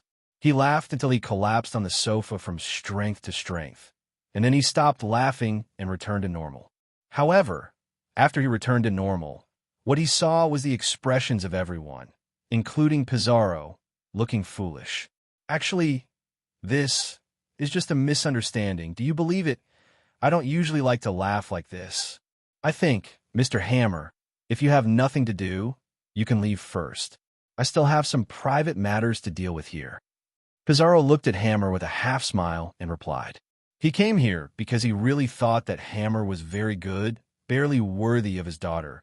But Hammer's performance just now made him feel that the other party might be mentally abnormal. Although he doesn't think much of this Haas in terms of status, ability, or family situation, at least he behaves like a normal person. Money. Pizarro is not short of money. He just wants his daughter to find a better man who can match her. If Hammer has mental problems, he is really not as good as Haas. Seeing the change in Pizarro's attitude, Jerry nodded in satisfaction. He understands a truth that there is no gap without comparison. Although he can't make Haas perfect in Pizarro's heart, he can definitely make Hammer worse. Dancing spells, unlocking spells, confusion spells, hair loss spells. As long as Jerry is willing, he can make Hammer completely look like a psychopath in the eyes of Pizarro. In fact, if Pizarro was not considered to be Belle's father and his future grandfather, he would not mind using special methods such as the Imperious Curse and the False Memory Curse. Okay, if that's the case, then don't bother me too much, but I still hope that Mr. Pizarro can participate in the new product exhibition I will hold in Queens next Sunday. I believe that you will change my opinion by then. Knowing that his foolish behavior just now had reduced Pizarro's affection for him to below the level, Hammer didn't say much, but just put the invitation letter he had prepared on the coffee table. He believed that as long as Pizarro saw the powerful robot produced by Hammer Industries at the exhibition next week, he would definitely change his attitude immediately.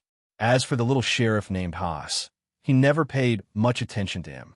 After Pizarro changed his attitude, he could send him to prison for the rest of his life by finding any relationship. As for Belle, a simple woman in her 20s, there are not too many ways to deal with her. Pizarro originally wanted to refuse, but he thought that at Hammer's exhibition, all the elites from all walks of life must go. So he immediately changed his words. Okay, I will participate, but I will take my daughter and this Haas officer and his 2 children to participate." There was a stern look in Hammer's eyes. He glanced at Haas and then said with a smile, "Of course there is no problem. Then I have something to do, so I will take my leave first."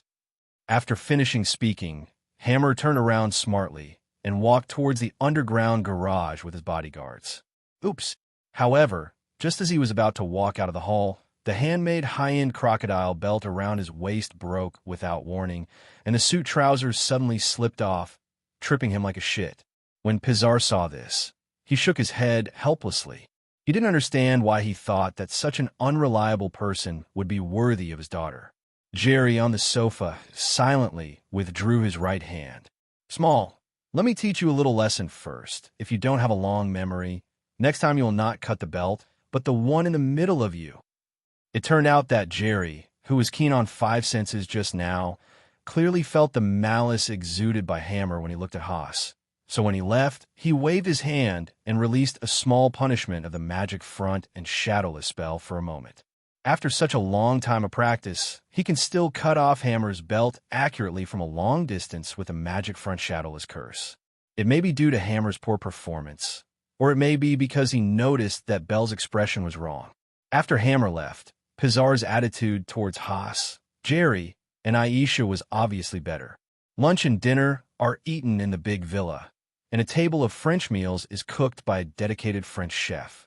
After dinner, the meeting officially ended. At 9 o'clock in the evening, Haas, who returned home, seemed a little downcast. Although Piersa didn't make it too obvious during this meeting, Haas, as the sheriff, obviously sensed Piersa's dissatisfaction with him. "Haas, you don't have to worry about anything. I very much hope to get my father's blessing.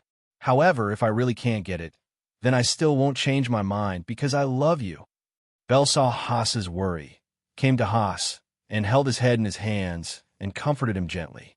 Although as a primary school teacher, she has always had a very good temper in the eyes of outsiders. But in fact, her character has always been soft on the outside and strong on the inside, and she has her own opinions.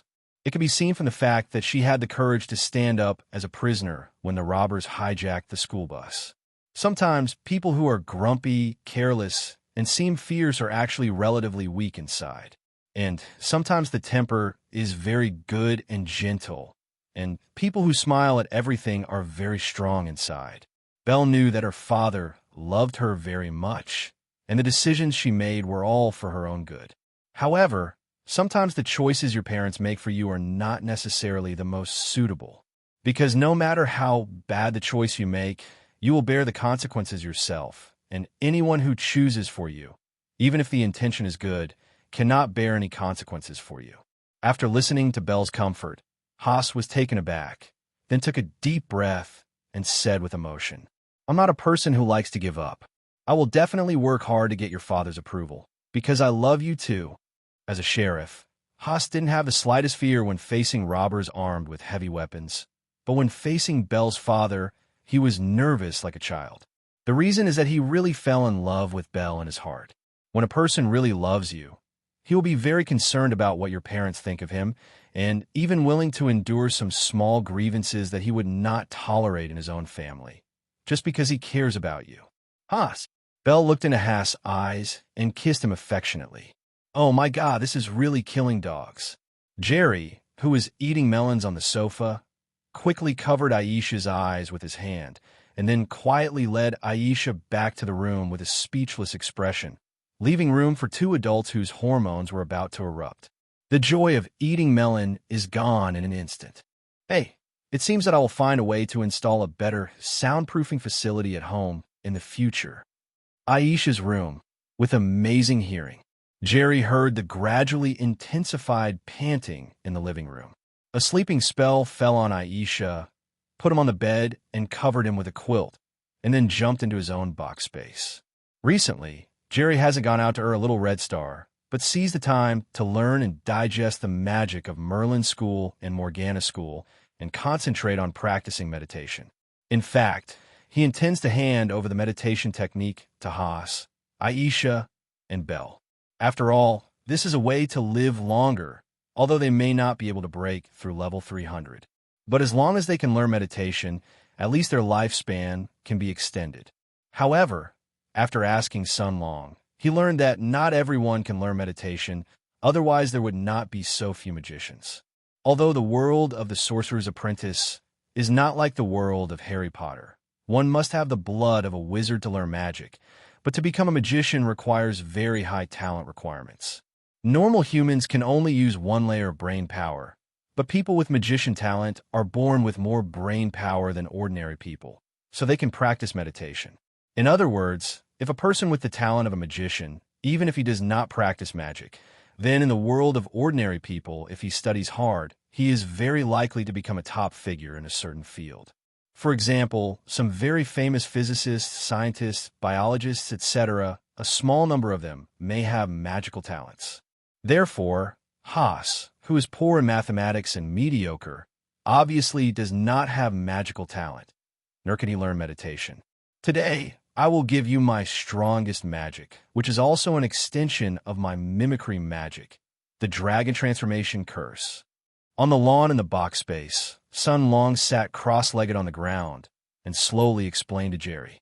Dragon Transformation Curse. In fact, you have seen it before. It was the magic that I used to conjure a dragon in the battle in Chinatown. Its foundation is mimicry magic. The normal mimetic magic is to transform an object into a specific mimetic transformation according to one's own ideas, such as mimeticating an ordinary classic car into a sports car, forklift or road roller, etc. You can also give a statue a short life directly like Balthazar to assist you in battle. And the principle of my Dragon Transformation Curse is the same as that of mimetic magic, except that I added the best flame magic to it and made certain optimizations and improvements. That is to say, the giant dragon imitated by the Dragon Transformation Curse can not only assist physical attacks, but also breathe fire to attack. Jerry interjected. To be honest, the magic dragon conjured with the Dragon Transformation Curse is quite strong. At least he feels that if he is head-on, he seems to have no chance of winning. I feel that apart from not being able to fly, its fighting strength should not be inferior to that of a real fire dragon in the world of Harry Potter. However, although this magic is powerful, it also has a lot of shortcomings. Sun Long also pointed it out clearly when explaining. First of all, unlike normal mimicry magic, he can attack without controlling himself.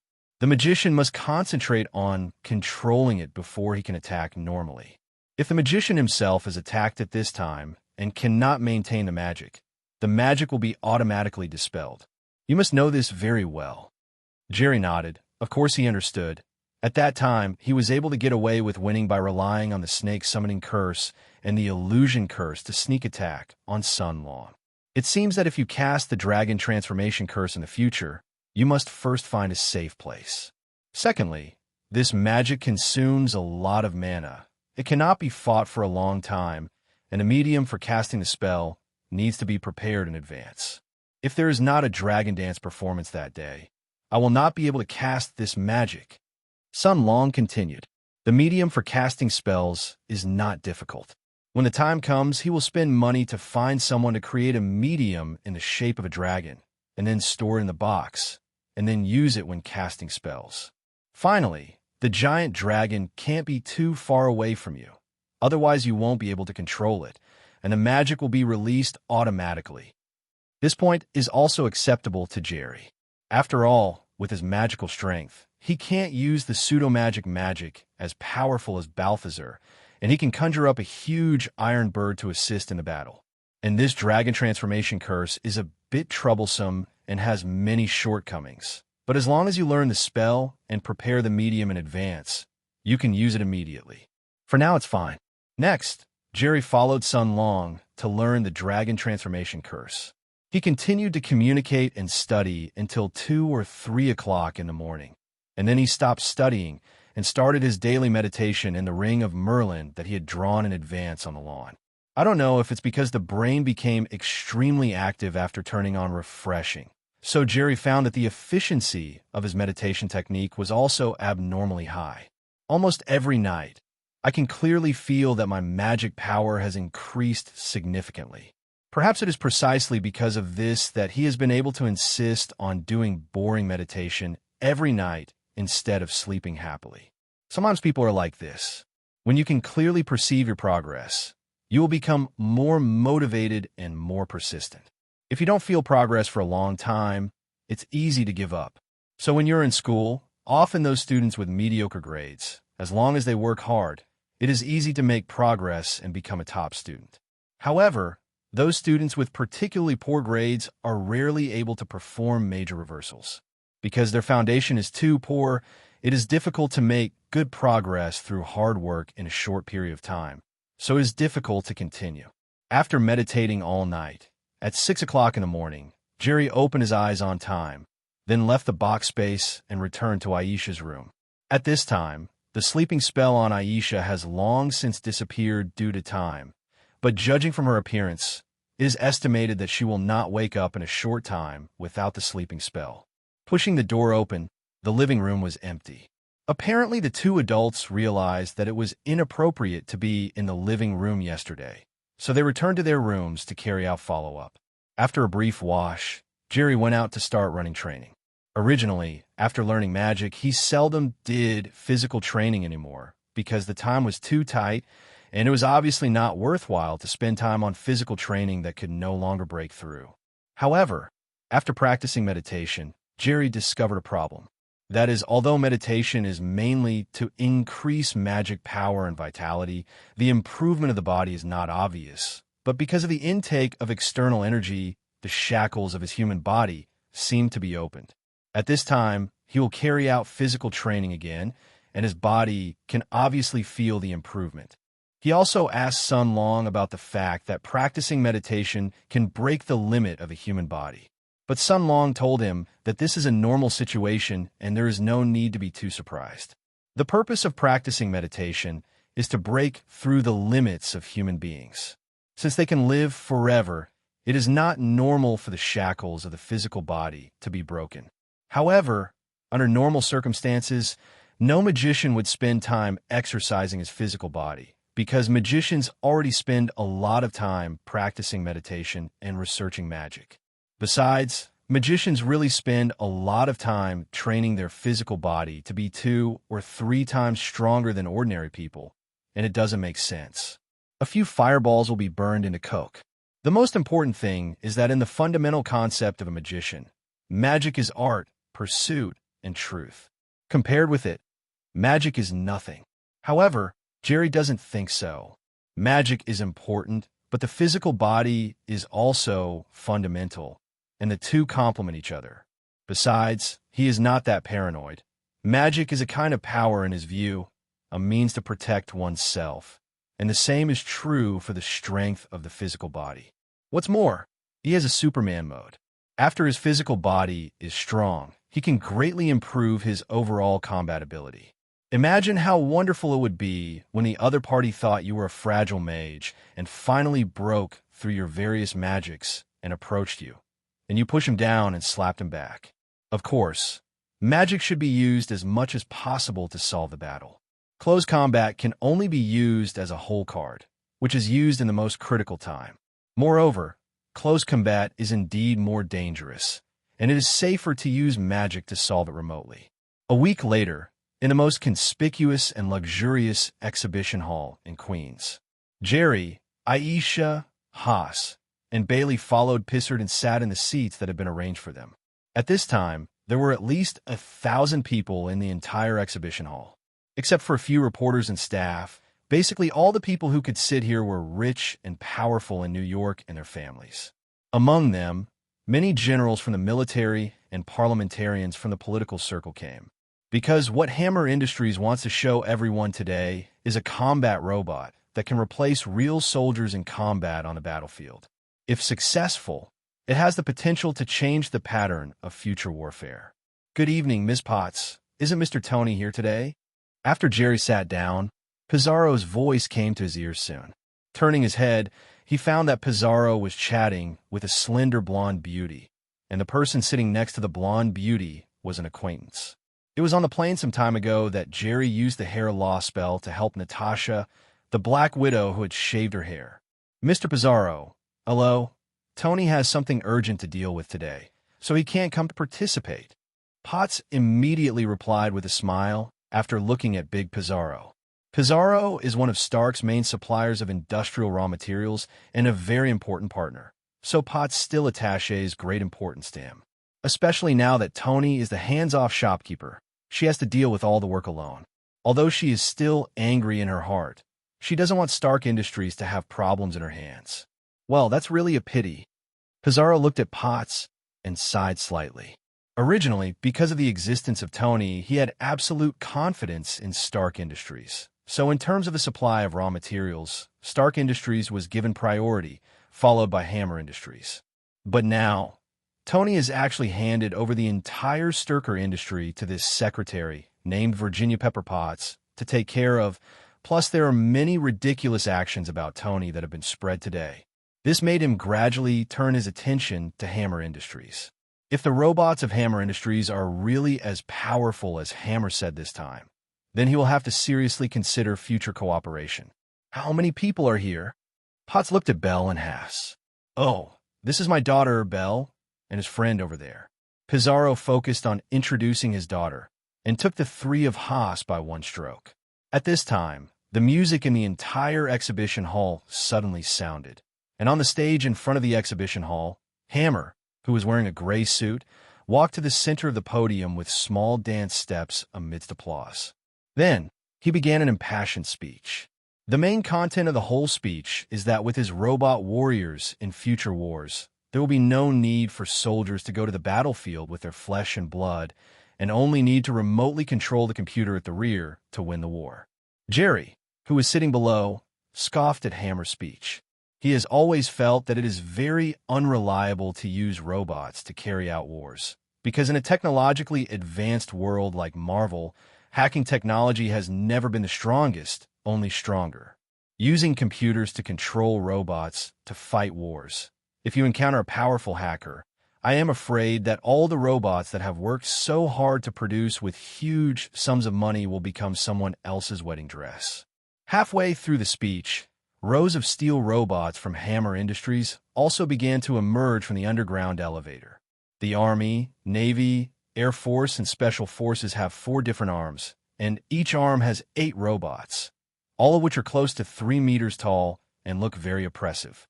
Finally, Colonel Rhodes, Iron Man's good friend, also showed his face wearing a war machine armor because of the order of the military department. But just as the audience applauded thunderously and nodded their heads, a golden and red figure flew towards him in the distance and landed handsomely on the podium. Seeing the figure appearing on the podium, almost most of the audience in the exhibition hall stood up and applauded at this moment. The war robots on the podium are indeed good, but they're just soulless machines. How can they be compared with Iron Man, who has unique personal charm and is very rich?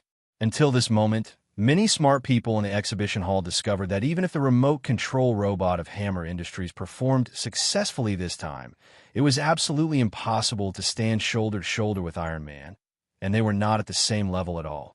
The same is true for Pizarro, who has also got up now, because no matter how ridiculous Tony's behavior was before, when he appeared in the steel suit, he would definitely be everyone's focus. Hey, what's going on? Just when Jerry lamented Tony's popularity, and even his father Haas, an uncle fan, stood up and applauded, all of a sudden, the robots of Hammer Industry and Colonel Rhodes in armor showed their weapons at the same time, pointing at Tony. And this scene also caused panic in the audience. I saw that as Iron Man soared into the sky. The robots on the booth immediately turned their guns, and the bullets crazily poured out towards Iron Man, smashing all the glass above the entire exhibition hall into pieces in an instant. Air shield.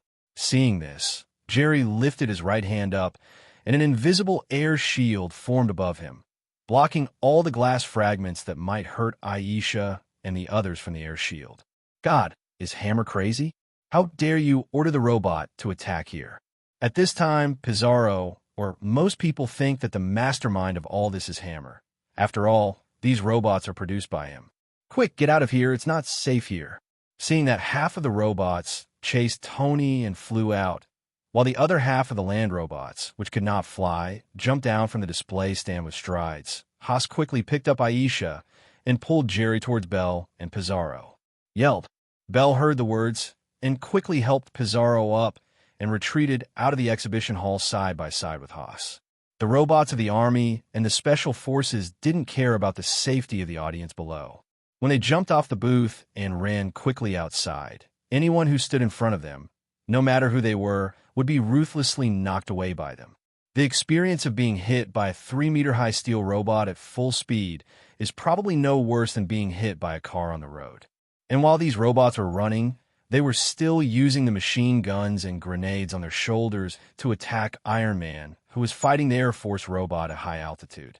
Many attacks missed the extremely fast Iron Man, but all fell into the surrounding residential buildings and crowds, splashing blood. Oh no! Just when Haas and the others were about to run out of the exhibition hall, a general in military uniform who was running away not far from them was directly hit by an army robot, and he vomited blood instantly and flew up and fell on the screaming crowd among them. It is estimated that it is at least a serious injury. And the speed of that robot was extremely fast. After hitting the general, it rushed to the back of Mr. Bell, who was supporting Pizarro, in the blink of an eye. It turned out that Mrs. Bell happened to be in front of the robot's walking route, and the robot obviously didn't intend to get out of the way. Careful! At this time, Haas quickly let go of Jerry's hand, took out his police gun, and shot the robot twice, trying to stop it from moving forward. However, the attack power of ordinary police guns can't break through the defense of this expensive war robot.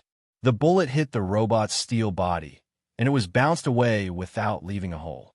Seeing that Teacher Bailey was about to be hit by a robot before she could react, Haas handed Elsa in his arms to Jerry, and then came behind Bell with a big stride, dialing opening Teacher Bailey. He slammed into the robot that was approaching. Obviously, Haas intends to use his flesh and blood to stop the 3-meter-high robot and buy time for everyone to escape. Boom! There was a loud noise. It wasn't that Haas was hit by the robot, but that the robot was thrown upside down by Haas and fell heavily to the ground. Seeing the robot flying backwards, Haas was also stunned. What's going on? He didn't even touch the robot. Why did the robot fly out by itself? Is there something wrong? Haas, are you all right? It's okay, let's go. Seeing Bell supporting Pizarro and rushing over with a worried expression on his face, Haas didn't have time to think about what was going on at this time. So he hurriedly picked up Aisha again, pulled Jerry, and continued to escape outside. At this time, Jerry silently withdrew his right hand. In fact, when the robot was about to hit Mrs. Bailey just now, Jerry had already noticed it in advance. However, he did not make a move at that time, because he felt that in this crisis situation, Haas's advantages could be best reflected, and every subsequent move by Haas would greatly increase points in Pizarro's heart. So it wasn't until the robot was about to hit Haas that he quietly raised his hand and released an air cannon with all his strength, sending the robot flying. There are so many people now, especially since the Black Widow could be seen not far from them. Jerry can't use any obvious magic, so he can only use invisible air cannons to temporarily relieve the crisis. With the strength of the robot, the air cannon can't do any damage to it, but in this situation, as long as it can be shot out so that it doesn't hurt Haas. To really solve these robots, other more powerful magic is needed. You drive away first, I'll go back and have a look. After Haas escorted Bell and the 4 of them into Pizarro's car, he turned around and ran towards the exhibition hall after explaining a few words. As a policeman, although Haas told Jerry not to push forward in order to avoid danger, but he himself has never been timid. Even if he couldn't deal with those robots in the past, at least he could save ordinary citizens who were accidentally injured by robots. Careful! Although Belle was worried, she didn't stop her. Instead, she said to Pizarro, who was about to start the car after Haas left, "Father, this is why I like Haas. He is brave, kind, and just. When I am in danger, he will protect me with his life without hesitation. Do you know those young heroes who can do this? Besides they are better at making money, what else do I appreciate?" Hearing what his daughter said, Pizarro was silent for a moment before sighing and replied, "Barry, maybe your choice is right this time." Damn! Seeing that Pizarro was about to start the car and leave here, Jerry flicked his fingers and quietly released the 3 ways sleeping curse. Of course, he couldn't leave at this time. First, he was a little worried about Haas's safety. Second, the current situation was not a good opportunity to earn a little red star. It didn't open for a week or two, and now his little red star reserves have dropped a lot. Open the door and put the whole car and bell inside into the lawn of the box space with the moving spell. Jerry found an alley and changed into a wizard robe and rode a broomstick to the square beyond the exhibition hall. At this time, in the sky above the square, Iron Man was fighting alone. While avoiding the pursuit of flying robots and Colonel Rhodes, he also had to pay attention to avoiding the attacks of the land robots below. For the time being, we can only guide those remote-controlled robots to collide in the air with faster speed and flexibility.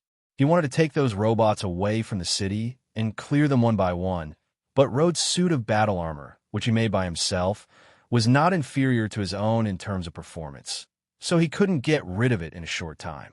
In the Hammer Industrial Headquarters, Ivan Vank was full of joy, using a computer to control 32 robots and Colonel Rhodes' war machine armor, and was besieging and killing the Iron Man running around, feeling like it's like cat and mouse. His father, Anton Vank, was expelled by Iron Man's father and finally depressed. This time he helped Hammer to bring down Stark Industries, kill Iron Man, and avenge his father. After a while of operation on the computer, on the square outside the exhibition hall, the 8 army robots that were already in place stretched out a few large pliers and embedded them firmly in the ground, firmly fixing their huge bodies on the ground. Afterwards, they slowly stretched out anti-aircraft guns specially designed to shoot at air units. Boom, boom, boom. The anti-aircraft gun locked on Iron Man was a salvo. However, Iron Man's intelligence system Jarvis is obviously more advanced. It issued an alarm as early as the moment it was locked, so that Iron Man not only calmly avoided the shooting, but also destroyed an army robot on the ground with an energy cannon. On the other side, 8 special robots were running among the crowd, looking for the flight trace of Iron Man, trying to shoot him down with the homing missiles on their shoulders. One of the special robots suddenly saw a little boy wearing an Iron Man helmet when passing by the crowd. Under the misjudgment of the intelligence system, he identified him as Iron Man and immediately raised the machine gun behind him. Seeing this, Tony in the air accelerated and threw off Colonel Rhodes' war machine and rushed towards the little boy. But before he had time to arrive, a figure riding a broom appeared one step earlier, picked up a little boy, and brought him out of the attack range of the robot soldiers. It's that little wizard. Tony immediately recognized that the little boy on the broom who rescued him was the little wizard who had saved his life. Leave the robots on the ground to me, and you take care of the ones in the air. Jerry waved his hand towards Tony in the air and led the little boy to an empty rooftop. And Tony nodded at Rhodes and the Air Force robot who were chasing after him and flew into the air again.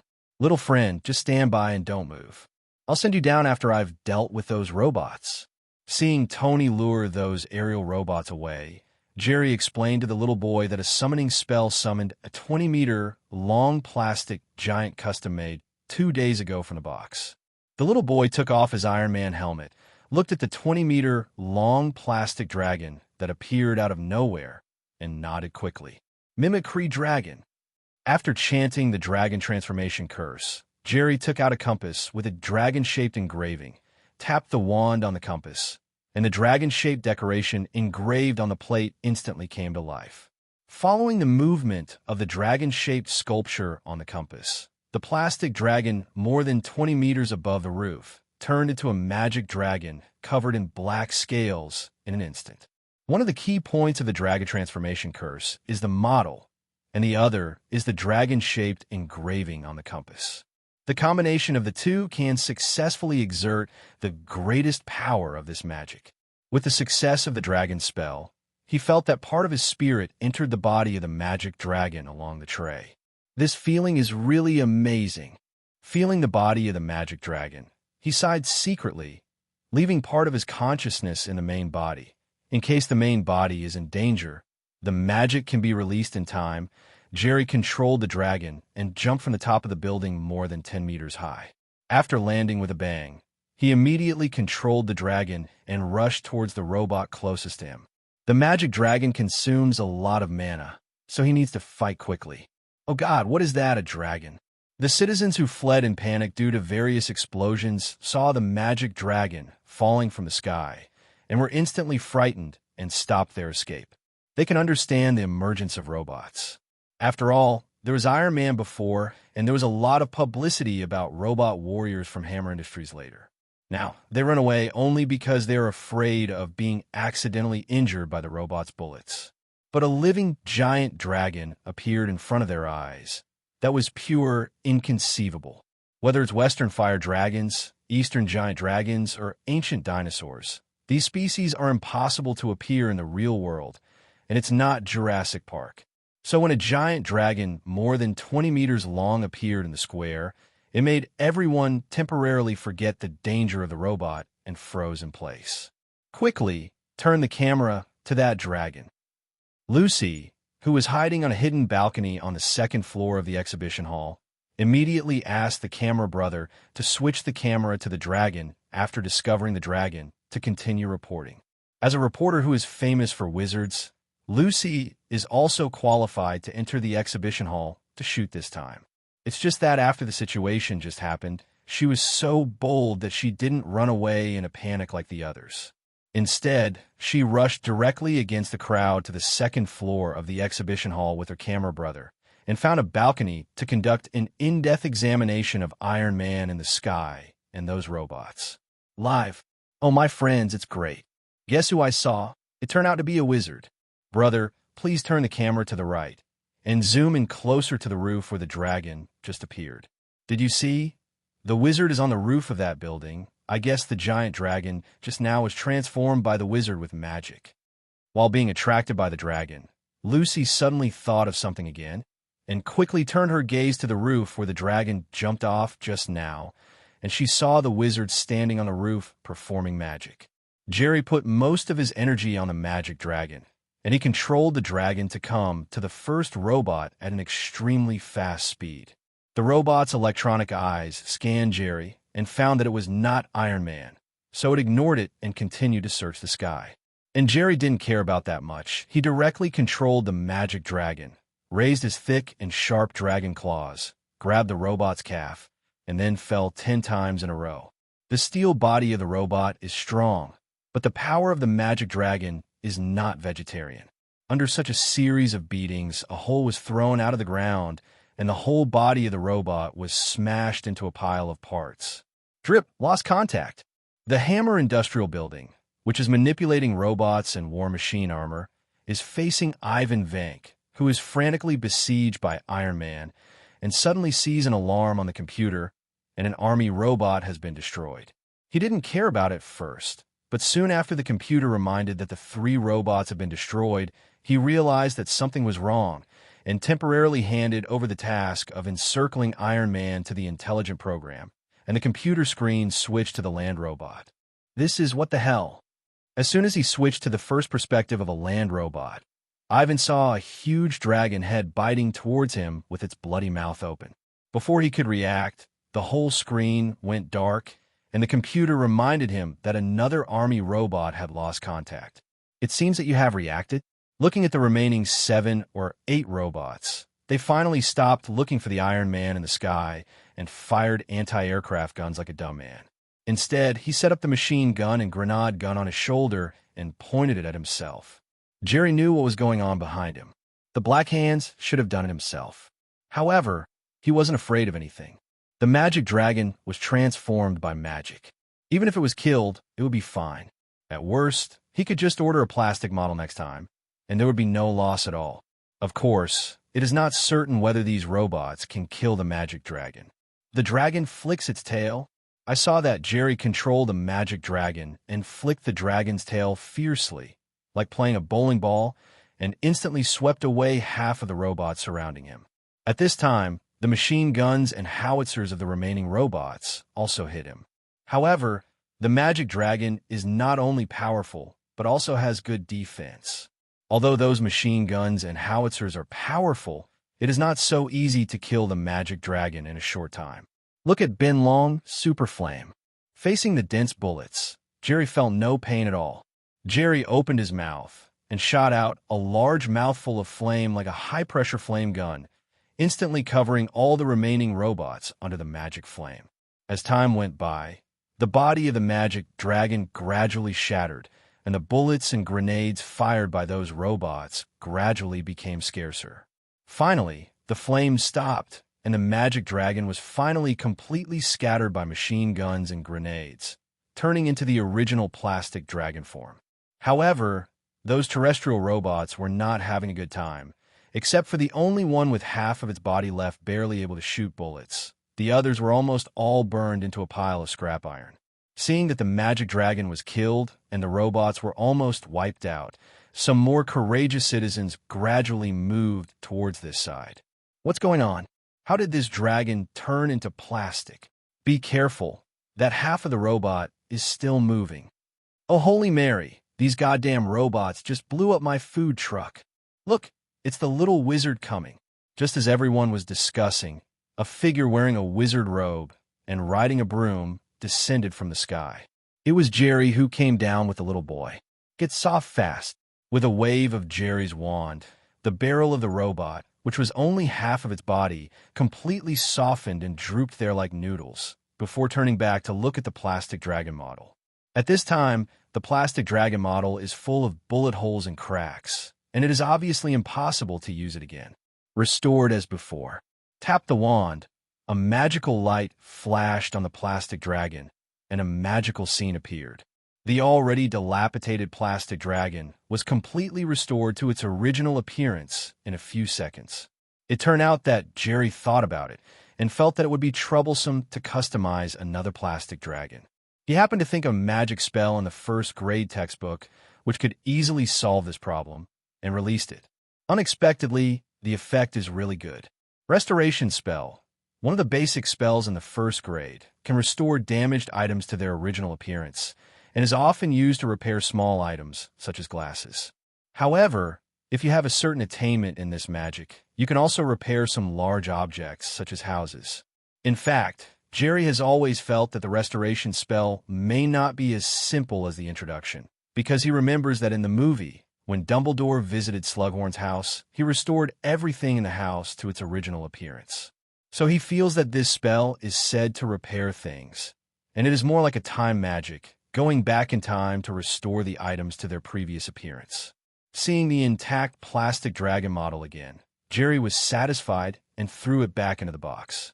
Everyone suddenly realized that it turned out that the giant dragon fighting the robot just now was conjured by a wizard with magic, and they all raised their hands and applauded. "Peter, where did you go? I was scared to death." At this time, a hot beauty in a red sweater with long hair in the crowd rushed to the little boy next to Jerry anxiously. "Auntie, there was a bad robot trying to hit me just now. It was the wizard's sister who saved me." Sister wizard?" Jerry was taken aback for a moment, then remembered that he was still a girl in everyone's eyes. "My name is May Parker. Thank you for saving Peter." When the beauty heard this, she quickly gave Jerry a big hug to show her gratitude. Seeing the abyss coming close to his face, and the germination of puberty rising again, Jerry quickly broke away from his embrace and stammered back, "No, nothing." But then he suddenly thought of something and looked at the long-haired beauty again. "You said your name was May Parker?" "Well, that's right." May nodded in confusion. "Didn't she just introduce it? Are you his aunt?" Jerry pointed to the little boy. May nodded again. "So your name should be Peter Parker." Jerry turned to look at the little boy and asked. The little boy was stunned for a moment, and then replied as a matter of course. "Of course my name is Peter Parker. Didn't I tell you on the roof just now?" Forehead. Well, just now on the top of the building, he put most of his energy into controlling the magic dragon, so he didn't care about listening to the little boy muttering there. Unexpectedly, the little boy he rescued was actually the famous Spider-Man in the future. You know, he still likes the role of Spider-Man very much. He has watched all the Spider-Man trilogy played by Maguire back then. Although he does not agree with Spider-Man's concept, it does not prevent him from liking Spider-Man's kindness and justice. You must know that in the third part, even if the most evil side of his heart is magnified by being possessed by venom, he just goes to the bar to dance, asks the boss to apply for a salary increase, and threatens to sprinkle some ashes in the eyes of the most hated people. "Come on, I like you." patting the little spider on the shoulder.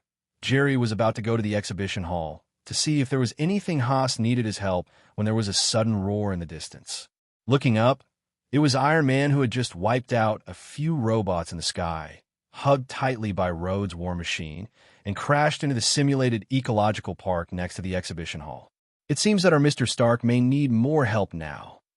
He has already dealt with all the land robots, and there is no danger to Haas for the time being. So Jerry finally decided to ride the broom again and fly to the simulated ecological park on the side. In the forest creek in the simulated ecological park, Colonel Rhodes and Tony fell down heavily together. Although Tony was protected by the Mark armor, he was still dizzy from the fall and couldn't get up for a while. And Colonel Rhodes' war machine was remotely controlled. So even though Colonel Rhodes inside was also uncomfortable, the battle armor still quickly got up and pressed on Tony. The M134 machine gun on the back of War Machine was activated, aimed at the head of Tony who was under him, and wanted to smash the helmet directly with the machine gun, giving him a fatal blow. Fortunately, Tony finally reacted at this time and forcibly pulled out a hand to pinch the barrel of the machine gun, trying to control it from being able to aim at his head. However, because the new arc reactor has not been fully developed, the power of his Mark armor is still the same as before, and a lot of energy has been consumed in the high-intensity flight and robot battle just now. After being suppressed by the war machine now, he was a little overwhelmed for a while. Since he got the wizard's magic medicine, the crisis of life was temporarily relieved, so Tony was naturally not so anxious to study the things left by his father. This also led to the fact that during this period of time, although he found a new element that could completely replace palladium through his father's relics, the new arc reactor was not completed in time. So after the laboratory received a threatening call from Ivan Vank, he had to use the previous arc reactor to make an emergency, and rushed over from Los Angeles to put on his armor. Fortunately, he is not afraid of being poisoned again now, because he believes that he will be able to completely develop the new reactor after going back, and fundamentally solve the hidden danger of palladium poisoning. Fuchsia. Just when Tony couldn't hold on anymore, a voice suddenly sounded, and the body of Colonel Rhodes, who was pressing on him, was instantly thrown into the air. It was Jerry who drove over on a broom. "It's you again, looking for death." At this time, Ivan Vank, who was wearing a self-made whip armor and flying from Hammer Industry towards the simulated ecological park, saw Jerry's figure through the war machine remotely, and his eyes turned cold. It was this little guy who just got rid of all his land robots with some tricks. If he didn't want to kill Tony first and didn't have much energy to attack the opponent, he would have controlled those flying Air Force robots to teach the opponent a lesson. Just a little trick, remotely controlled by his whip armor. Ivan began to fight back. In the simulated ecological park, the war machine that was hung upside down in midair obviously paused for a moment, and then the propellers on both feet were activated instantly, directly forcibly breaking Jerry's Fuchsia curse, and fell to the ground. Fuchsia can knock people down in midair. Generally, people have nowhere to use their strength in the air, so they can't break the spell at all. They can only be solved by counter curse, or the effect of the spell will disappear after the time is over. But War Machine is a battle armor. He has propellers. Even if he's hung upside down in midair, he can still forcefully land on the ground with the power of the propellers. After landing, the War Machine immediately erected the machine gun behind it and was about to attack Jerry himself. However, Jerry didn't panic at all at this time and wave at War Machine, because he had already seen Tony over there get up and aim the energy cannon in his hand at the War Machine. Sure enough, before War Machine's machine gun could turn, Tony's energy cannon bombarded him in advance, sending him flying directly onto a nearby tree. At this time, Tony also received a connection from the Black Widow. "I have restarted War Machine, and your good partner, Colonel Rhodes, is back." It turned out that the Black Widow at this time had already brought down all the guards of Hammer Industries and came to the Ivan Vank computer that had left. With her superb hacking skills, she successfully released Ivan's remote control of the War Machine. "Thanks, Agent Romanoff." Tony untied his helmet and came to Colonel Rhodes, knocking on his helmet with his hand. "Hey bro, wake up, are you okay?" "It's okay, thank you." Colonel Rhodes opened his helmet and shook his unconscious head. "Mr. Stark, I saved you again. Is it over now?" Seeing that Colonel Rhodes returned to normal, Jerry also walked over. Tony pulled up Colonel Rhodes, who was on the ground, and replied to Jerry, "Oh, thank you, but I'm afraid the matter is not over yet. The Air Force robots who were chasing me just now are probably arriving soon." At this time, Tony heard another notification from the Black Widow, and the computer showed that 12 robots were flying towards their location. It may be that Ivan used other control systems to control those robots again. "Then you all work hard." Hearing this, Jerry gestured cheering to the two, and quickly ran into the nearby woods and disappeared. Those flying robots. Jerry has no good way to deal with them now. His magic dragon can still be used, but the magic dragon can't fly, and it will probably be a living target on the ground. The key is that he doesn't have much magic power now. Moreover, those flying robots have machine guns and missiles, and there are so many of them. Even with the iron armor charm on the wizard's robe, it is not very safe. However, he didn't really intend to escape, but it was obviously not very wise to fight those robots from a standpoint, so he had to hide in the dark first. At that time, let Tony and Rhodes, two guys in steel suits, stand in front, and he can secretly cast magic assistance in the dark. Don't look at how he killed more than a dozen robots in one go in the square just now.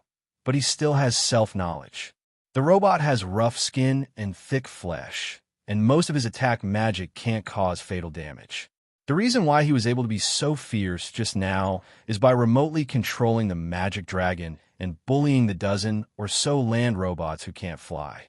What's more, Jerry's philosophy has always been safety first, and he was the last to appear even in the square just now. Seeing Jerry fleeing the scene without hesitation, Tony raised his hand speechlessly and finally put it down again. That's right, the other party is still a child after all. Although he could do magic tricks, how can a child be allowed to participate in the next dangerous battle? "Okay, buddy, what's your strategy next?" Tony looked at Colonel Rhodes. Colonel Rhodes turned his head and looked around. "I think we should find a commanding height first and launch a fierce attack on them after they come down." However, before the two of them discussed where to choose the commanding heights, the 12 combat robots had crashed to the ground and surrounded them. At the same time, Jerry, who was hiding in the woods, also silently took out an oversized mirror from his space box. "Next, let's show you my mirror image magic." In fact, with Jerry's current strength and the various magics he has mastered, he still has a good chance of winning a one-on-one battle with any person or creature. However, if the number of enemies is too large, and they also have the ability to kill in a large area, he is a bit difficult to fight. Jerry himself understands this very well. In the final analysis, the time to learn magic is too short. Even with the help of refreshing his mind, the total time for him to learn magic is at most 1 year. In particular, he did not specialize in a few magics, but learned a wide range of magics with different functions. However, he didn't regret it. Although the power of magic was weaker in the short term, the life-saving ability was greatly increased. It's not a problem to use all kinds of magic to run away when you can't beat it. What's more, he is not fighting alone now, and there are 2 meat shields in front of him. Hungarian Mirror Trap.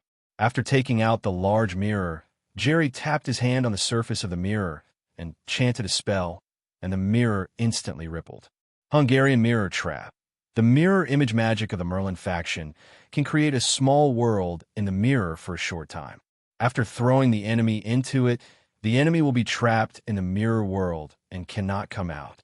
However, the strength of the small world is related to the strength of the magician, similar to Jerry's current level. If the enemy puts a bomb in the mirror world, it is estimated that the mirror world will be broken immediately. But Jerry still releases this magic now, because this magic can restrain those remote-controlled robots. Manipulating the big mirror with mind control magic, he poked his head out quietly, and he saw Tony and Colonel Rhodes fighting those robot soldiers hand-to-hand. "You two, find a way to throw those robots towards the mirror." After using the amplifying spell to spread his voice, Jerry shrank back and hid himself in the forest in the ecological park again. Over there, Tony was holding a robot soldier blasting hammer. when he heard Jerry's voice suddenly. He turned his head and saw a large mirror floating in midair. Although he didn't understand what by Jerry meant, Tony still threw the robot soldier in his hand towards a mirror. The imaginary scene of the mirror being smashed did not appear. The hard robot soldier fell into the mirror directly after contacting the mirror surface, and then appeared in the mirror world and stopped moving. If the robot soldier got up and bombarded the mirror space at this time, then Jerry would definitely not be able to maintain the mirror world. However, the moment the robot soldier entered the mirror space, it was no longer in the same world as reality and space. The reason why these robot soldiers are currently attacking Tony is because Ivan is remotely controlling them. Once they enter the mirror space, they will naturally no longer be able to receive the signal from the remote control and will not attack again. At this time, because Tony was still using the old-fashioned arc reactor made of palladium after the series of high-intensity flights and battles just now, the energy was greatly insufficient. This made many of his attack methods temporarily unusable, such as the most commonly used energy cannon. So now he's basically using the iron suit for hand-to-hand combat. Fortunately, since he became Iron Man, he has been looking for coaches to practice various fighting skills, such as boxing, martial arts, and fighting. It's just that these robot soldiers are made of hard steel all over their bodies. Although their defense capabilities are not as good as his steel suits, it is still difficult to destroy them by hand-to-hand combat. On the other side, the war machine controlled by Colonel Rhodes has also run out of bullets and has just been attacked by Tony's energy cannon, and there are some problems with the suit. "Oh, I love magic!" Colonel Rhodes, who was crushed by the robot soldiers, saw that the magic mirror made by Jerry could seal the robot soldiers, and immediately praised him loudly. With a fierce kick, the robot soldiers who were pressing on him flew into the mirror.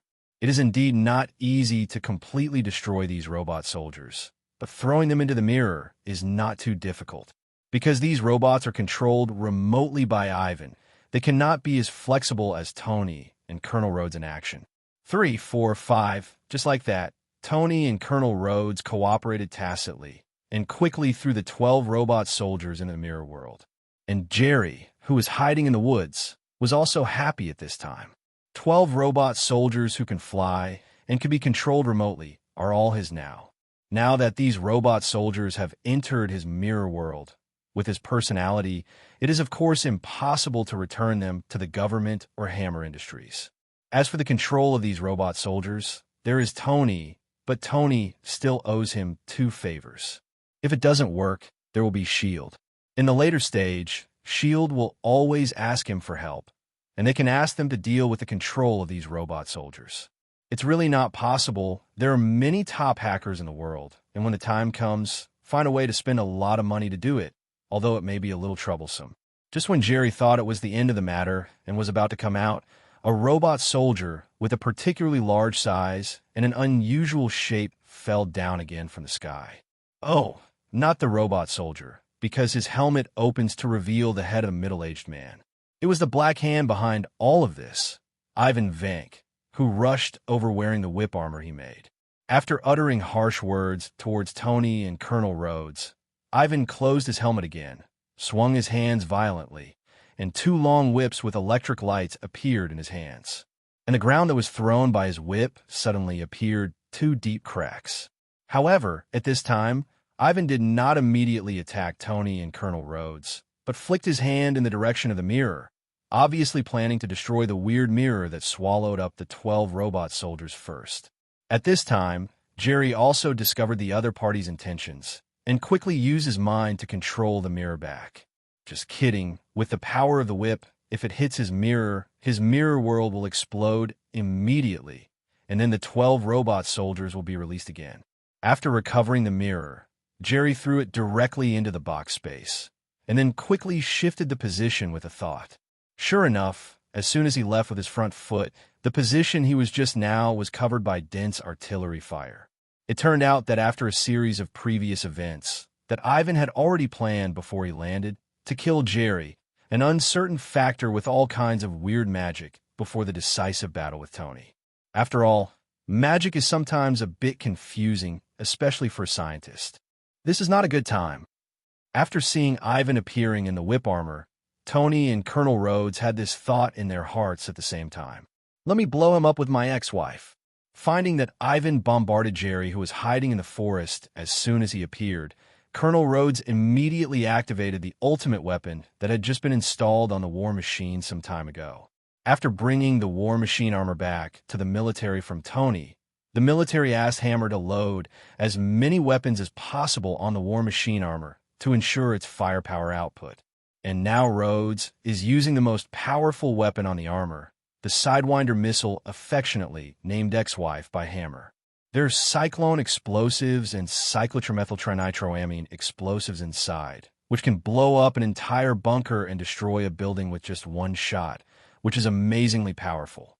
I saw a mechanical change of the battle armor on Rhodes' right shoulder, and a small launching device was quickly raised. Then a missile as big as a cigar sprayed out, accurately hitting Ivan's whip armor, and finally fell into the creek under his feet with a click sound, emitting a puff of white smoke. Then there was no movement. Tony, from Hammer Industries? Colonel Rhodes nodded awkwardly. The ex-wife didn't work, and the two had to rush towards Ivan in their armor, intending to start a hand-to-hand fight. However, Ivan has already done enough homework on Tony's armor and Rhodes' war machine in advance. His whip armor is designed for Tony's armor. In terms of size and strength, the Whiplash armor is far superior to Tony and Rhodes' armor, as well as the electric whip, which is a close combat weapon. More importantly, he has used up all the weapons on Tony and Rhodes' battle armor with those robots, and the opponent can only play close combat with him now. Boom, boom, boom. After a series of hand-to-hand fights, even if Tony and Rhodes were 2 against 1, they were still no match for Ivan. If this continued, it would probably not be long before the 2 of them would have to be beaten to death by Ivan. And Jerry, who was hiding in the woods at this time, was not idle. After dodging Ivan's attack in advance, he summoned a picture book from the box space with a summoning spell, and then quickly flipped to one side. This is a picture of a prairie bison running wildly. In the painting, there's a prairie where dozens of bison with thick horns are running wildly. Turn fiction into reality. With a tap of his wand towards the album, Jerry said a spell. As the spell was completed, the buffaloes in the picture book jumped out of the picture one by one and stood neatly in front of Jerry. The magic spell of the Morgana wizards, turning the virtual into reality, can turn the creatures in the picture into reality. With Jerry's strength, he still can't turn into a large dinosaur creature like a pterosaur like Horvath, but it is still possible to turn into an ordinary creature like a bison. Go, bison charge! When dozens of bison were all lined up, Jerry jumped onto the back of the last bison. With a wave of his magic wand, the bison immediately rushed towards the direction where the 3 of Ivan were fighting with their thick horns on their backs. At this time, in the open space, after a hard fight, Tony and Rhodes were locked by Ivan's electric whip at the same time. The 2 struggled from left to right, but Ivan's whip armor was too strong, and it was difficult for them to break free for a while. And at this moment, there was a sudden vibration on the ground, and then the 3 of them discovered that a large area of trees in the direction of the forest began to shake as if they had been touched by something. Immediately afterwards, a large group of bison rushed out of the woods. With their thick horns on their backs, the group of bison rushed straight towards Ivan at a super fast speed of nearly 10 meters per second. At the end of the group of bison, sitting impressively, was Jerry in wizard robes. Not good. Seeing the herds of bison rushing towards him, Ivan immediately retracted the electric whip and started the propeller to fly away to avoid it. You know, a strong bison can easily lift a car, but now that dozens of bison are rushing over at the same time, even if his whip armor is not small, it is estimated that he will be pushed up and cannot find his way. Don't let him fly. Seeing that Ivan wanted to fly away, Jerry yelled at Tony and Rhodes with a megaphone. Tony and Rhodes understood immediately. When Ivan retracted the electric whip, they stretched out both hands to grab the electric whip and pulled it hard, pulling Ivan, who was just about to take off. Boom, boom, boom. Under the fierce impact of dozens of bison in turn, Ivan's whip armor, specially designed to target Tony's armor, gradually deformed and cracked. Now Ivan felt a little regretful. He shouldn't have consumed all the few grenades and bullets he had just now. Otherwise, after the electric whip was restricted, there would be no weapons to attack these bison that ran over. The strength of the whip suit is close combat. The main weapon is 2 powerful electric whips. Naturally, there are very few other weapons. In order to deal with Jerry hiding in the forest, Ivan had already used them all when he first landed. It's just that he didn't expect Jerry to be aware of it in advance, and they all avoided it. I can't catch it. Under the strong impact of the bison, Tony and Rhodes, who were pulling 2 electric whips, were also knocked out together and then let go of the electric whips in their hands while rolling. Without the constraints of Tony and Rhodes, Ivan finally waved his electric whip again. The electric whip that can split an ordinary car in half is quite powerful, and after a few swings in a row, it splits the bison that is rushing towards him again into 2 halves, turning it into a piece of ink. But when he was killing the bison with all his strength, he didn't notice that there was a bison coming around behind him, and on the back of that bison was sitting Jerry, who conjured up these bison. At this time, Jerry made a gesture of Kamihi Qigong with both hands, and a fist-sized particle light ball immediately condensed in the middle, which is the particle cannon magic created by Balthazar. The characteristic of particle cannon magic is that there is no need to chant spells, and the speed is extremely fast, which is difficult for ordinary people to avoid. But at this time, with Jerry's strength, the particle cannon he fired was not that powerful, and even if it hit Ivan, it couldn't break his thick armor. However, the magic of the particle cannon has a characteristic that is, if you don't care about the speed of activation, you can output as much magic power as possible to condense the particle cannon to increase its power. But the difficulty is that it needs a strong control over the magic power to prevent it from exploding before it is released.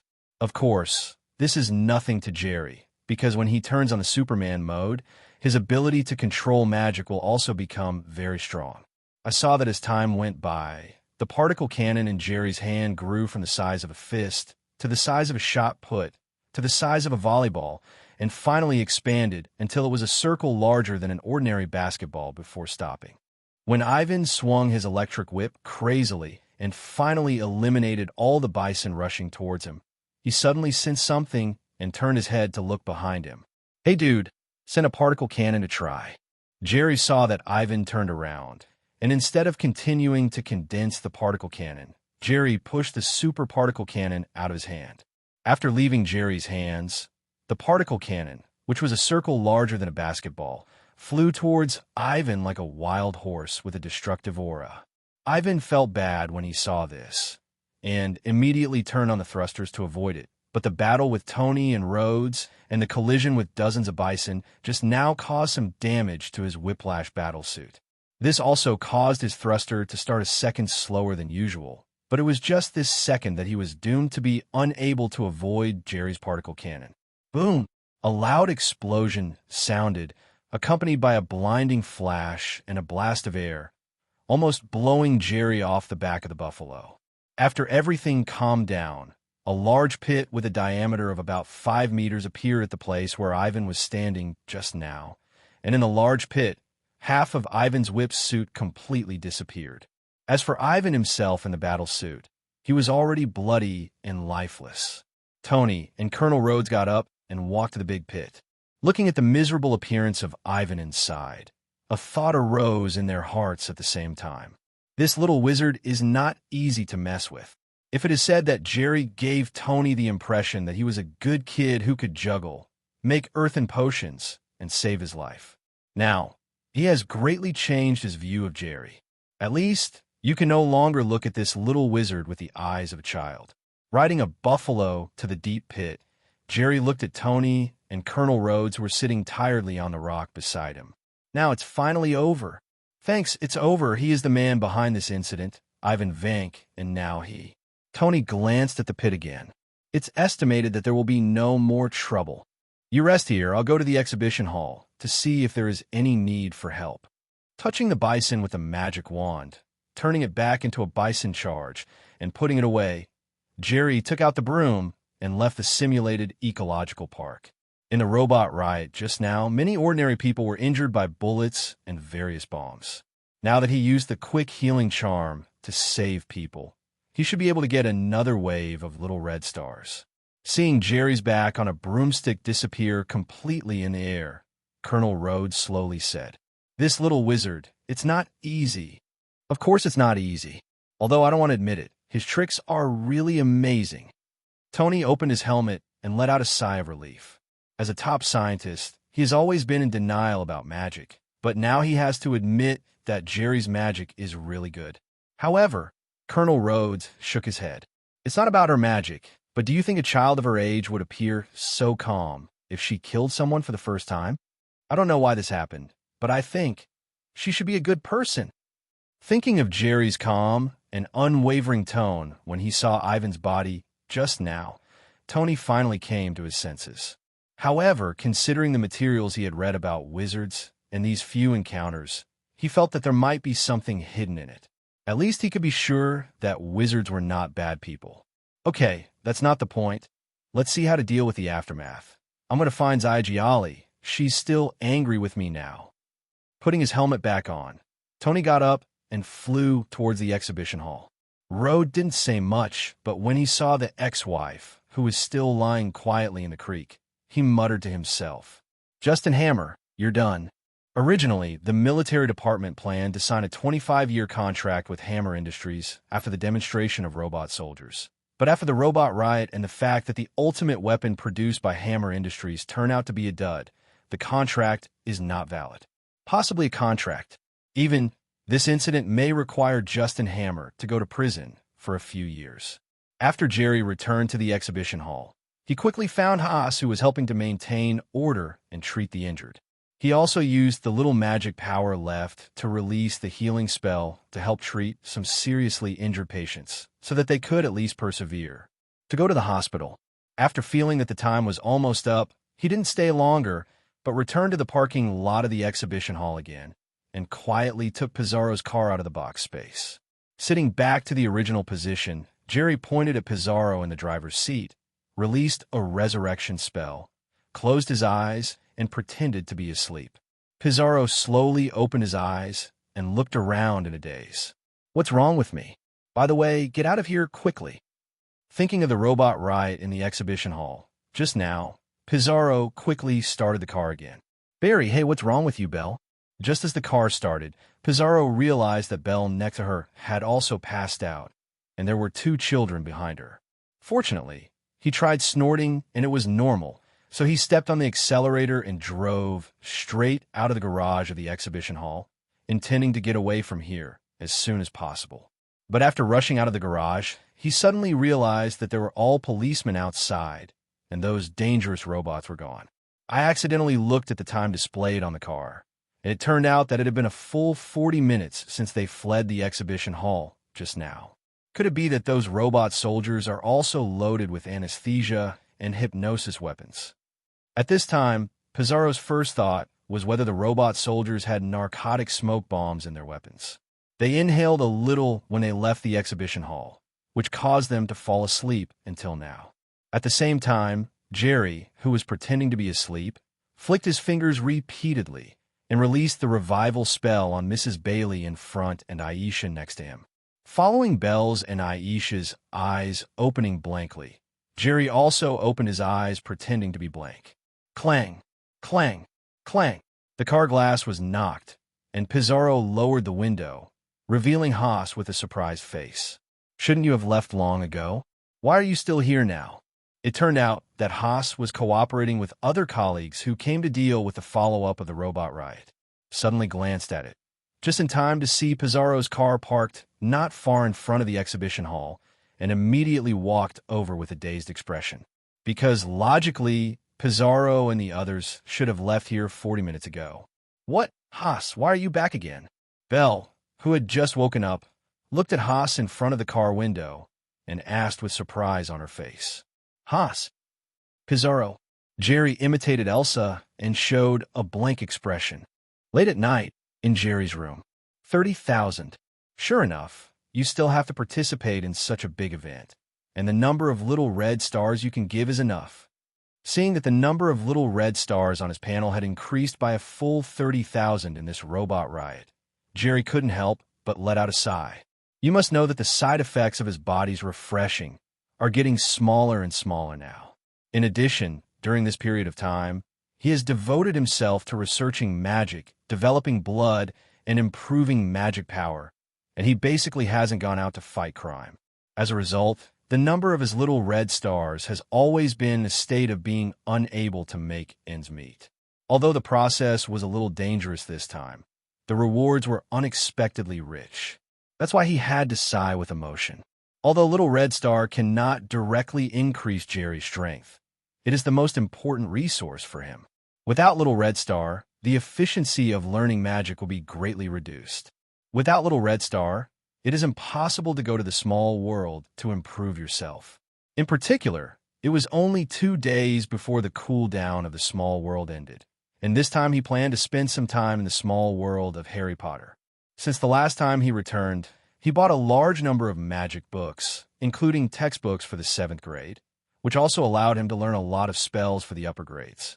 But it's just learning, there is still a lot of lack in the understanding and use of many spells. Just like facing those robots this time. In fact, the best spell to use should be the transformation spell. As long as he can transform some important parts of those robots into other substances, he can easily solve the battle.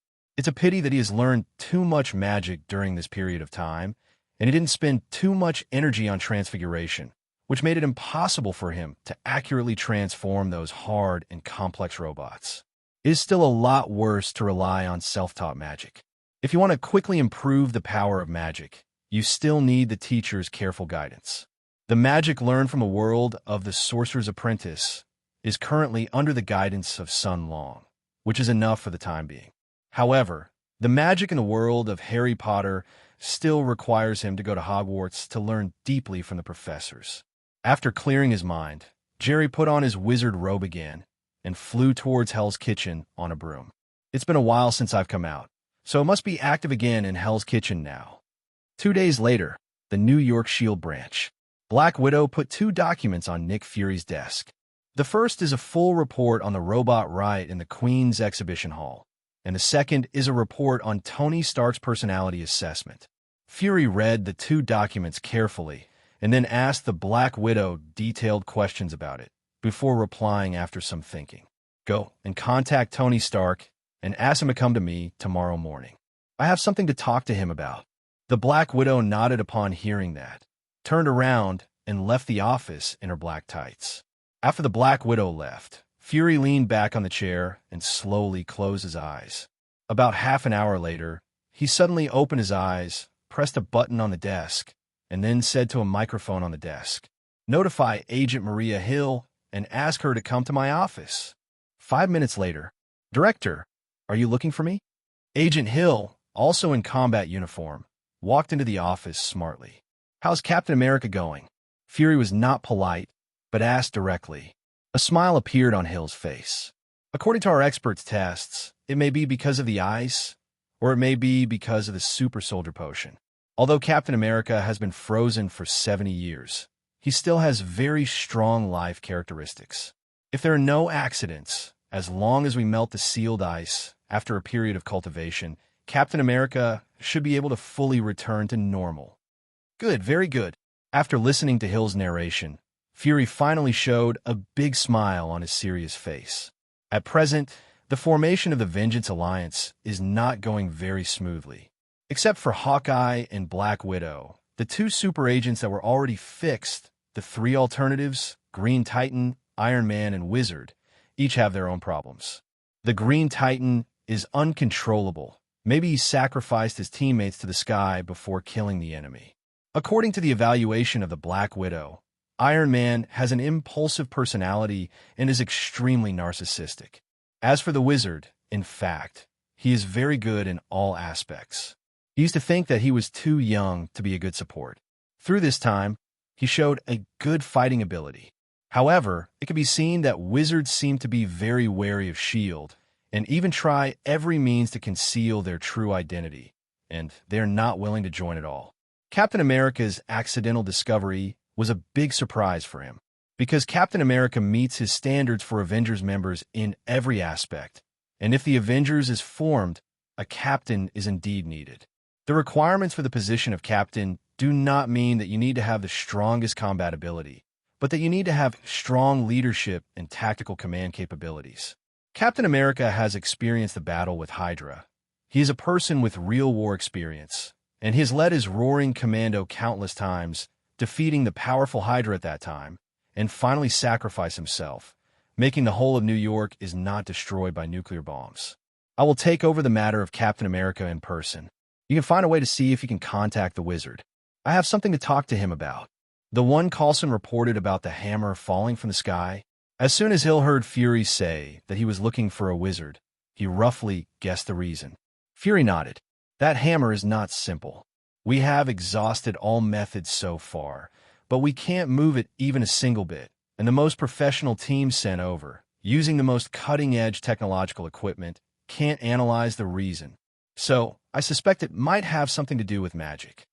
If it was before, Fury might not have thought about that. But since he came into contact with wizards and saw his many magics that cannot be explained by science, he feels that some things that cannot be explained by science may have to be explained by magic. If you want to contact the wizard, you may have to wait until after 12 o'clock in the evening. We don't have any way to contact him quickly. Finally, Hill shrugged helplessly. The real identity of the wizard is unknown, so if you want to contact the wizard, you can only go to Hell's Kitchen after 12 o'clock. Maybe this time we meet, you should ask her for a cell phone number. I'm afraid this little guy won't give it to us. Fury smiled helplessly. Although the wizard is young, she is shrewd. She must know that as long as she has a number and a phone call, her true identity cannot be hidden. All petrified, riding a broomstick, Jerry stopped several tattooed men who were being violent in the alley, and then continued to search for crimes with binoculars. And at this moment, a helicopter not far away suddenly appeared in his eyes. Looking carefully, it was not the old acquaintance Agent Hill sitting in the helicopter. Casting a distortion charm on himself, Jerry rode his broom straight towards the helicopter. Hill appeared here, so it was obviously aimed at himself. Originally, Jerry was very disgusted with S.H.I.E.L.D. because his strength was limited at that time, and he was afraid that S.H.I.E.L.D. would find out his identity and bring danger to his family. So if you can avoid it, avoid it. If you can't avoid it, try to fool it. But now, he is not so afraid. The main reason is that my strength has improved, I have learned more magic, and I have confidence in my heart. The Muggle shielding charm, the Oblivion charm, the false memory charm, and the newly learned apparition charm in the Wizard's Handbook are enough magic to keep him from being discovered by S.H.I.E.L.D., especially the newly learned Transfiguration Curse, which almost allowed him to have the title of Lord with 1,000 Faces in the future. Transfiguration, an illusion-type spell from the Morgana Sorcerer's Handbook. This magic can make Jerry look like any person and can also transform for other people. It's just that this magic is an illusion, that is a visual deformation, and its body remains unchanged. Unlike the compound decoction perfectly deforms the entire body. Fortunately, there are basically ordinary people in S.H.I.E.L.D., but there are no magicians, so phantom transformation is enough. Now that there's a lack of little red stars, Jerry has a little more expectation for S.H.I.E.L.D. to find him. Maybe he will be able to encounter some big things again and earn another wave of little red stars. You know, the 1-month cooldown period of his small world is over tonight, and when he comes back, little red star probably won't have much left. Of course, if S.H.I.E.L.D. really asks itself for help, the fees that should be charged will still be charged, and free of charge is impossible. I didn't expect you to fly a helicopter. Jerry got into the helicopter, took off his mask, and revealed an illusioned face of Hermione. While steering the helicopter to turn around, Hill replied with a smile. As an agent, I naturally know a little more. The top of S.H.I.E.L.D. and one of Fury's most trusted agents, Hill can not only drive helicopters, but she can basically drive a series of vehicles that exist on the Earth, such as planes, tanks, and aircraft carriers. Is the marinated egg looking for me? Jerry asked. Spice corn egg. A look of confusion appeared on Hill's face. Jerry finally reacted and said smoothly, It's Director Fury, and I gave him a very friendly nickname. Jerry used Fuchsia for the word braised egg, so Hill didn't know what it was, so he didn't pay too much attention to it, just nodded. Director Fury wants your help with something. Jerry's eyes lit up when he heard the words. Help is fine, but I have to pay for it. That's not a big problem. Hill was stunned for a moment, but quickly replied. As a worldwide organization, S.H.I.E.L.D. is still very rich. This time the helicopter did not take Jerry to the previous entrance, but took him all the way to the sea and finally landed on a super large aircraft carrier. This aircraft carrier, can it be the flying aircraft carrier of Avengers 1? Looking at the aircraft carrier under his feet, Jerry suddenly remembered the aircraft carrier that could float in the air in the Avengers. To be honest, it was quite shocking when he watched it in the cinema. Following Hill all the way, Jerry soon met again the one-eyed director of S.H.I.E.L.D. Well, do you know this thing? Ferry was stunned watching Jerry staring at the hammer in the photo and immediately realized that there might be something wrong, so he quickly asked. After Jerry came back to his senses, he slowly put down the photo in his hand. I do have an impression of this hammer. It seems to be recorded in the magic book I studied. Thor's hammer. Of course Jerry knows about it. If he remembers correctly, the villain of Avengers 1 is Thor's younger brother, Loki, who has the title of God of Conspiracy. He opened the channel and sent a bunch of aliens to attack the Earth. To be honest, when he watched Avengers 1, he actually couldn't understand it. I thought I was going to watch a sci-fi movie. After all, I heard that there was an episode of aliens attacking the Earth, but it turned into a mythology movie again. In the Nordic mythology system, Thor and Shindu of Tricks appeared. Even after watching the whole movie, he was still a little confused. I just know that in the myth, Loki led a group of aliens to attack the Earth, and then Thor, who was holding a hammer, and the scientists, mutant biologists, and super gene fighters on the Earth finally defeated the aliens with the help of a group of special agents. Loki, the god of trickery, was finally captured by the big brother Thor and returned to the realm of the gods. And you know what it is, and why did it end up in New Mexico? Fury's tone immediately became serious. Jerry coughed and tried to recall the details about Thor in Avengers. This, it seems to be called Thor's hammer, is the hammer used by the Thor god in Norse mythology. It can summon lightning and is indestructible. Yes, it is roughly like this. As for why it fell in New Mexico, then I don't know. Hearing Jerry's words, Fury frowned. Thor, the god of thunder in Norse mythology? Are you sure you're not kidding me? I'm not joking. It's recorded in the magic book, and according to the magic book, many of the Nordic myths do exist. Jerry shrugged.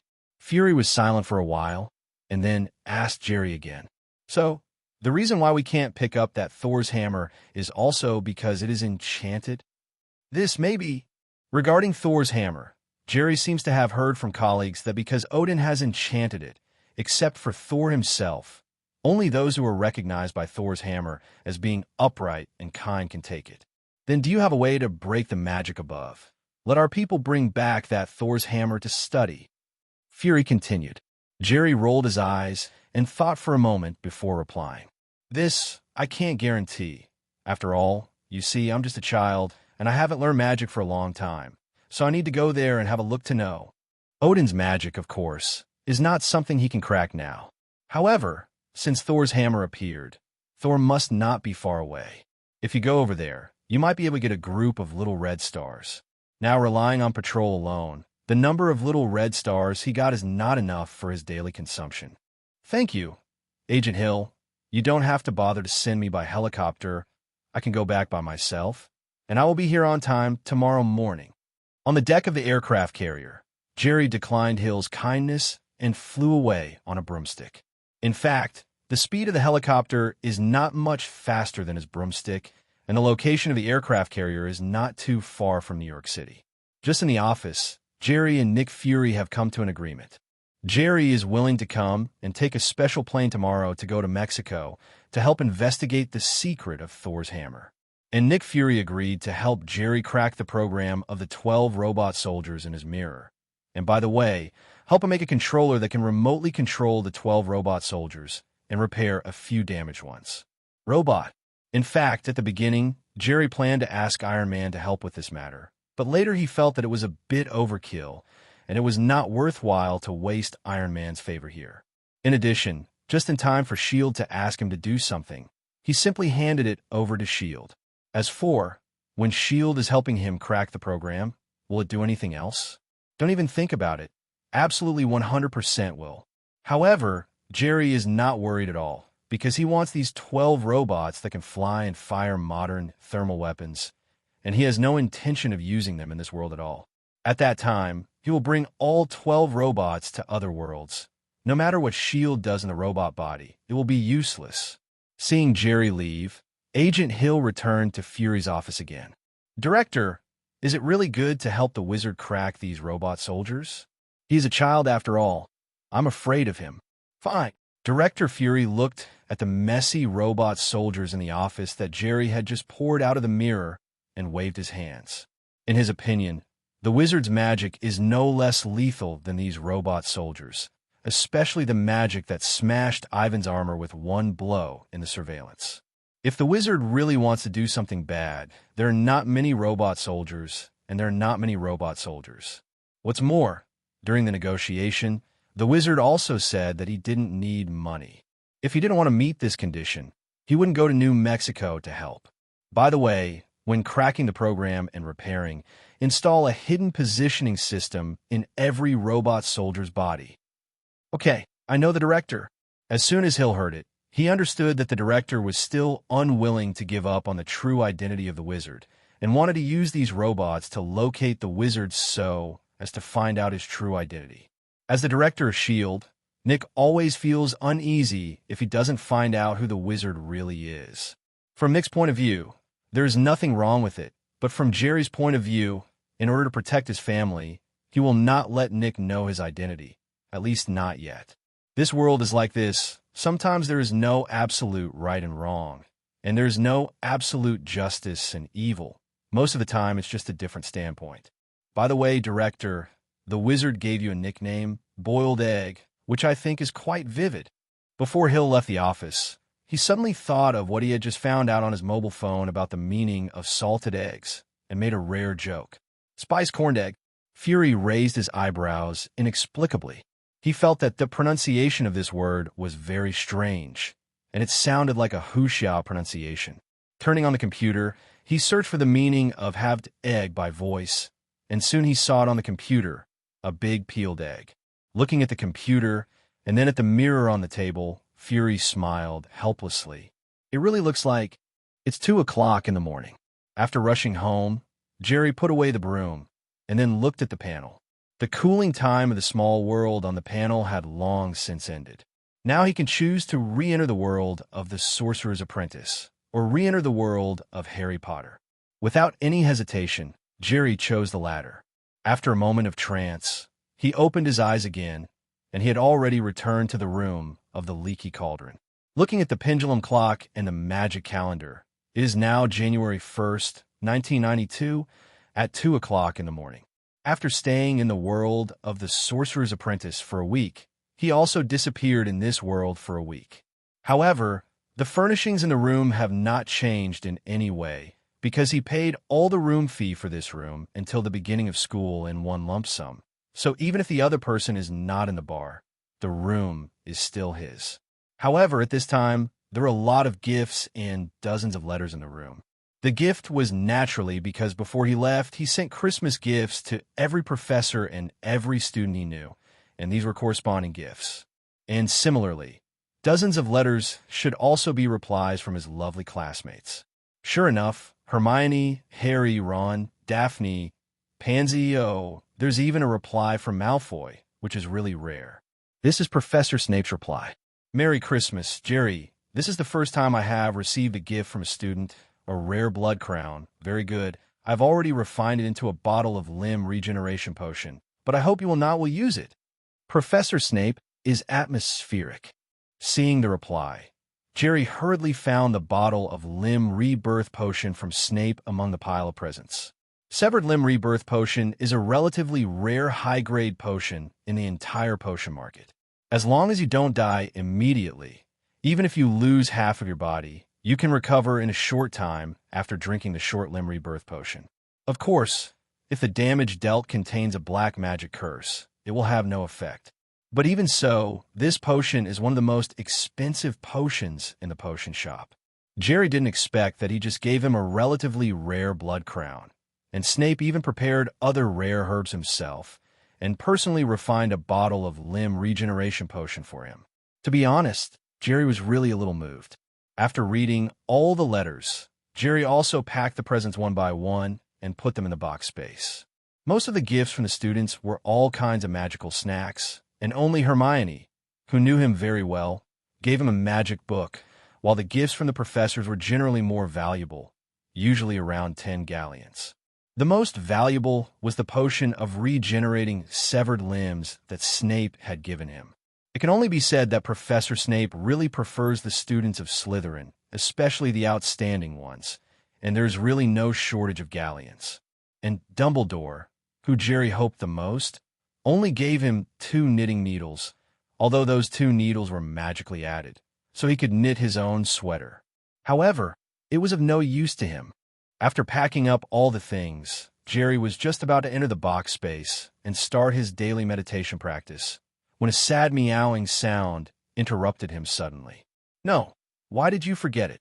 Turning his head and looking towards the window, Crookshanks was holding a dead mouse in his mouth. His eyes were full of killing intent. "Crookshanks, listen to my explanation. In fact, I am." Meow, meow, meow, meow, meow, meow, meow, meow, meow, meow, meow. Watching Crookshanks put the dead mouse on the floor and then meowing at him, although he couldn't understand the meow language, he could guess that Crookshanks must be scolding him at this time. In fact, this is really a surprise, because time stood still when he returned before, so he didn't take Crookshanks away at that time. Unexpectedly, this time the panel was upgraded and the second small world was opened, which caused him to disappear in the leaky cauldron for a week, and Crookshanks was also left alone in the leaky cauldron for a week. Although Crookshanks has a super predatory ability, there is no need to worry about its food, but disappearing for a week will inevitably make Crookshanks feel that he has been abandoned. In particular, when buying Crookshanks, the clerk said that Crookshanks would often be returned because of his appearance. Feeling that Crookshanks scolded too fiercely, Jerry quickly picked it up and jumped into the box space, and then placed it next to a large pool. "Crookshanks, here's a Christmas present for you, even though it's a week late." The big pond was dug out by Jerry using the magic of digging 3 feet into the ground when he was in the Marvel world. There is nothing else in it, except for hundreds of big fish. In the future, Crookshanks will no longer have to look at the fish outside Slater's dormitory and drool, and there will be no need to stage the show of the big pie face hitting the magic shield every once in a while, and the real freedom to eat fish can be realized. Seeing the fish in the pond, Crookshanks seemed to feel Jerry's sincerity, and finally stopped cursing, ran to the side of the pond, and started to pick up the fish. Crookshanks is indeed a cat with the blood of a cat and raccoon, and his ability to catch fish is also extraordinary. Its eyes just stared at the pool quietly for less than 5 seconds, its claws stretched out like lightning, and a big fish much bigger than its body was hooked by its cheeks and pulled out of the water. Then, Jerry saw Crook holding the fish mouth in his mouth, dragging it under his body and walking back toward Jerry with figure-8 steps. "Thank you, eat it, I don't need it." Shaking his head and rejecting Crookshanks' invitation to share and eat, Jerry walked to the center of Merlin's ring and sat down, starting the practice of meditation. At this time, in the room on the 2nd floor of the villa, Sun Long was standing by the window with a cup of tea, looking at Jerry sitting cross-legged on the Merlin Dharma ring and practicing meditation. He couldn't help but secretly sighed. Jerry is the most talented magician he has ever seen. Basically, if he mentions a little magic, it won't take long for the other party to understand it. The point is, this little guy is not only amazingly talented, but also works very hard. Although meditation can replace sleep, few magicians really do it because the process is really not that comfortable. But since he was imprisoned in this space, similar to the mirror world, he can basically see the other party practicing meditation all night here, every day. If this continues, he feels that it may take less than 10 years for the opponent's magician level to completely surpass his own. Originally, he was still thinking about seeing if there was a chance to escape from this space. Although he lost his wrist armor and couldn't cast magic, as long as he escaped from this space and made another pair of wrist armor, it was actually not a problem for him. It's not a particularly difficult thing, but gradually he gave up the idea, because on the one hand, The other party has cast magic at all the entrances and exits of the entire villa. Unless the other party enters the box space, he cannot leave the villa. Moreover, the more he got along with the other party, the more he could feel the other party's terror. He was worried that even if he could escape this space, he might not be able to escape the other party's pursuit. It's better to just stay in this villa honestly, and after 10 years, you can regain your freedom. For him who has obtained eternal life, 10 years is really nothing. Not to mention that there is everything in the villa, and the other party has never treated him badly, and his attitude can be regarded as respecting him. 3 days later, Jerry pulled the suitcase that didn't have much luggage, held Crookshanks, and Hermione met at the gate of King's Cross Station. When they were separated on vacation, the two had made an appointment to meet at King's Cross Station and take the Hogwarts Express back to school the day before school started. Get along well. At the station gate, the Grangers waved to Hermione and Jerry, who walked into the station and shouted. His daughter has never had many friends, but it is rare that she has made good friends in a school for magicians. The Grangers are quite relieved. In particular, they didn't hear their daughter mention her best friend Jerry during the holidays. How was your vacation?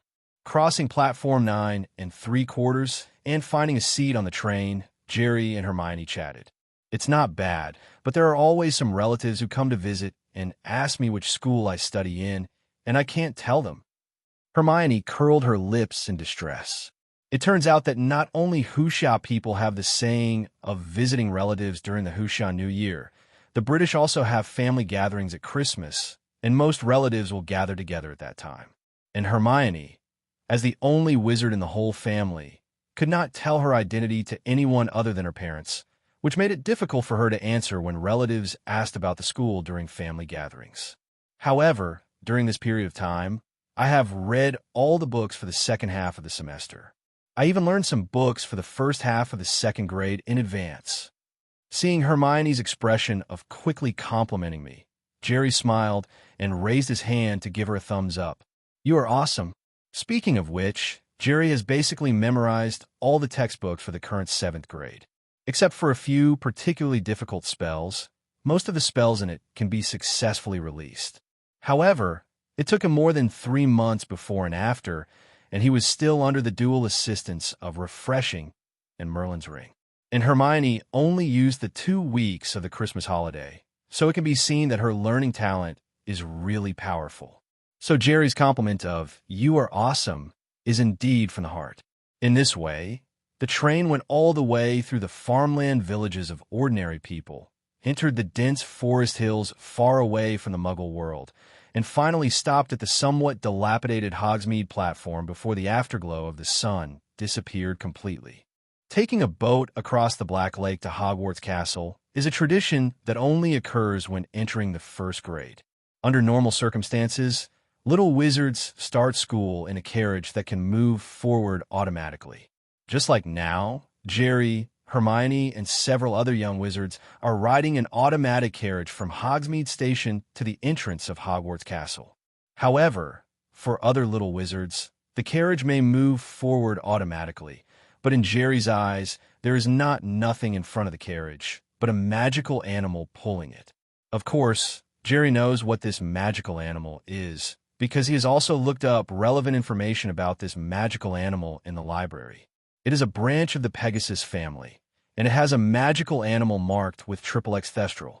Thestrals all look scrawny, with a face like a dragon and wings as wide as a bat, and only those who have seen death and understand it can see it. Therefore, Jerry, who died once and killed many people under his command, can clearly see them.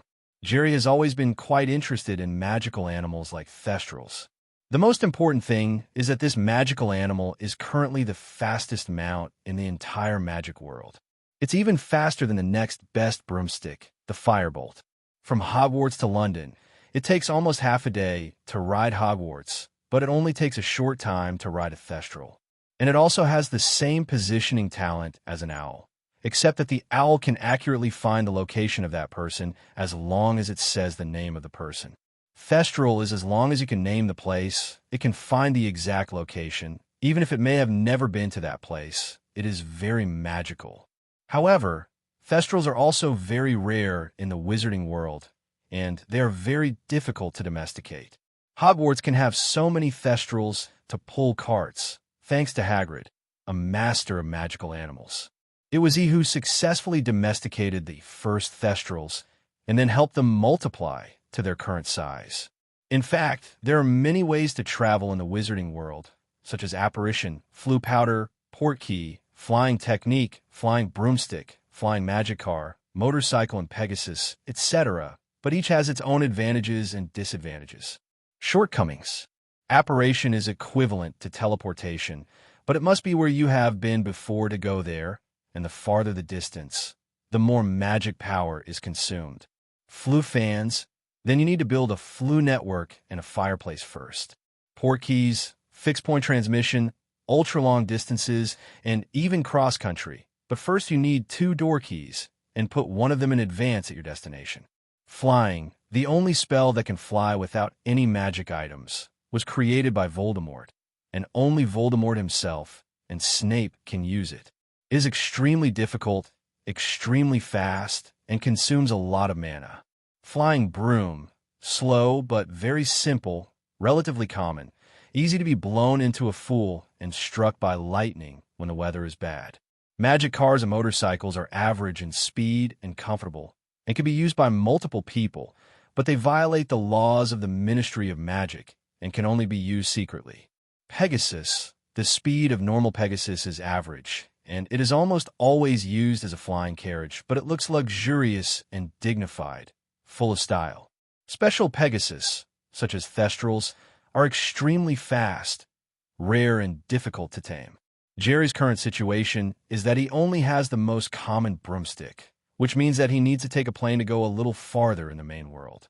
That's why he wanted to see if he could abduct a Thestral for his use in the main world. However, abducting a Thestral is not an easy task, and one needs to find time to ask Hagrid for advice. The carriage passed through the gate of Hogwarts and stopped on the lawn. Jerry, Hermione, and a group of young wizards who also returned to school stepped into the castle again. "Jerry, why haven't I seen you in half a month? You seem to have grown a lot taller." When Harry and Ron saw Jerry again, the first words they said were surprised by Jerry's sudden increase in height. Originally, Jerry's height was about the same as the two of them, but during a Christmas holiday, within 2 weeks, Jerry was obviously much taller than them, which made it difficult for them to accept. "Yeah, if you don't tell me, I really haven't found out." After being reminded by Ron and Harry, Hermione immediately compared with Jerry face to face, and then really found that Jerry was half a forehead taller than her. Everyone's height development time is different. Some grow early, some grow late. I should grow early. So now I'm catching up with the peak growth period. You're just a little later. Jerry casually comforted him. There was no way. In the eyes of the three of Harry, they hadn't seen each other for half a month, but in Jerry's eyes, it had been more than 3 months. The 2 weeks of the Christmas holiday, and more than a month of upgrading in the main world panel, and the return of the second small world to cool down for another month, add up to more than 3 months. At his age, the changes in more than 3 months are still obvious. Just like when entering junior high school after a summer vacation, you'll find that some elementary school students have obviously changed a lot in height and appearance. After listening to Jerry's explanation, Harry and Ron didn't struggle too much, but there was an obvious look of envy on their faces. For boys, height is still more important. Every boy hopes to be taller than his peers. Next, Harry and Ron talked about some interesting things that happened when they spent Christmas at Hogwarts. For example, on Christmas Day, the Christmas dinner held by Hogwarts, all kinds of delicacies, piles of wizard color bags and firecrackers, snowball fights between little wizards, and Harry also received a precious invisibility cloak. In short, the Christmas that Harry and Ron stayed at Hogwarts seemed to be very interesting. Hermione said that she would like to try to stay at Hogwarts for Christmas next year. Jerry didn't have much idea about Harry's invisibility cloak. Now that he has learned the illusion technique, the invisibility cloak is nothing more than a chicken rib to him. To be honest, the so-called Deathly Hallows in the world of Harry Potter, Jerry really doesn't feel very good. As long as the invisibility cloak is learned, it is useless. Its invisibility effect is not much stronger than the disillusionment spell. Dumbledore can easily see through Harry wearing the invisibility cloak. What's more, wearing an invisibility cloak can't be directly invisible. The resurrection stone is even more useless. It can't really resurrect a person at all, and it might kill the person who used the resurrection stone. Only the Elder Wand is better. It can increase the power of magic, but is stronger than the ordinary wand, not to say that it increases several times, and it is easy to attract the covetousness of dark wizards. The boss in The Legend of the Three Brothers was killed by a sneak attack in the middle of the night just because he showed off the power of the Elder Wand and took the wand away. At the beginning of a new semester, Jerry is as excellent as ever, and as always, he scored crazy points for Slytherin in class. And not only to score points for the questions, he also took the opportunity to ask some of his own questions when answering the questions, and these questions often caught the eyes of the teachers. Because Jerry has already memorized all the textbooks of the current 7th grade, read a lot of magic books, and he has learned the magic of a different system in another world. This makes him feel that he can only be regarded as a beginner in the depth of magic, but in terms of breadth, he has an advantage over professors like Hogwarts. So sometimes the questions he asked were not the questions in the textbook, but some questions that he thought of when he compared the magic of the two worlds. For example, in the Transfiguration class, when Professor McGonagall was teaching the principle of conversion between two substances in the conversion spell, Jerry would think of the mimicry magic he learned when he asked Sunlawn. The two have a lot in common, which makes Jerry feel very inspiring, but there are many things he can't figure out, so he will ask Professor McGonagall for advice. Among the questions he asked, some principles of mimetic magic were occasionally involved, which made Professor McGonagall, who has a deep research on transfiguration, very interesting. And when Professor Flitwick taught the principle of moving objects in the spell class, Jerry would think of the most basic and most commonly used mind control magic in the Magician's Handbook. As a result, many times, when it was originally a class, it turned into Jerry communicating with the teacher in magic, so that many other little wizards were confused. It felt like Jerry's magical level suddenly reached a state that they couldn't reach at all. There have been many such times, and many little wizards have planted a seed called worship or admiration unconsciously in their hearts. Last semester, Jerry also performed very well, but it was still within the scope of their cognition. So at most it was envy and recognition, not to the level of worship and admiration. In fact, this state has benefited Jerry a lot, because he found that although many magics in the two worlds are expressed in different ways, they have many similarities in principle. It's like a big tree has two branches, but their source is the same. If they can be merged together, something very interesting can be discovered. The most important thing is that this kind of comparative learning also helped him a lot in understanding and using the spells of the two worlds. That is, he understood some more essential knowledge. Originally, it was a waste of time for him to learn the magic of the two worlds at the same time, and it would take more energy than a normal magician. But such a comparison and integration can promote the progress of the same type of magic more quickly. It has reached the state where 1 + 1 is greater than 2, or it can be described in one word, that is, by analogy. However, for Hogwarts professors like Professor McGonagall and Professor Flitwick, it feels slightly intimidated. It's not that Jerry's level of magic is beyond their expectations, but the genius thinking Jerry embodies, and many of the views may only be touched by some old wizards who have studied magic for many years. The key is that Jerry not only raised these questions. If he only raised them, he could also say that he saw these questions in some magic books, which were too advanced, so he didn't know how to ask for advice. What surprised them was that in the process of asking questions and discussing, Jerry showed some very creative ideas in some aspects, some ideas that are not currently in a magic theory. This is what really scares them. It's only been half a year since Jerry started to get in touch with and learn magic. He was no longer just rigidly following the teacher to learn like other little wizards, but was able to infer other things from one instance and come up with some very bold and constructive ideas and theories. And it is very reasonable, very valuable for reference and research. Hermione of Gryffindor is also very powerful.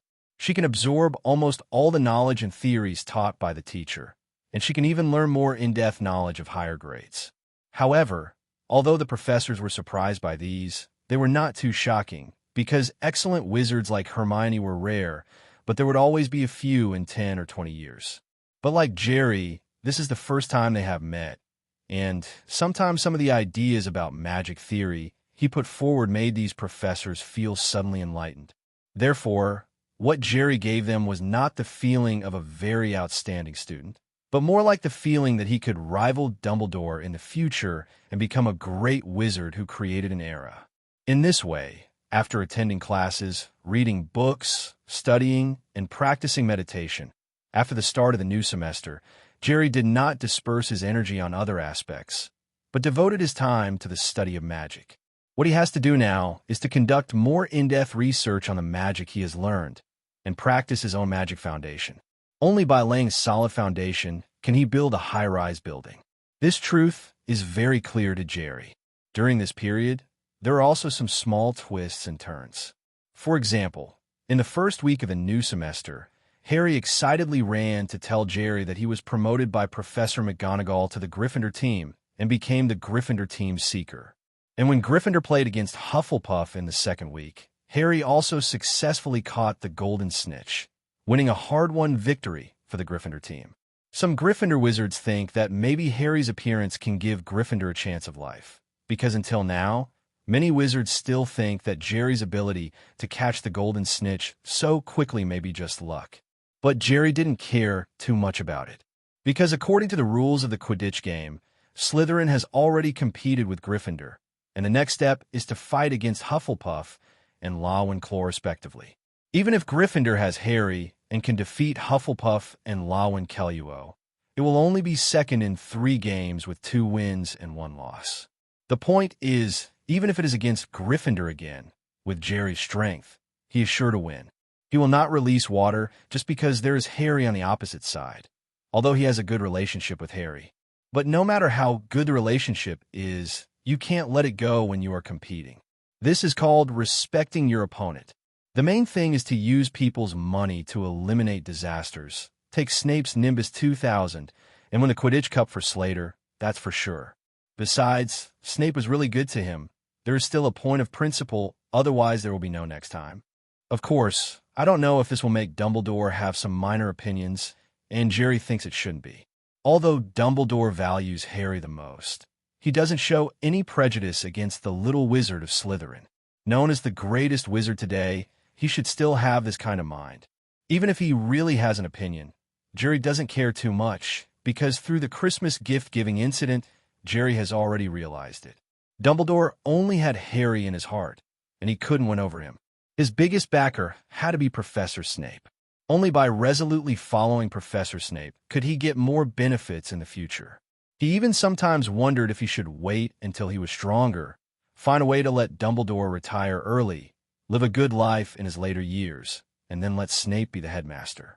If Snape was indeed headmaster, then he would not have to be tied down in many things at Hogwarts. In the second week after the end of Gryffindor's match against Hufflepuff, that is 1 month after the start of school, the Slytherin team also ushered in their second opponent, the Law-Claw team. Jerry took his Nimbus 2000 again, and the other members of the Slytherin team came to the Quidditch field as before. Perhaps it was because the last match against Gryffindor ended too quickly, and many people didn't believe it. This time, there were more people in the audience. They wanted to see if Jerry was lucky or really had unparalleled strength. Even Headmaster Dumbledore, who hadn't been there before, appeared in the audience this time. And beside him, there were some adult wizards who were obviously not from the school, and one of them was taking pictures with a magic camera. After cheers and Mrs. Hooch's whistle, the game officially began. And then there is no then. This Slytherin versus Ravenclaw Quidditch match was the same as the previous Slytherin versus Gryffindor team. The beginning is the end. The Golden Snitch has just been released, and the little wings have not had time to flap a few times before falling into Jerry's 5 fingers very reluctantly. There was no suspense in the game, and the players on both sides had no sense of experience. However, the enthusiasm in the arena was extremely high. No one was dissatisfied because of the shortness of the game, but everyone stood up and applauded, especially some little girls among the Slytherin wizards, who even burst their throats with excitement. Jerry! Jerry! Oh, because now the feeling of all the audience is that they witnessed the birth of a legend with their own eyes, and this legend is still in the same school as them. Even the same grade, the same college, the same class, or simply friends. Maybe after they graduate from Hogwarts and work in a few years, they can proudly say loudly to their colleagues, children, friends, and relatives, "Do you know that Jerry Carmen? He is the most powerful and legendary seeker in the world." Back then, I was studying in the same school as him. I was at the scene of his first few famous games, and I was the witness. This feeling is like a football game in school, when a player suddenly appears. As long as the ball is past his feet, he can kick into the opponent's goal 100% of the time, even if he kicked the ball under his own goal. Such a legend. You know that he will definitely become the most legendary and awesome existence in the entire World Cup in the future. Even if his game starts and ends, you'll be excited when you watch it. This is one such situation. After the game, Jerry was about to sneak away from the crazy crowd, because he felt that if he didn't leave, he would really be overwhelmed by the excited little wizards. Just now, he's been kissed by more than 7 senior Slytherin seniors, and hugged even more times, even from other houses. Sometimes this is the case. When the atmosphere is up, many people will temporarily lose their minds and do some crazy things.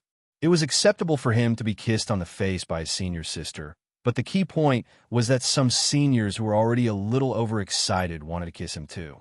He was so shocked that he almost sent the other party into the sky with a particle cannon. In order not to cause bloodshed, he escaped with the illusion spell while everyone was not paying attention. However, not long after he slipped out of the Quidditch pitch, he was blocked by Snape flying down from the audience stand. "Good job. Come with me to the principal's office." To the principal's office? Hearing that instead of going to Snape's office, he was going to Dumbledore's headmaster's office, Jerry froze for a moment. It was normal to go to Snape's office, because after school started, and for some unknown reason, Snape seemed to treat him better, although he was still stern and expressionless, but the number of times he taught him magic was obviously much more. He even thought that it wouldn't be long before Snape might teach him exclusive spells such as the Shadowless Curse, the Fuchsia Curse, and the Flying Curse. Although he has already learned the Shadowless Curse and the Fuchsia Curse, he is very greedy for the Flying Curse. However, Snape was talking about going to Dumbledore's headmaster's office, which confused him a bit. Could it be that Dumbledore was upset because he upstaged Harry? After thinking about it for a while, Jerry felt that this possibility was extremely small. In Dumbledore's case, it shouldn't be so. Snape's expression was always that no expression. Even though Jerry was his favorite student, he rarely smiled in front of Jerry. Along the way, Jerry also asked what happened, and Snape just replied flatly, "It's a good thing, and we'll find out when we get to the office." Hearing Snape say it was a good thing, his heart dropped. Coming to the 8th floor of the castle, walking along the long corridor to a stone beast with a closed gargoyle, Snape said coldly, "Sour popping candy." The gargoyle immediately opened its eyes and jumped aside, and the wall behind it split in two, revealing a spiral staircase that slowly moved upwards. Walking up the stairs, and as it rotated upwards, Dumbledore's headmaster's office was also revealed to Jerry. It was a large, beautiful circular room, filled with all sorts of funny little sounds. On the table with slender legs, there are many strange and weird silverware, spinning, emitting small puffs of smoke. The walls are covered with portraits of old headmasters, male and female, all snoring softly in their respective photo frames. There was also a huge table with claw-shaped legs. At this time, there were 3 people sitting around the table, and a man with a magic camera stood beside him. Among the 3 people sitting, Jerry only knew the Principal Dumbledore, and he didn't know the other 2 middle-aged wizards who looked to be in their 40s. "This is Mr. Jerry Carmen. I just watched your game. It was really exciting. I am the coach of the England Quidditch team, Mill Booth."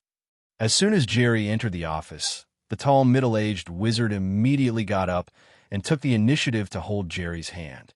Seeing this, the chunky middle-aged wizard twitched the corners of his mouth first, and secretly sighed that the coach of the local national team was so unreserved, but he didn't dare to neglect, and quickly got up and came to Jerry's side. "Mr. Carmen, hello, I am Hunter Lamson, coach of the Scottish Quidditch team. How you guys?"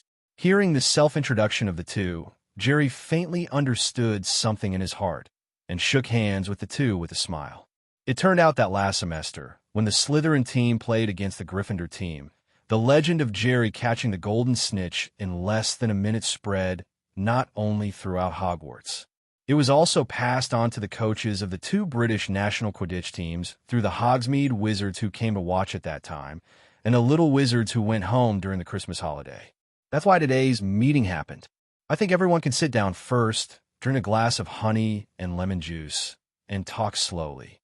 Mr. Carmen needs to know what's going on before he can make a decision. Dumbledore, who was sitting there, waved to everyone with a smile, and 6 glasses of honey lemon juice appeared on the table immediately. "We are a little excited." The coaches of the two teams nodded quickly. The Scottish Quidditch team and the English Quidditch team belong to the same British Quidditch team, but it does not mean that the two teams have no rivalry. The two of them came here this time to confirm whether Jerry is as good as the rumors said, and on the other hand to break the rules and recruit Jerry to his team as a seeker. Of course, whether to enter the Scottish Quidditch team or the English Quidditch team depends on the skills of the two coaches and Jerry's choice. In fact, according to the regulations, it is impossible for Jerry to enter the national Quidditch team at his age, but he couldn't stand the World Quidditch Games over the years, and neither the Scottish nor the English teams had won the championship. The best result was the year before last, when the Scottish team missed the championship, won the runner-up, and finally lost to the Canadian team and the English team, let alone. Also, Jerry's talent is amazing, although in terms of speed, the snitch used in the campus competition is not as fast as the snitch used in the World Championship. But Jerry was able to catch the golden snitch within 1 minute, which really surprised the two coaches. At least no national team seeker has been able to do this in the past. That's why the two made an exception to come to Hogwarts to recruit Jerry into the team after applying. The rules are made for ordinary people. For a true genius, there are naturally people willing to break the rules for him. After taking a few sips of lemon juice, Jerry listened to Dumbledore briefly explaining to him why the two coaches came to Hogwarts, and watched the two expecting coaches decisively reply. "I'm sorry, gentlemen, I don't plan to join the national Quidditch team yet. After all, I'm only a first-year student. I need to learn magic more at school than to go to Quidditch every day after leaving school. Dicky training and competition. Now, he has a lot of time to learn magic. Where do you have time to go to some national Quidditch team? Isn't it a waste of time? No matter how powerful or legendary a seeker is, if he meets Voldemort, he will still be killed by a killing curse. Although becoming a seeker for the national Quidditch team would surely bring him great fame, which would be good for his future plans, but fame is only an aid, and what is more important is strength, and he can still distinguish the priorities. You don't need to worry about time. We have already negotiated with Headmaster Dumbledore. We will open a fireplace in Hogwarts, and you can reach our team directly through Floo powder," the tall coach quickly explained. The short coach also said, "Mr. Carmen, you will definitely not delay your study time. Our training time will be selected when you have no classes on weekends or when you're on a long vacation. And besides the Quidditch World Cup, we don't have many Quidditch matches with other countries every year. Sorry, I need to read books to learn magic on weekends and vacations. My dream is to be a righteous Auror. Quidditch is just my hobby. I don't plan to become a professional Quidditch player in the future." Jerry refused again verbally. "I went to your place for training on weekends and holidays. Are you kidding me?" The two coaches suddenly became anxious. Originally, they came here this time because they were only worried that Jerry might not be as good as the rumors said, but they never thought that Jerry would refuse to join the national team. For a young wizard at this age, who can resist the temptation to participate in the World Quidditch Cup in the future and become a world-famous Quidditch player? If you think the training is a waste of time, I don't need you to come to the training on weekends, as long as you have a long vacation, such as summer vacation. Scotland coach Hunter Lamson thought about it and eased the conditions. Running back and forth on weekends may indeed delay study, but for more than 2 months of vacation, it will not delay study. England coach Meyer Booth glanced at Meyer in surprise, hesitated for a while, and finally gritted his teeth and made more lenient conditions. You don't have to come to the training on weekends and summer vacations, just like you are now. When I wait for the competition, I will come here to pick you up to participate in the competition, and the time for each competition will be during your vacation, which will not delay your study. In the last World Quidditch Cup, the Scottish Quidditch team won the runner-up, but their English team didn't even make it to the top 5. So for Jerry, a talented seeker, this time, Meyer Booth is determined to win. However, Jerry's answer is still rejection, because he felt that most of the national team games had to go abroad, and the competition was not as simple as Hogwarts. It is a waste of time to go to other countries to participate in competitions several times a year. For a bigger competition, it will take 4 or 5 days to go back and forth. Now, the two coaches were dumbfounded. If Jerry really didn't want to join the national team, then they had nothing to do. Jerry, the Quidditch players in the national team are different from the Quidditch players in the school. They are paid with a minimum of 300 galleons a month, and additional bonuses will be given out for winning the game. At this moment, Snape's low and emotionless voice suddenly sounded in Jerry's ear. Ahem. Actually, I think I can think about it again. Hearing Snape's deliberately lowered voice, Jerry's attitude took a 180-degree turn in an instant. Currently, because he is studying at Hogwarts, Jerry doesn't have any good ways to earn galleons. Although his strength is no longer comparable to before due to his practice of meditation and a series of magic, it is not impossible to go to the Forbidden Forest to mess with the Acromantula.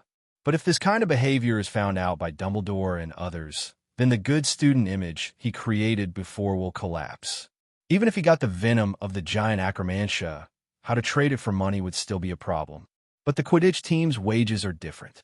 They are justified and have no hidden dangers, and they can spend them however they want. A minimum of 300 galleons a month, more than 1,000 galleons in half a year, which is not a small sum. Besides, there are bonuses for playing games and more bonuses for winning. As for the role of Jean Gallant, during the Christmas holidays in Diagon Alley, Jerry already has a deep understanding. As the saying goes, money can turn ghosts. This sentence is also common in the wizarding world. With enough galleons, Jerry can buy more and rarer magic books, learn more magic, and buy better potions and alchemy magic products. And if Jerry wants to achieve something in potion refining and alchemy, the investment of galleon in the early stage is not a small amount. That's why Jerry's attitude changed so much after hearing Snape's reminder. Time is very important, but Jean Gallant is equally important, and the conditions of the key opponent are also relaxed, so overall it is still a good deal. Anyway, Professor Snape knew him pretty well. In fact, the reason why Snape felt that Jerry would be interested in salary was because of his previous experience with Nimbus 2000. However, he felt that this was normal. No matter how talented and outstanding Jerry was, he was still born in a Muggle orphanage, and his tuition fees depended on the Hogwarts bursary. It is also normal to want to earn galleons by your own ability, and he knew that if he wanted to become a master of potions like him, he still needed some investment in galleon in the early stage. In Jerry's situation, it might not be possible. He can help Jerry, but he is afraid that Jerry's self-esteem will not be able to bear it. So when I knew that the coaches of the two national Quidditch teams wanted to recruit Jerry as a seeker, I thought it was a good thing. Hearing the sudden change in Jerry's attitude, the two coaches were stunned for a moment, and then they showed a look of surprise and began to try their best to talk about the advantages of their team. And Jerry interrupted directly after listening for a while.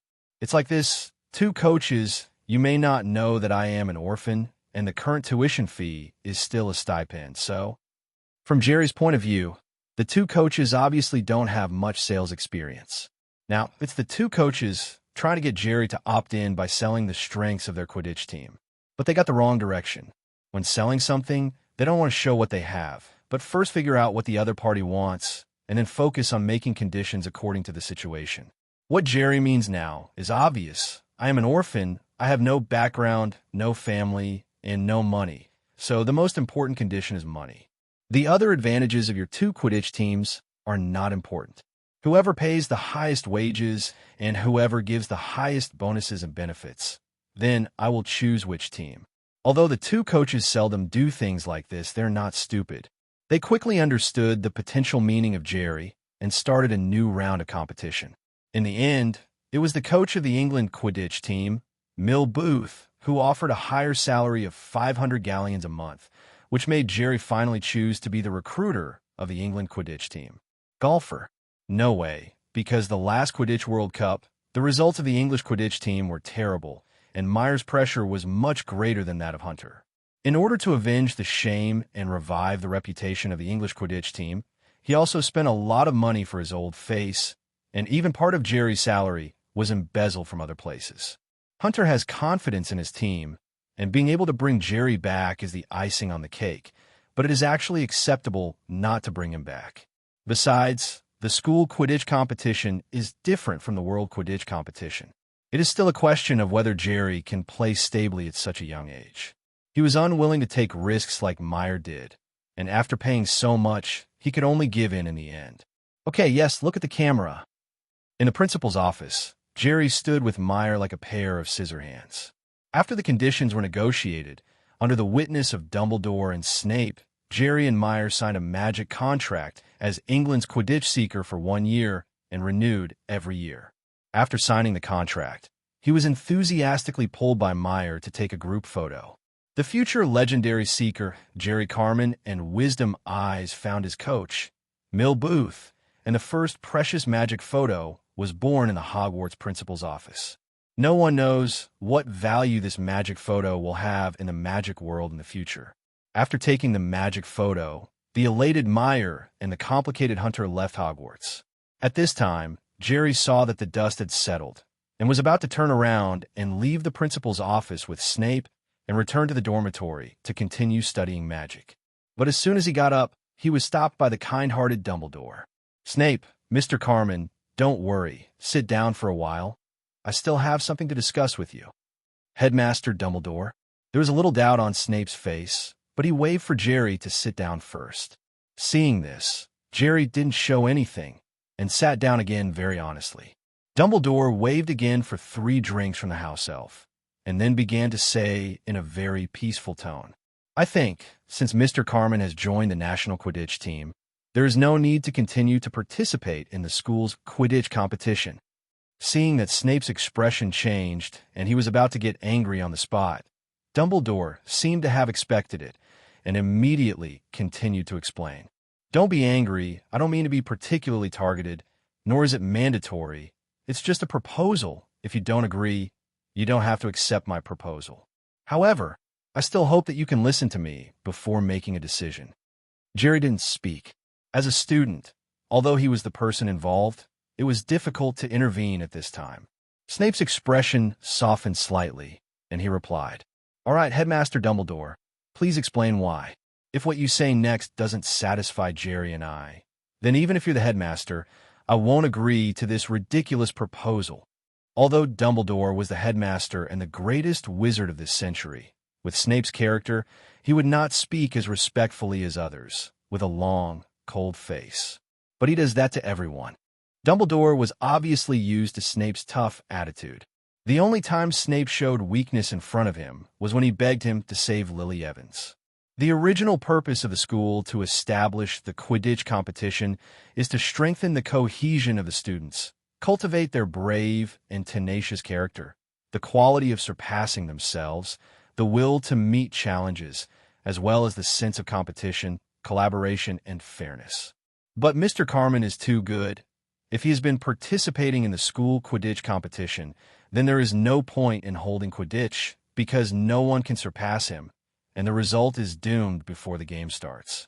I'm afraid that after a few more games, even the rest of your Slytherin Quidditch team won't practice anymore, because they know that as long as Jerry is around, they will definitely win.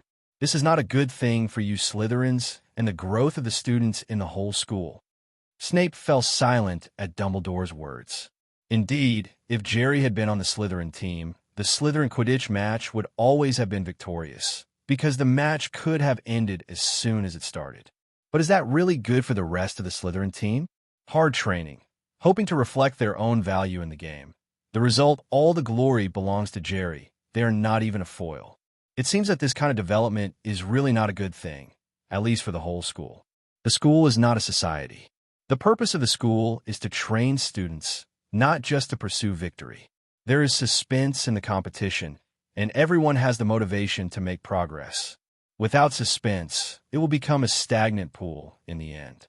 However, this is not fair to Jerry.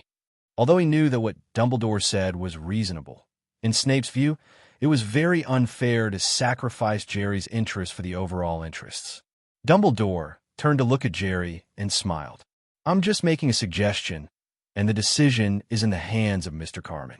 If Mr. Carmen disagrees, then everything will remain as usual. If Mr. Carmen agrees, then I think I can give him some compensation. No, I don't have any opinions. I am willing to follow the arrangement of the principal and the dean. Seeing Dumbledore looking at him, Jerry immediately showed a big smile. Jerry didn't really care whether Dumbledore stopped him from continuing to participate in school Quidditch for the school's sake or Harry's fame.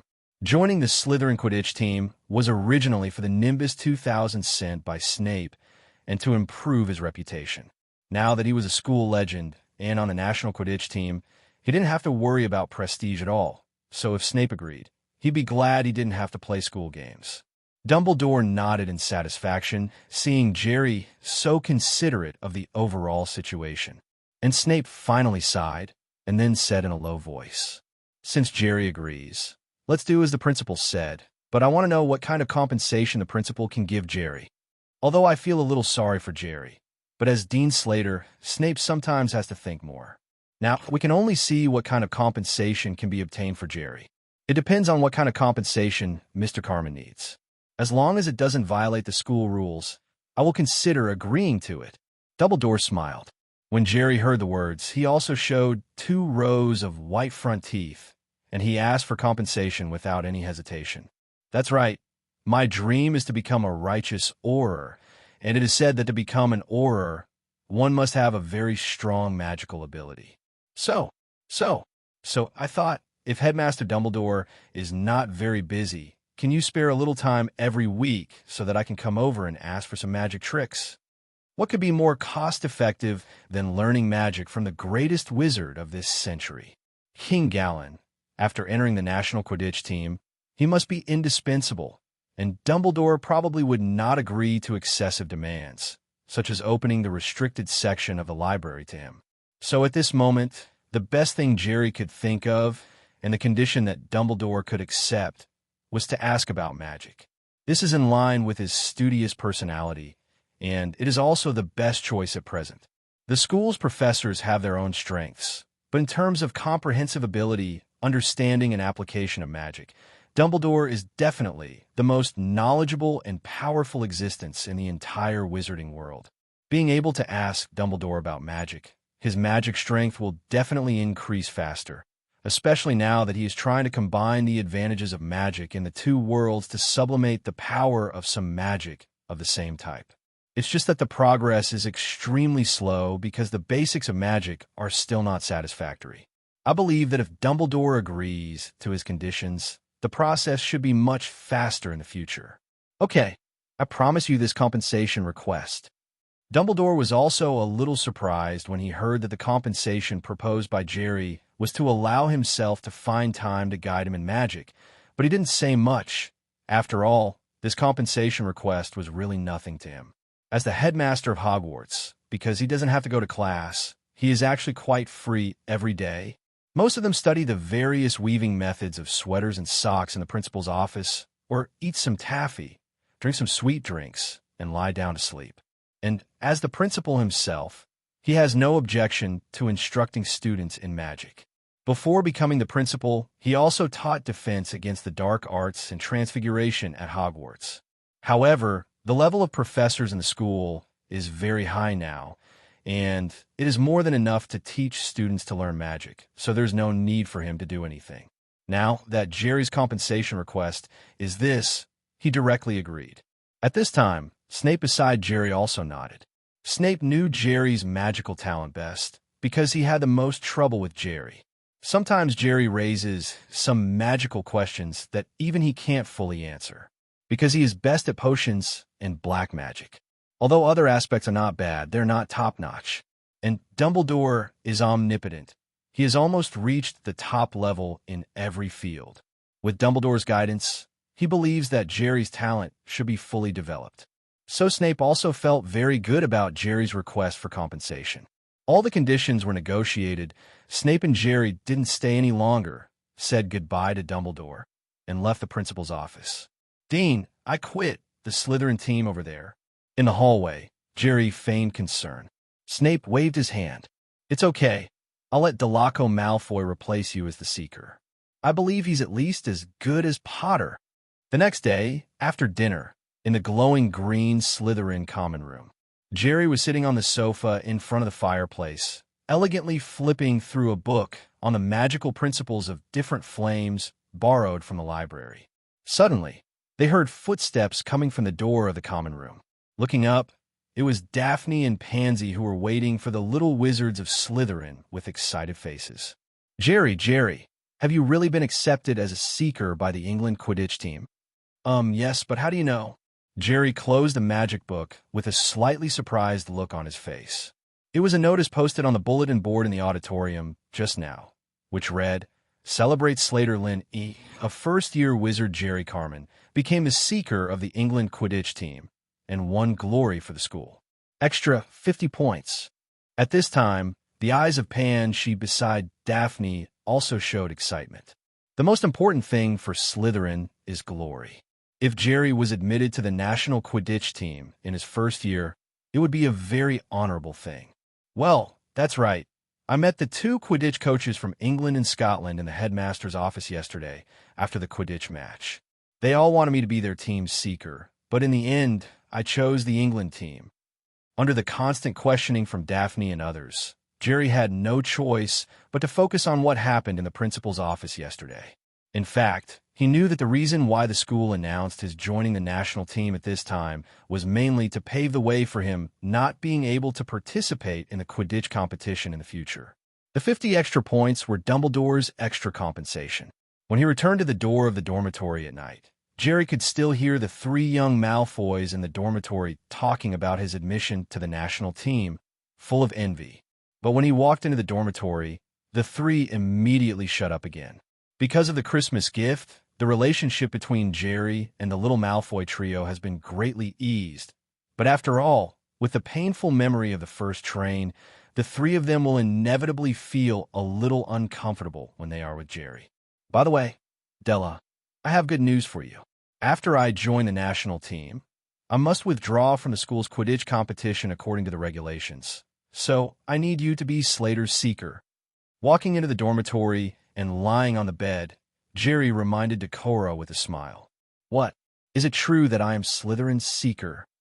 Suddenly hit by this great happiness, Della immediately ran to Jerry's bed, but reconfirmed excitedly.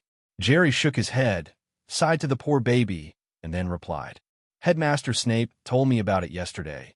He should talk to you about it in the past 2 days. Come on. With Harry and Gryffindor, this year is fine. After all, Jerry has already solved Gryffindor in advance, and the Slytherin team will be in trouble next year." However, there was no way around it. Although Della was good at Quidditch, he was always not calm when facing Harry. It would probably be quite difficult to win against Harry. Of course, the Academy Cup must still belong to Slytherin, because although Jerry can't participate in the school Quidditch competition, he can still continue to do things like earning credits for Slytherin in class. Not even Dumbledore could change this. Besides, Harry's learning talent is not as strong as his Seeker talent. Even if there is no Jerry, it is not an actual combat, and there are not a few little wizards who can beat Harry in academic performance. Since the announcement was posted in the Great Hall, all the young wizards in Hogwarts knew about Jerry becoming the national team Seeker. For a while, his popularity was fired to the peak, and every time he appeared in public, he could become a much-anticipated existence. Even Harry, who was famous for defeating Voldemort, didn't pay much attention to Jerry. It was not until it lasted for a while that it slowly returned to normal. Compared to Hogwarts, when Jerry became the Seeker of the England Quidditch team, the sensation caused by the outside world was even worse. On the second day after returning home, Meyer Booth posted the photo with Jerry on the news and posted the same message. The English Quidditch team will be changing seekers, the latest being a 12-year-old wizard in his first year at Hogwarts. As soon as this news came out, Quidditch fans in the entire wizarding world, especially the British Quidditch fans, were shocked. However, after this news appeared, the England Quidditch team and its coach Meyer did not reap many positive effects, and basically all of them were accusations.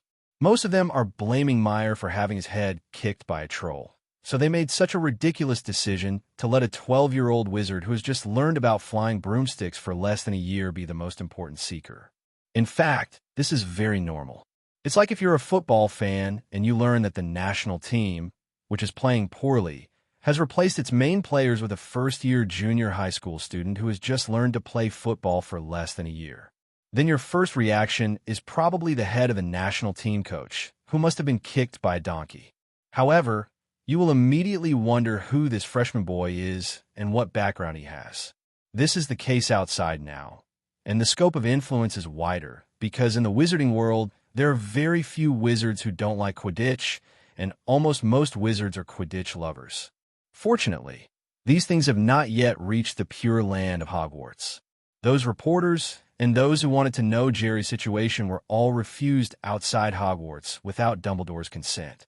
Jerry is still mysterious in the eyes of most outsiders, only knowing that he is a first-year wizard at Hogwarts. In this way, about 2 months passed. The originally cold and rainy weather gradually became sunny, and the little wizards also took off the thick sweaters inside their wizard robes. Warm spring is coming. In the past 2 months, Meyer has not informed Jerry of any competitions he will participate in. He just took him to Gringotts to open an account through FluFans and deposited 2 months' salary into the account for him. $500 a month, $1,000 a month. Jerry currently has a deposit of 1,000 galleons in his Gringotts account. In the past 2 months, Jerry is still practicing meditation hard every day, studying various magic principles, and asking every professor in the school, including the Principal Dumbledore, for advice on magic. Occasionally, he will also have some magical exchanges and discussions with Hermione, because some of Hermione's ideas can also make his eyes shine. In 2 months, through continuous efforts and attempts, with the double blessing of refreshing the mind and Merlin's ring, he finally successfully created his first magic, the Fire Dragon Curse. Hello, everyone! As we wrap up this video, I want to share a quick note. I have a Patreon account. If you'd like to support me and enjoy on-demand audiobooks, you can become a Patreon member. Alternatively, you can check out my Google Drive link, which has 500-plus novel audiobooks available through my Ko-fi or Patreon shop. I appreciate your support.